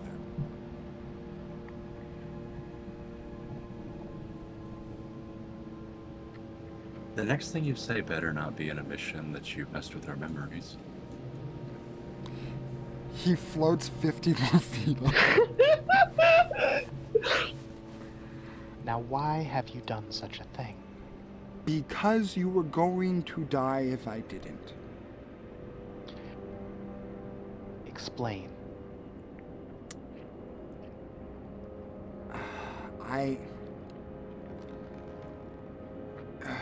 Your Highness, can I work some of my storytelling in order to allow them to understand better?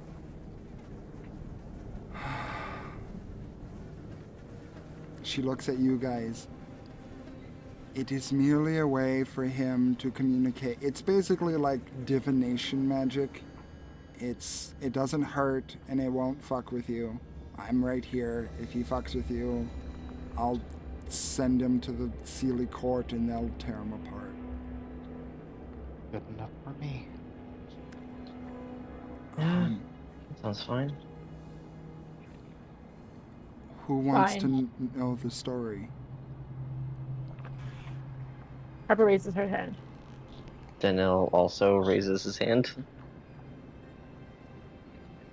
I do like stories, but I have a feeling I'm not gonna like this one. Yes, obviously. Brunhild begrudgingly raises his hand. The narrator begins to sink down.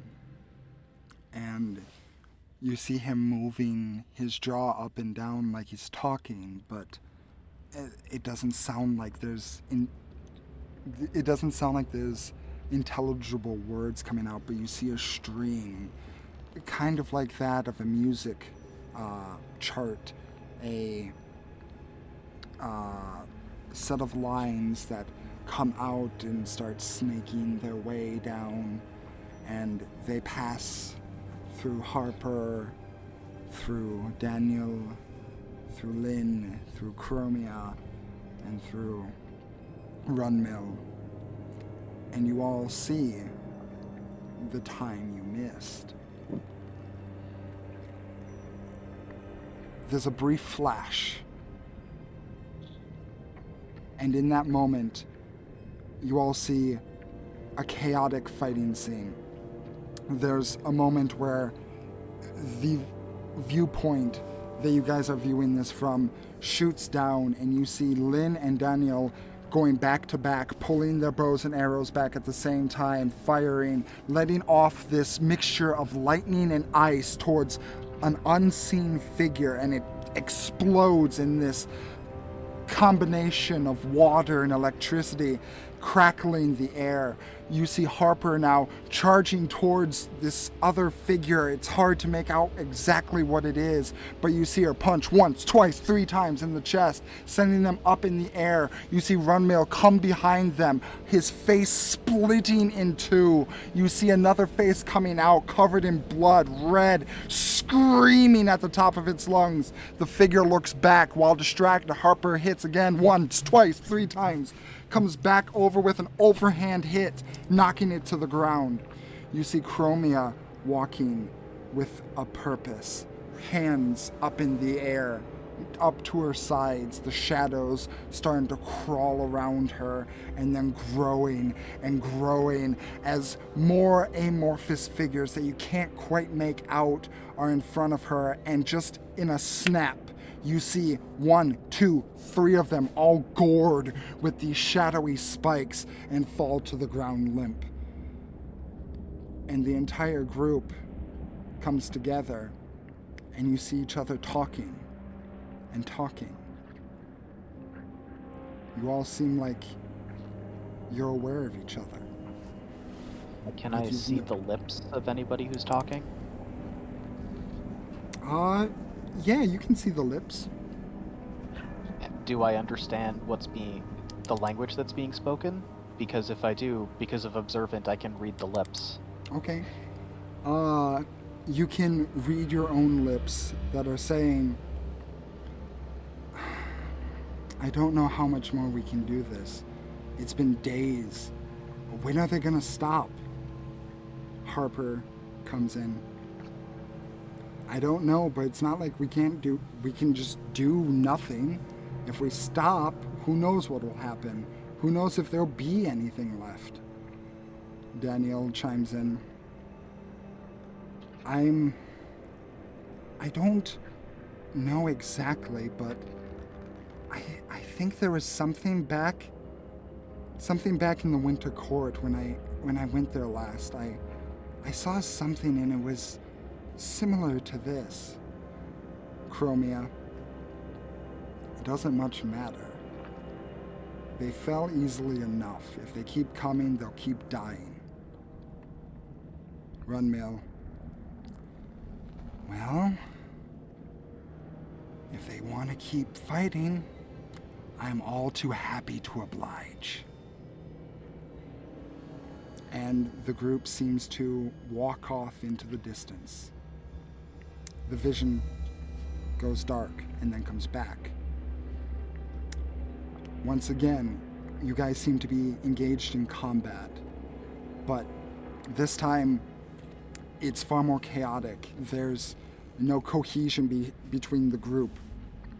There's a moment where you see someone casting a spell. It's hard to tell, even watching it from a third-person point of view, who did it. But there's a spell being cast, and then there's a explosion in the middle of all of you. You all fall to the ground prone, weak, bloody. There's blood running down your eyes, obscuring your vision. And as you guys look around, you see a figure, woven, big, at least 12, 13 feet tall, mouth dripping with drool and teeth sharp. Its eyes are blazing with this blue purplish glow as it stalks around you, waiting, watching, picking the right moment. And at that moment, you see the narrator come down, and you see him speak again like he's doing now to you. And it seems to wrap around all of your ears and eyes and heads. As he does this, the woven figure looks confused and walks away.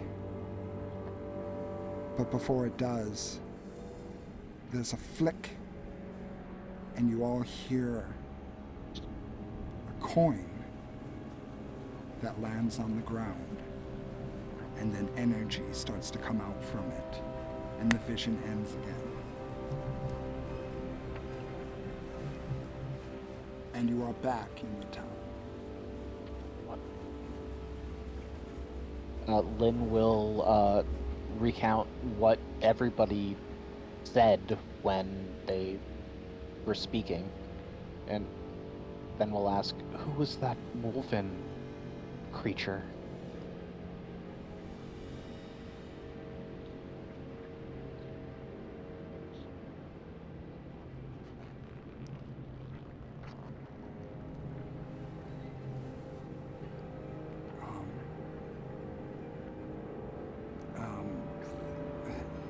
You saw a wolf?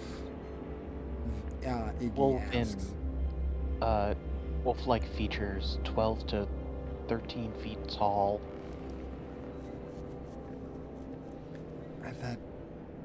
That sounds like sin, but It tossed the coin at us after the narrator came down and did whatever it did to us. We were fighting for days.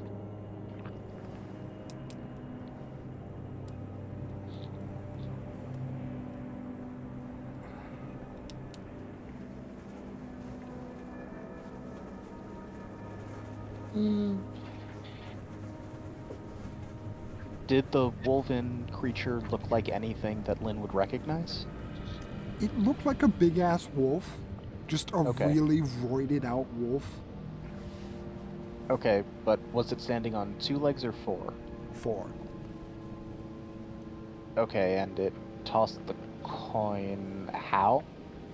You just saw that as it walked away, a coin was flicked into the area. You couldn't see Okay. exactly what or where it was originated from. It was a gigantic wolf. Picture it looked like what the displacer beasts were afraid of. You would see that was a very similar visage, yes. Actually, Run, you would know that was a very similar visage, but the one you saw, because you know what's scary, the one you saw looked far less horrifying than what you made them see. Like, the one you made them see was a fucking flesh mound goop thing with eyes rotating, and like it looked far more unnatural than just a big wolf.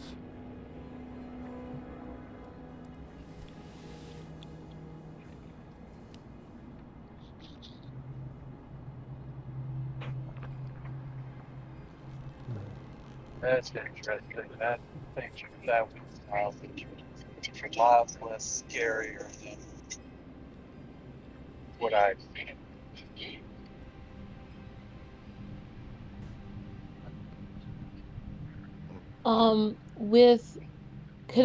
With me being a sage, can I roll like a history check to see if I could recognize the wolf? I know you said that it just looks like a big wolf, but like, would there be something specific that Harper would know?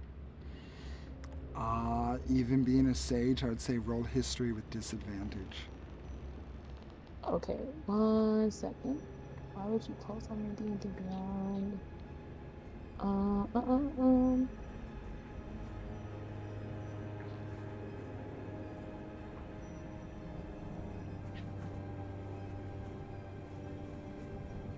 Okay, let's see.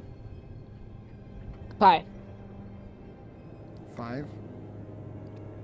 Yep. In all of your studies, there's nothing that really pops out in your mind about a wolf. I mean, there's plenty of fairy tales about wolves, but why one would be working in some grand conspiracy, it escapes you. Okay. You called the wolf Finn, so you know of a large wolf? Well, I mean, my mother has her familiar that is called Sin, and I mean, to call him a wolf is a stretch, but he usually takes on a general wolf-like shape.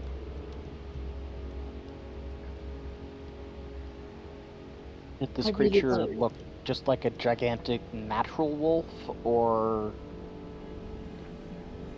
something more? Oh, did you ask that, or I am asking you if what we saw in the vision, Ah, if it looked like a giant-ass natural wolf or something more. yeah, it looked like just a giant-ass natural wolf. Okay. Yeah, it just looked like a really big wolf, like you would find on the material. That's weird. I don't know of any material wolves that would last here very long. Huh. So wait a second. You I know that I was in the winter court once and I lost a few things, but I also learned that apparently one or more of the queens had some type of plan or plot or conspiracy or idea or rumor, I'm not even sure, but one or more queens might do something to the material. Maybe that's somehow involved with it. I said, you said I said something about that in that vision, right? So it could be that. Maybe it's, I don't know, maybe one of them made their own version of sin, virtue, for whatever, if we can have to name it. But again, theory crafting. If one of Mom's sisters is behind this, then yeah, that is a problem. Does your mom's sister have a son? she actually laughs at that. No, the uh, queens of the court do not have children, let alone male children. Are you not? Wait. But you're a child of one of the queens of the court? Well, the troop. I'm Hmm. my mom is the unseelie queen, the court, and she gives the most exaggerated like finger quotes and eye roll. The court is the Sealy courts, the official and regulated ones that are the ones that matter. So those ones, no, the queens would not have children. Okay. Second question. It, th- is there anyone else in the Unseelie court that if your mom were to die, and if you weren't here, who would be next in line, and how? If my mom were to die, the Feywild would collapse in on itself, and then the material plane, and then everyone would be dead. Is that the Biblioclasm? Is that what those people are trying to do? If they're trying to kill my mother, they're going to have one hell of a time. It's really not a smart idea to try and kill a queen, especially when she's in her own court. Well, then what's Gotta be someone out there arrogant enough to try, though. uh, What in the hells is happening? And he punches a wall as he says that.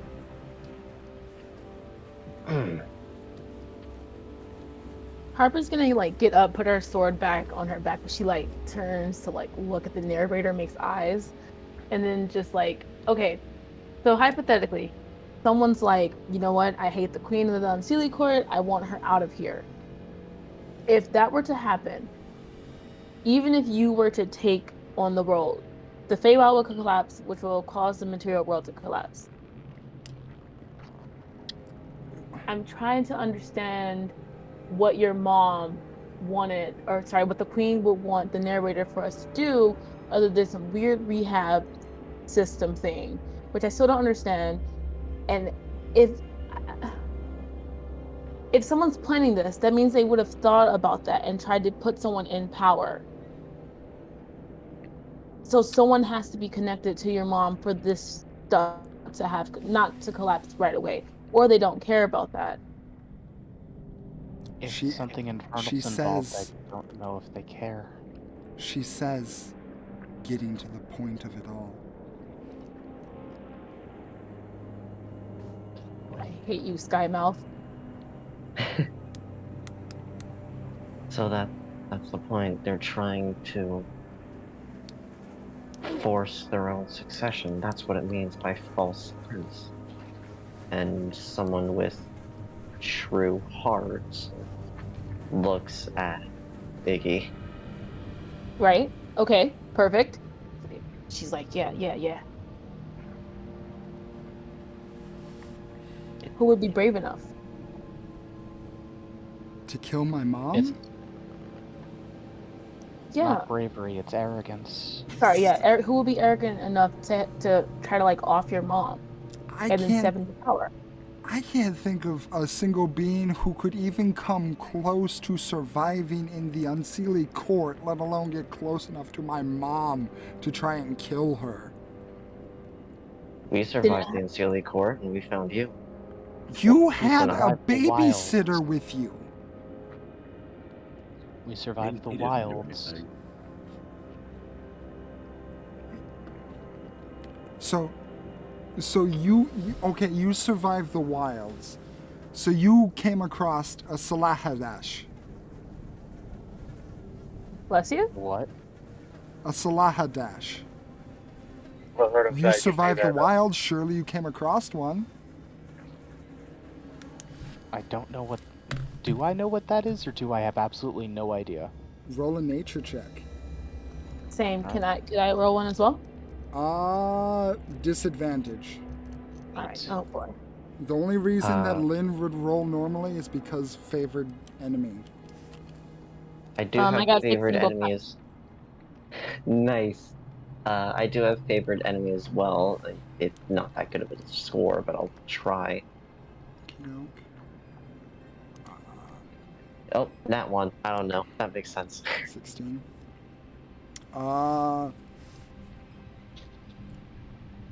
Anyone else want to try?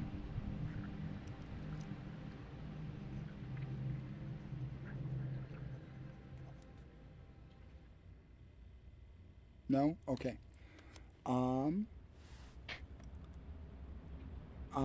Yep. As Harper, 16. The name sounds familiar. Like it's a unseelie creature, but not really. Like you couldn't place what it is. I was arguing that we hadn't survived the court, just that we had survived some time in the wilds. How about a Knipnup or a Zalash? Any of these creatures? Because if you were truly in the wilds, you would have faced horrors beyond your imagination. And if all you fought were some cultists with displacer beasts, you haven't touched anything yet. Well, that does also raise the question, if those guys are cultists, which that's a word to use, more on that later, how did they get here? And why are they here? How are they surviving? If they're what you described, they were cultists of the Resplendent Promise back on the Promised Day.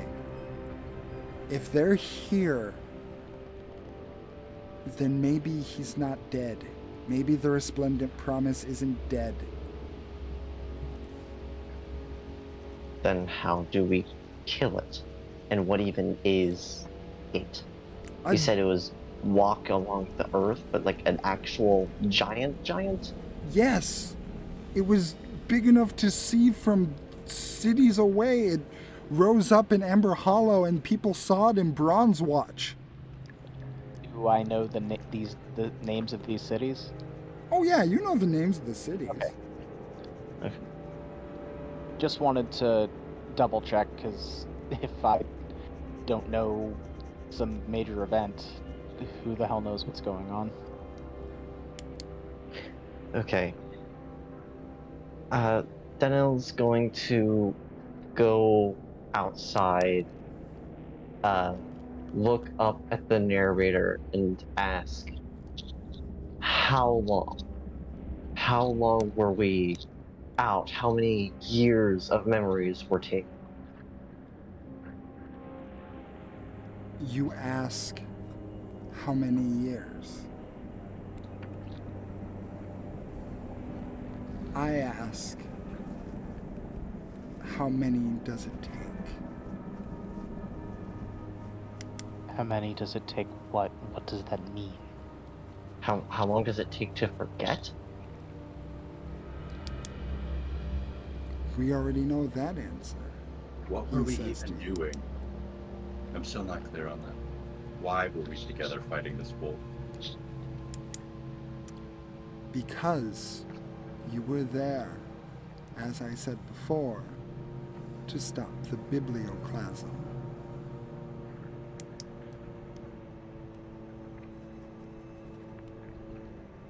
So would a better question be how many times, not how many years? 4. 4 times we've done this? He nods. Then what's different about this time?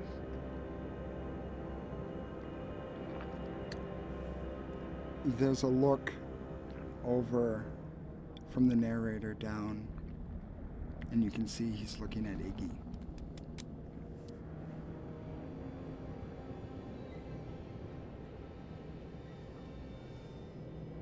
Well, Princess, what's different? This is the first time I'm hearing about any of this. I've had a lot that's been on my plate, and I've been here for not that long. I've been here for, I don't know, maybe a few months.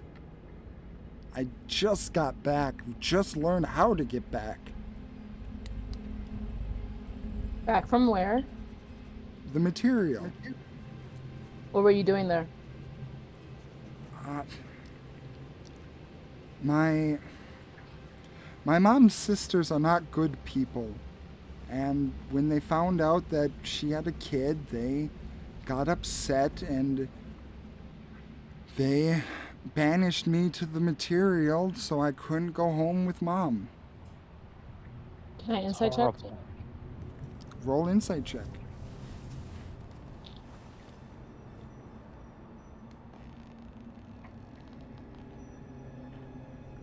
$19.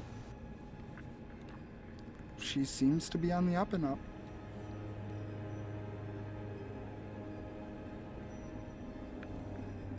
Who's your father? I don't have a father. And yet you were born creative? You're currently in a nightmare land filled with beasts beyond your imagination and a talking sky face. You think a virgin birth is the weirdest thing around here?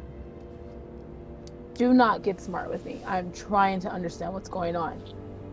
We'd I understand better think if that we you should made be Skyface respectful. just Chromia, what were you reject saying? it. I couldn't hear you. The Skyface looked at you as if you were the answer. You also control him, or your mother does. Can you not just make him give us a straight answer? I mean, technically he's one of my mom's creations, so I can boss him around, but it's kind of mean to do that sometimes. I'll put it this way, it's a little mean, but I'm going to start killing people, or I'm going to leave. I want some straight answers. I don't want to be fucked around with. That's extreme. Leanna, what would you do?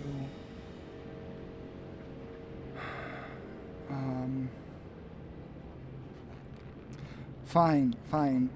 Narrator. What happened? Be upfront.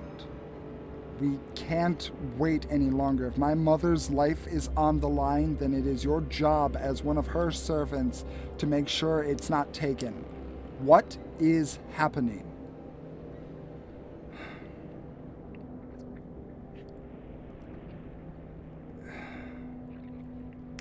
The group was formed initially after Harper and Danielle found out about the Biblioclasm first.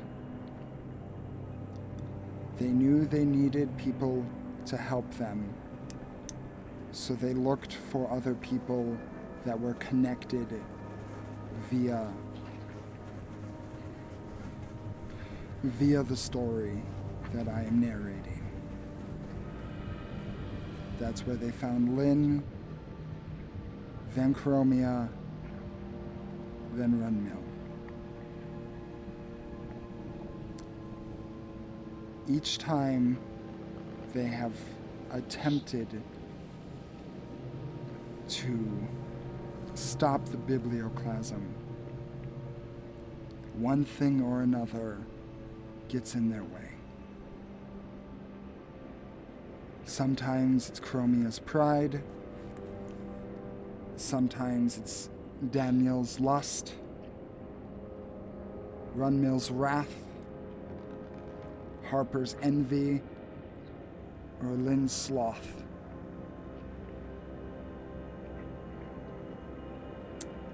In one case or another, something gets in the way. Lynn looks indignant upon being told that she's slothful.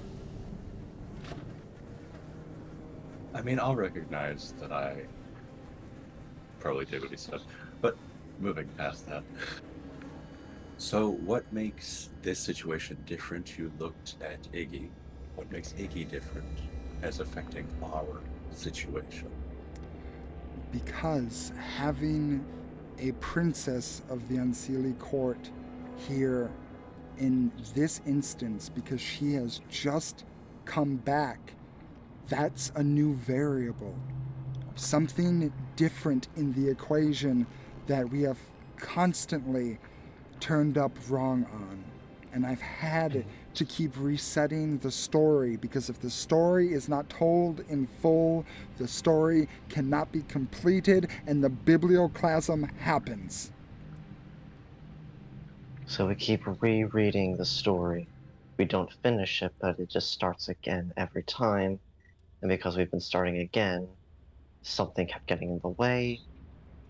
It could never end properly, or else everything would end. But now we have a new piece in the equation, as you say. Okay, that's starting to make sense now. But why is it costing our memories? Because if I were to tell a story without or if I were to tell the story with you already knowing what's going to happen, the story cannot be completed properly. There has to be. Imagine your character in your favorite book knowing that a certain character betrays them. What would change if they knew that foreknowledge? How badly would it affect things? And as I've said, I don't like the idea of destiny. I don't like that kind of thought process. Then suck it up and let your ideologies be challenged. Apparently, things have been decided, and we've been redoing that. But every time something is different, it's not set in stone. It is guided, but not determined. Still don't We like it. can. Doesn't mean that I'm not going to do my best to make sure things work the way we want them to. Well, let's be clear. It's not destiny. It's this guy. But I think we can move past that now. Yes. Thank you. Anyway, now we know what we're doing, why we're doing it, and now we have who we need to actually get this done this time. So, But I do have Biblioclasm version 5. another question about the memories. Yes. If we are from Tiantu, or at least I know I am, how could we not know about something like the Resplendent Promise and Promise Day? How could we not know? I'm going to make a slight retcon. I said 4. That's wrong. The better number would be more along the lines of 7. So, just keep that in your guys' minds. I fucked that much up. worse. That's much worse, B. Oh, Because So you were here and time messed with things. Because the Feywild above game, I'm just. yeah, I assume that's probably what's happening. the Time narrator kind of just lowers his head and says, yes, in order to keep the story from ending on the Biblioclasm and the book being closed forever, I've had to restart the story many times in order to make sure that you do your parts right. But it wasn't. Cost. Hmm? What has it cost? What has it cost us? At least 10 years.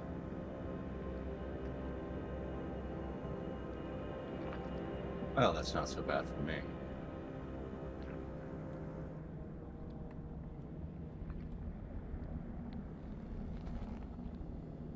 oh. 10 years. Yes. Elf lives. In the grand scheme of things, it's not that large of a time, but still, that is a lot for most others.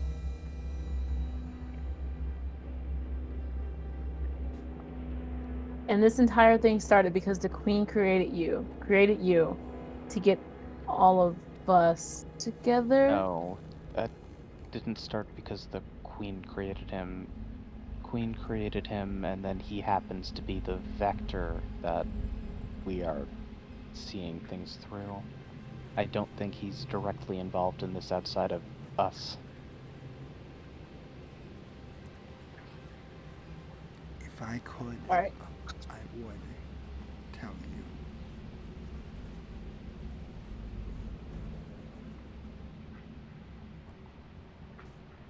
But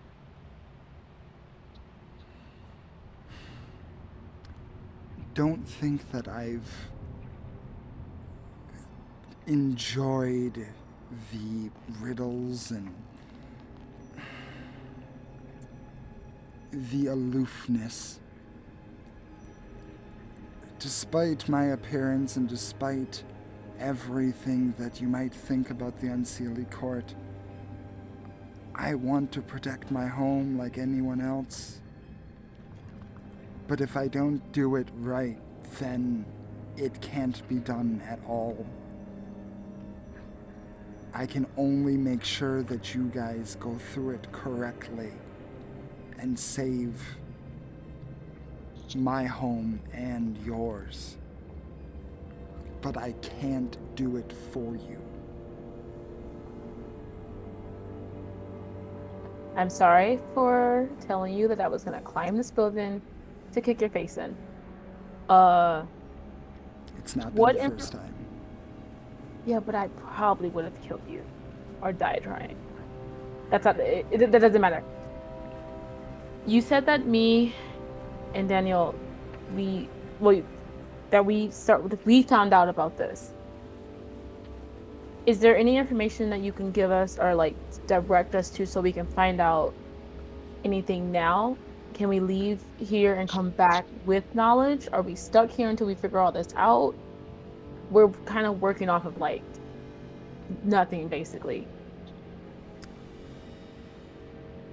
You know that the Biblioclasm will end when the story, cause an end because the stories cannot be completed as they were intended. You must find the obstructor, the one who is doing this, the thing that is doing this. You must end them. And that would be the wolf from earlier? I can't say. Okay. Or else you would just restart. I don't think it's the wolf exactly. I think it's whoever's controlling the wolf. It might Right. be the cultist, but also what does cultist mean if Princess Iggy, if you said that people can't survive here if they're not from here, that means that they have to be someone living here. And they have to be at least close enough to your mom or to you in order to like for people not to question them. Could it be Blinkus? Blink is the cult. Blinkus is now tied up in the swing set. He got him too close together. Buddy. Daniel's gonna go over and help the boy. Thank you. No problem. And he's gonna give him light head scritches.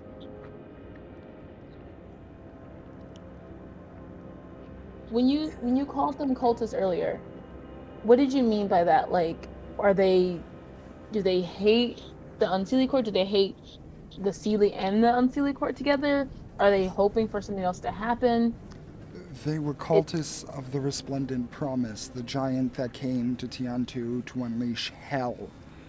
They were servants of him. They attacked everywhere in the country when he arose all those years ago. Did we start doing this before the Resplendent Promise started coming back? If you don't remember him, then that seems like most likely the case, yes. And how long ago was that? I know we said we lost 10 years, but did it happen sooner into that 10 years? She looks up at the narrator. The narrator just kind of says,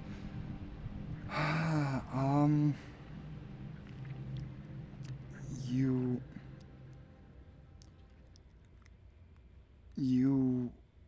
first met each other. I think it was, the material timeline is a bit wonky. About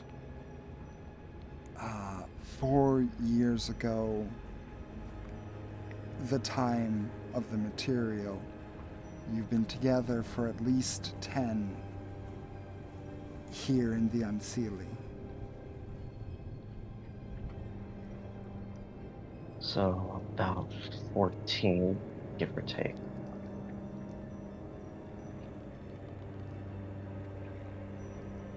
So it happened sometime in that time frame. Okay. Okay. Oh, this is a lot. Is there records of this day, the Resplendent Day, anywhere that you can direct us or direct me? Just because I'm trying to connect things and I need books or articles, anything, a poem, a sonnet, whatever, just to figure out a little bit more. Of course, yeah. Right this way. I'll show you to our library. Thank you.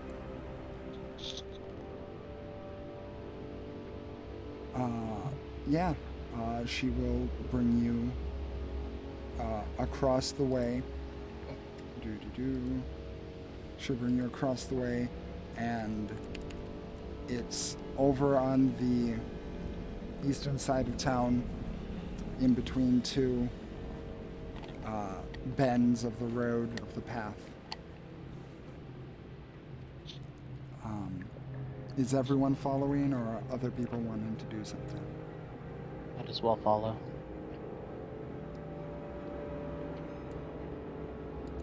Run, you going to the library? Yeah. Okay. So she shows you in, and you are greeted with the sight of absolute just rows upon rows of books and tomes and tablets of just paper. It seems to be like a personal collection.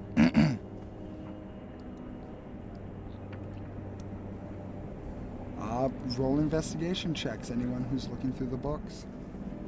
Okay. Do I get advantage because I'm a sage? I'll say yeah. Yeah. Okay. I would certainly like to try. 17. Ooh, 22. I'm gonna get higher than this. Yes. I also got a 22. 22. Well, hey, look at us being in sync, apparently. Again. Look at us.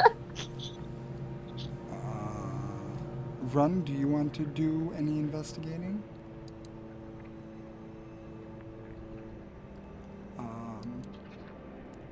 Okay. So, going through the selection of books that you have, let's start with the lowest. We have Chromia. Chromia, you find a fairly interesting excerpt.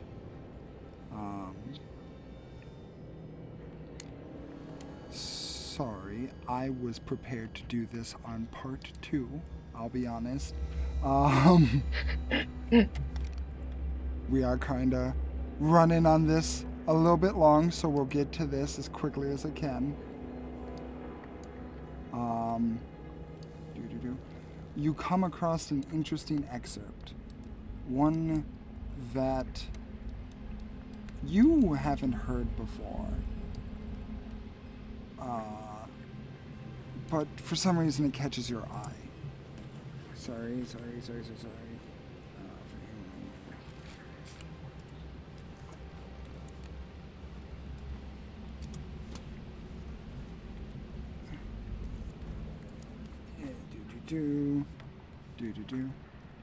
You come across an interesting excerpt. And for some reason you're drawn to it, and I will read it, and I will also post it, so you guys can read it yourselves in the session chat. The Mad Maestro of Calistro, bring truth to and fro. Twixt the eyes of the crowd, symphony of sound delightfully loud. Blasting, turning, fascinating, lovely, timely, sublimely, just in time, my heart. Dirges of shadow from us apart. Lend me to the ballet of your mind, so to you your tethers I unbind. Change, necessary for all things, but for you, my dear, death it sings.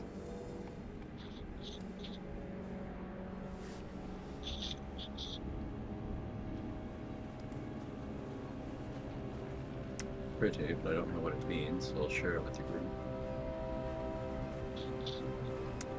Harper and Danielle, you both know this, as it contains the name of your hometown.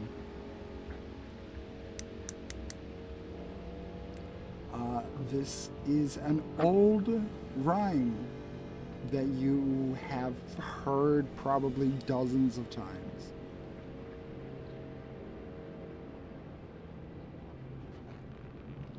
Why is that popping up here?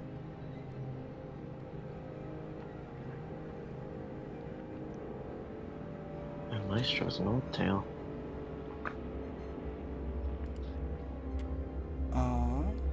Lynn, you find excerpts in the library of a... You read Dwarvish, right? Yes. You see that it is written in Dwarvish, and it is...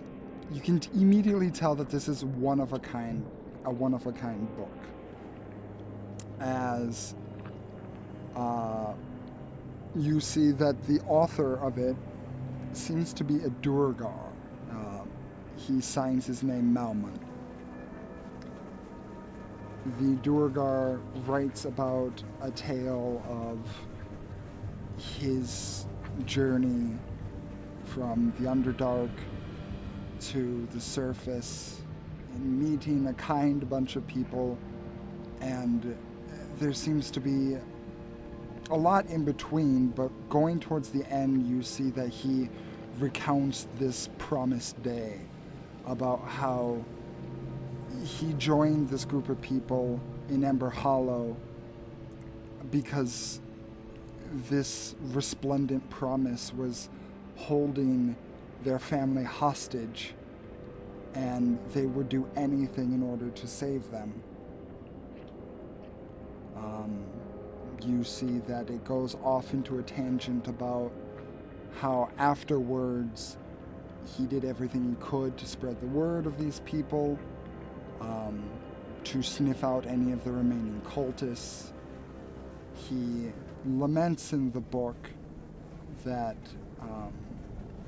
his adopted daughter, at least in a dwarven sense, had to soon leave him to go back home. But beyond that, you don't find too much.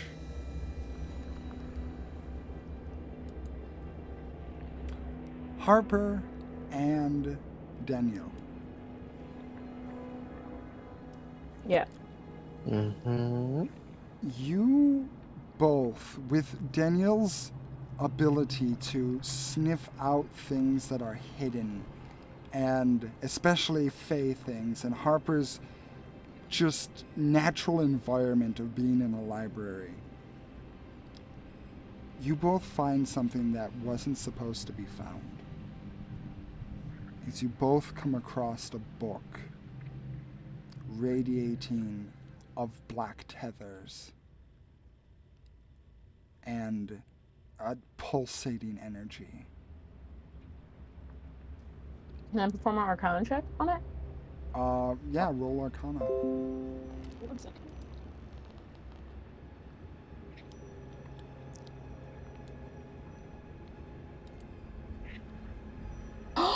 Natural 20, 23. Natural 20. Yes. So, Harper, as you look at this book, you aren't a caster yourself, but you have read plenty on the practical arts of casting magic. This magic in this book spurs to your mind a level of magic that doesn't really exist. This is... The casting tiers go from cantrip to 9th level. There were rumors before that went beyond that, 10th, 11th, and 12th. But even beyond that, there was the divine tier. Something beyond that which mortals could even ever hope to comprehend. You're holding a book of divine tier magic. She drops the fucking book. And then she like The backs book up. She hits. goes, okay. Where is everyone in the library? Like, I'm making my assuming way Daniel's towards next to me. whatever that sound was because it seems pretty interesting. Looking up from the book that she's reading. Hey, you okay? She's like trying to process. She's like, have any of you heard of like divine levels of magic? Like god levels of magic? I mean, I And I'm making a contract. Yeah, go ahead. yeah, Daniel's going to fail, but he'll try. 22. Same with Lynn. 12. 6. 6. And what was yours, Chromia? 22. 22. Chromia, you have definitely heard of that before, and that is definitely something that's piqued your interest before. It would be. May I take a look at that? Yeah, of course. As I'm passing the book over, because if it's divine magic, could I do like a religion check on the type of magic? I'll say that your nat 20 will carry over. Okay, cool. This is definitely fey magic that you're getting from this book. This is probably, you're smart enough to deduce, this is probably the Queen of the Unseelie Court's book. Oh, where's Princess Iggy? She's currently under a pile of books that she tried to take off of her shelf and failed miserably. Okay, as Chromia's reading through, I'm gonna like hand her the book and like start making my way towards Princess Iggy. Okay, Chromia, you open the book. Yes, very much. Roll me an intelligence saving throw.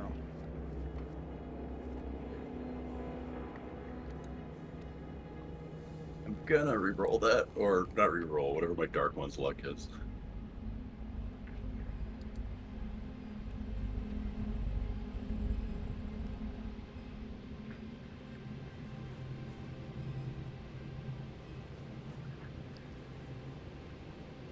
So total still only a 13. 13. Chromia, the immediate moment that you open this book, there is an absolute just intensity in your head and in your body, in your soul. It feels like you are looking into the sun itself while experiencing the heat of it, although this is the reverse. It's a darkness. This is beyond the comprehension, beyond the others that you've experienced.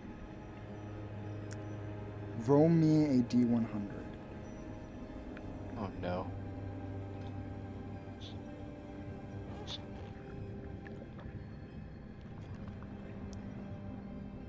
And 10.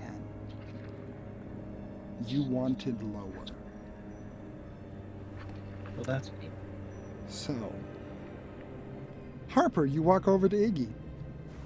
Oh fuck. Yeah. I'm gonna like. Are you okay? Yeah, I'll be fine. You can take off a book, like wherever the closest part where I can see where her face is.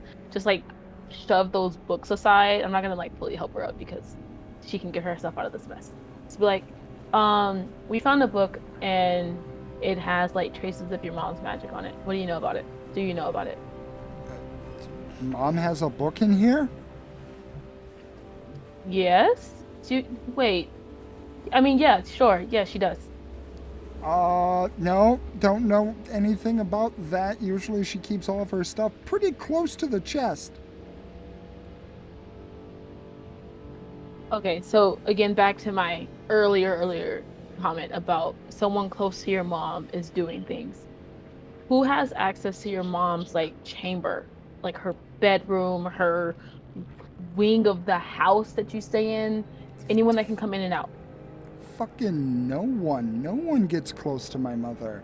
I mean, she creates, you know, people, but like she just sends them off. The closest person that could have been to her would have been either Passeth or Estelle, and they're dead, so. How long have they been dead?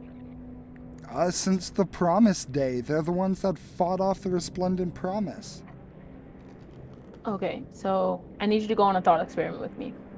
Your mom creates people, right? She has some people they're like loyal to her. And maybe she overhears or like finds out that there's some type of plan to usurp her, to not even to kill her, but to get her out of the picture. So she sends one of her most trusted people to put a book in the library, one that isn't meant to be found. Could that be a thing that could have happened? No, she would have just done it herself because she's. The queens are the court. She is everywhere at once. Like, she is a manifestation of the court itself. That's why if she dies, the court dies, and then the balance is thrown off, and everyone dies. Okay, bye. I'm gonna walk away from her and go back towards everyone else. Okay, you are seeing Chromia go through the most fucking experience that she has ever experienced in her life. Is the book? Is she still holding the book? Yeah, her hair is like getting blown back as she's just staring into this tome of knowledge. You rolled low enough to not immediately take 5 levels of insanity. Holy shit! I read it again. You flip a page, I do. roll me another intelligence saving throw. 8. 8, roll another d100.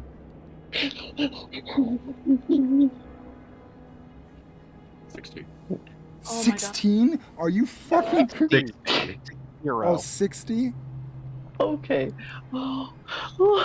Okay.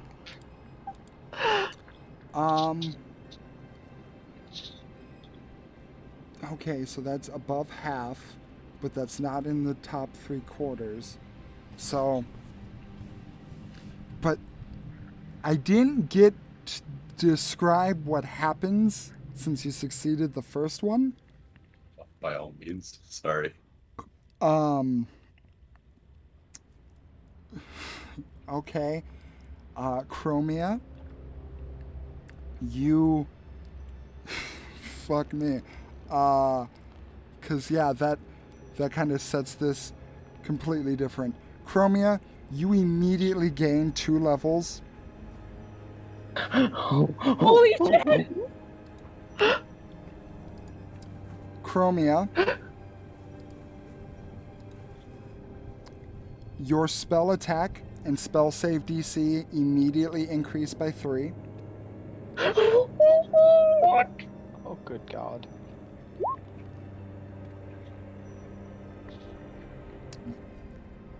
And Chromia,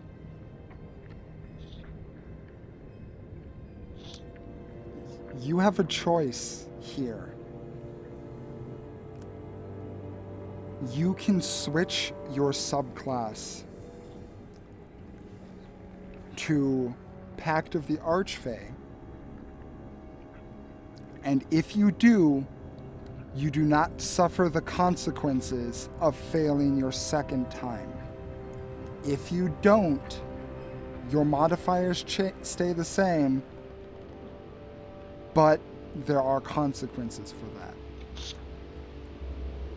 Now, are we saying my subclass changes with the same relationship my current subclass has, which is in that it's not really the fiend? Or is this I am now in a pact with the Archfey? You are now in a pact with Ignia. I refuse. You refuse? I refused. Okay. I will note that as Harper, you go back to Chromia and everyone, you kind of focus on this moment and see Chromia looking through the book as she turns another page, and you see her eyes go wide and then they go blank, and Chromia collapses to the floor, not breathing. And that is where we will end part 1. Oh, God. Holy shit! Oh, oh, oh, oh, hmm. I hate everything, but I also love everything.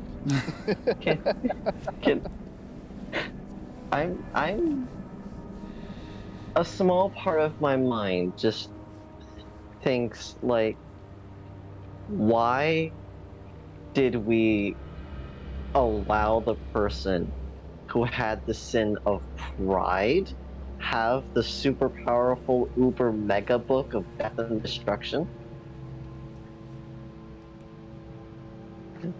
You mean the person who, like, 20 minutes ago was like, I'm about to start killing people for answers? Yeah, I don't know. Yeah. Yeah. I have In no idea. Yeah. Lynn had nothing to do with that decision. Yeah. I feel like I should have done something to not, sir, to stop it, like take the book after, but like I'm just too into the scene. Yeah, why I mean, did you you're give Skeletor the atom bomb? I don't know. our other options was giving it to the girl who's envious, the dude who's lustful, or the person who like is wrathful. There's not a lot of great options there. Or The you could other have option just... would be to have given it to Iggy. Yeah. Who's buried under books? Who would have What's gotten another the book? I mean, true. I mean, but on the way there, Harper definitely would have read the book. Knowledge is like her thing. She would have opened the book and been like, "Well, I guess I'm going to sit here for a minute." Well, thank you all for tuning in this week, and we will see you next week on part 2 and the conclusion of the Biblioclasm. Oh, I guess Chromia then had her own type of biblioclasm then. Yeah. Oh God. I appreciate a pun in the face of death. See you next week.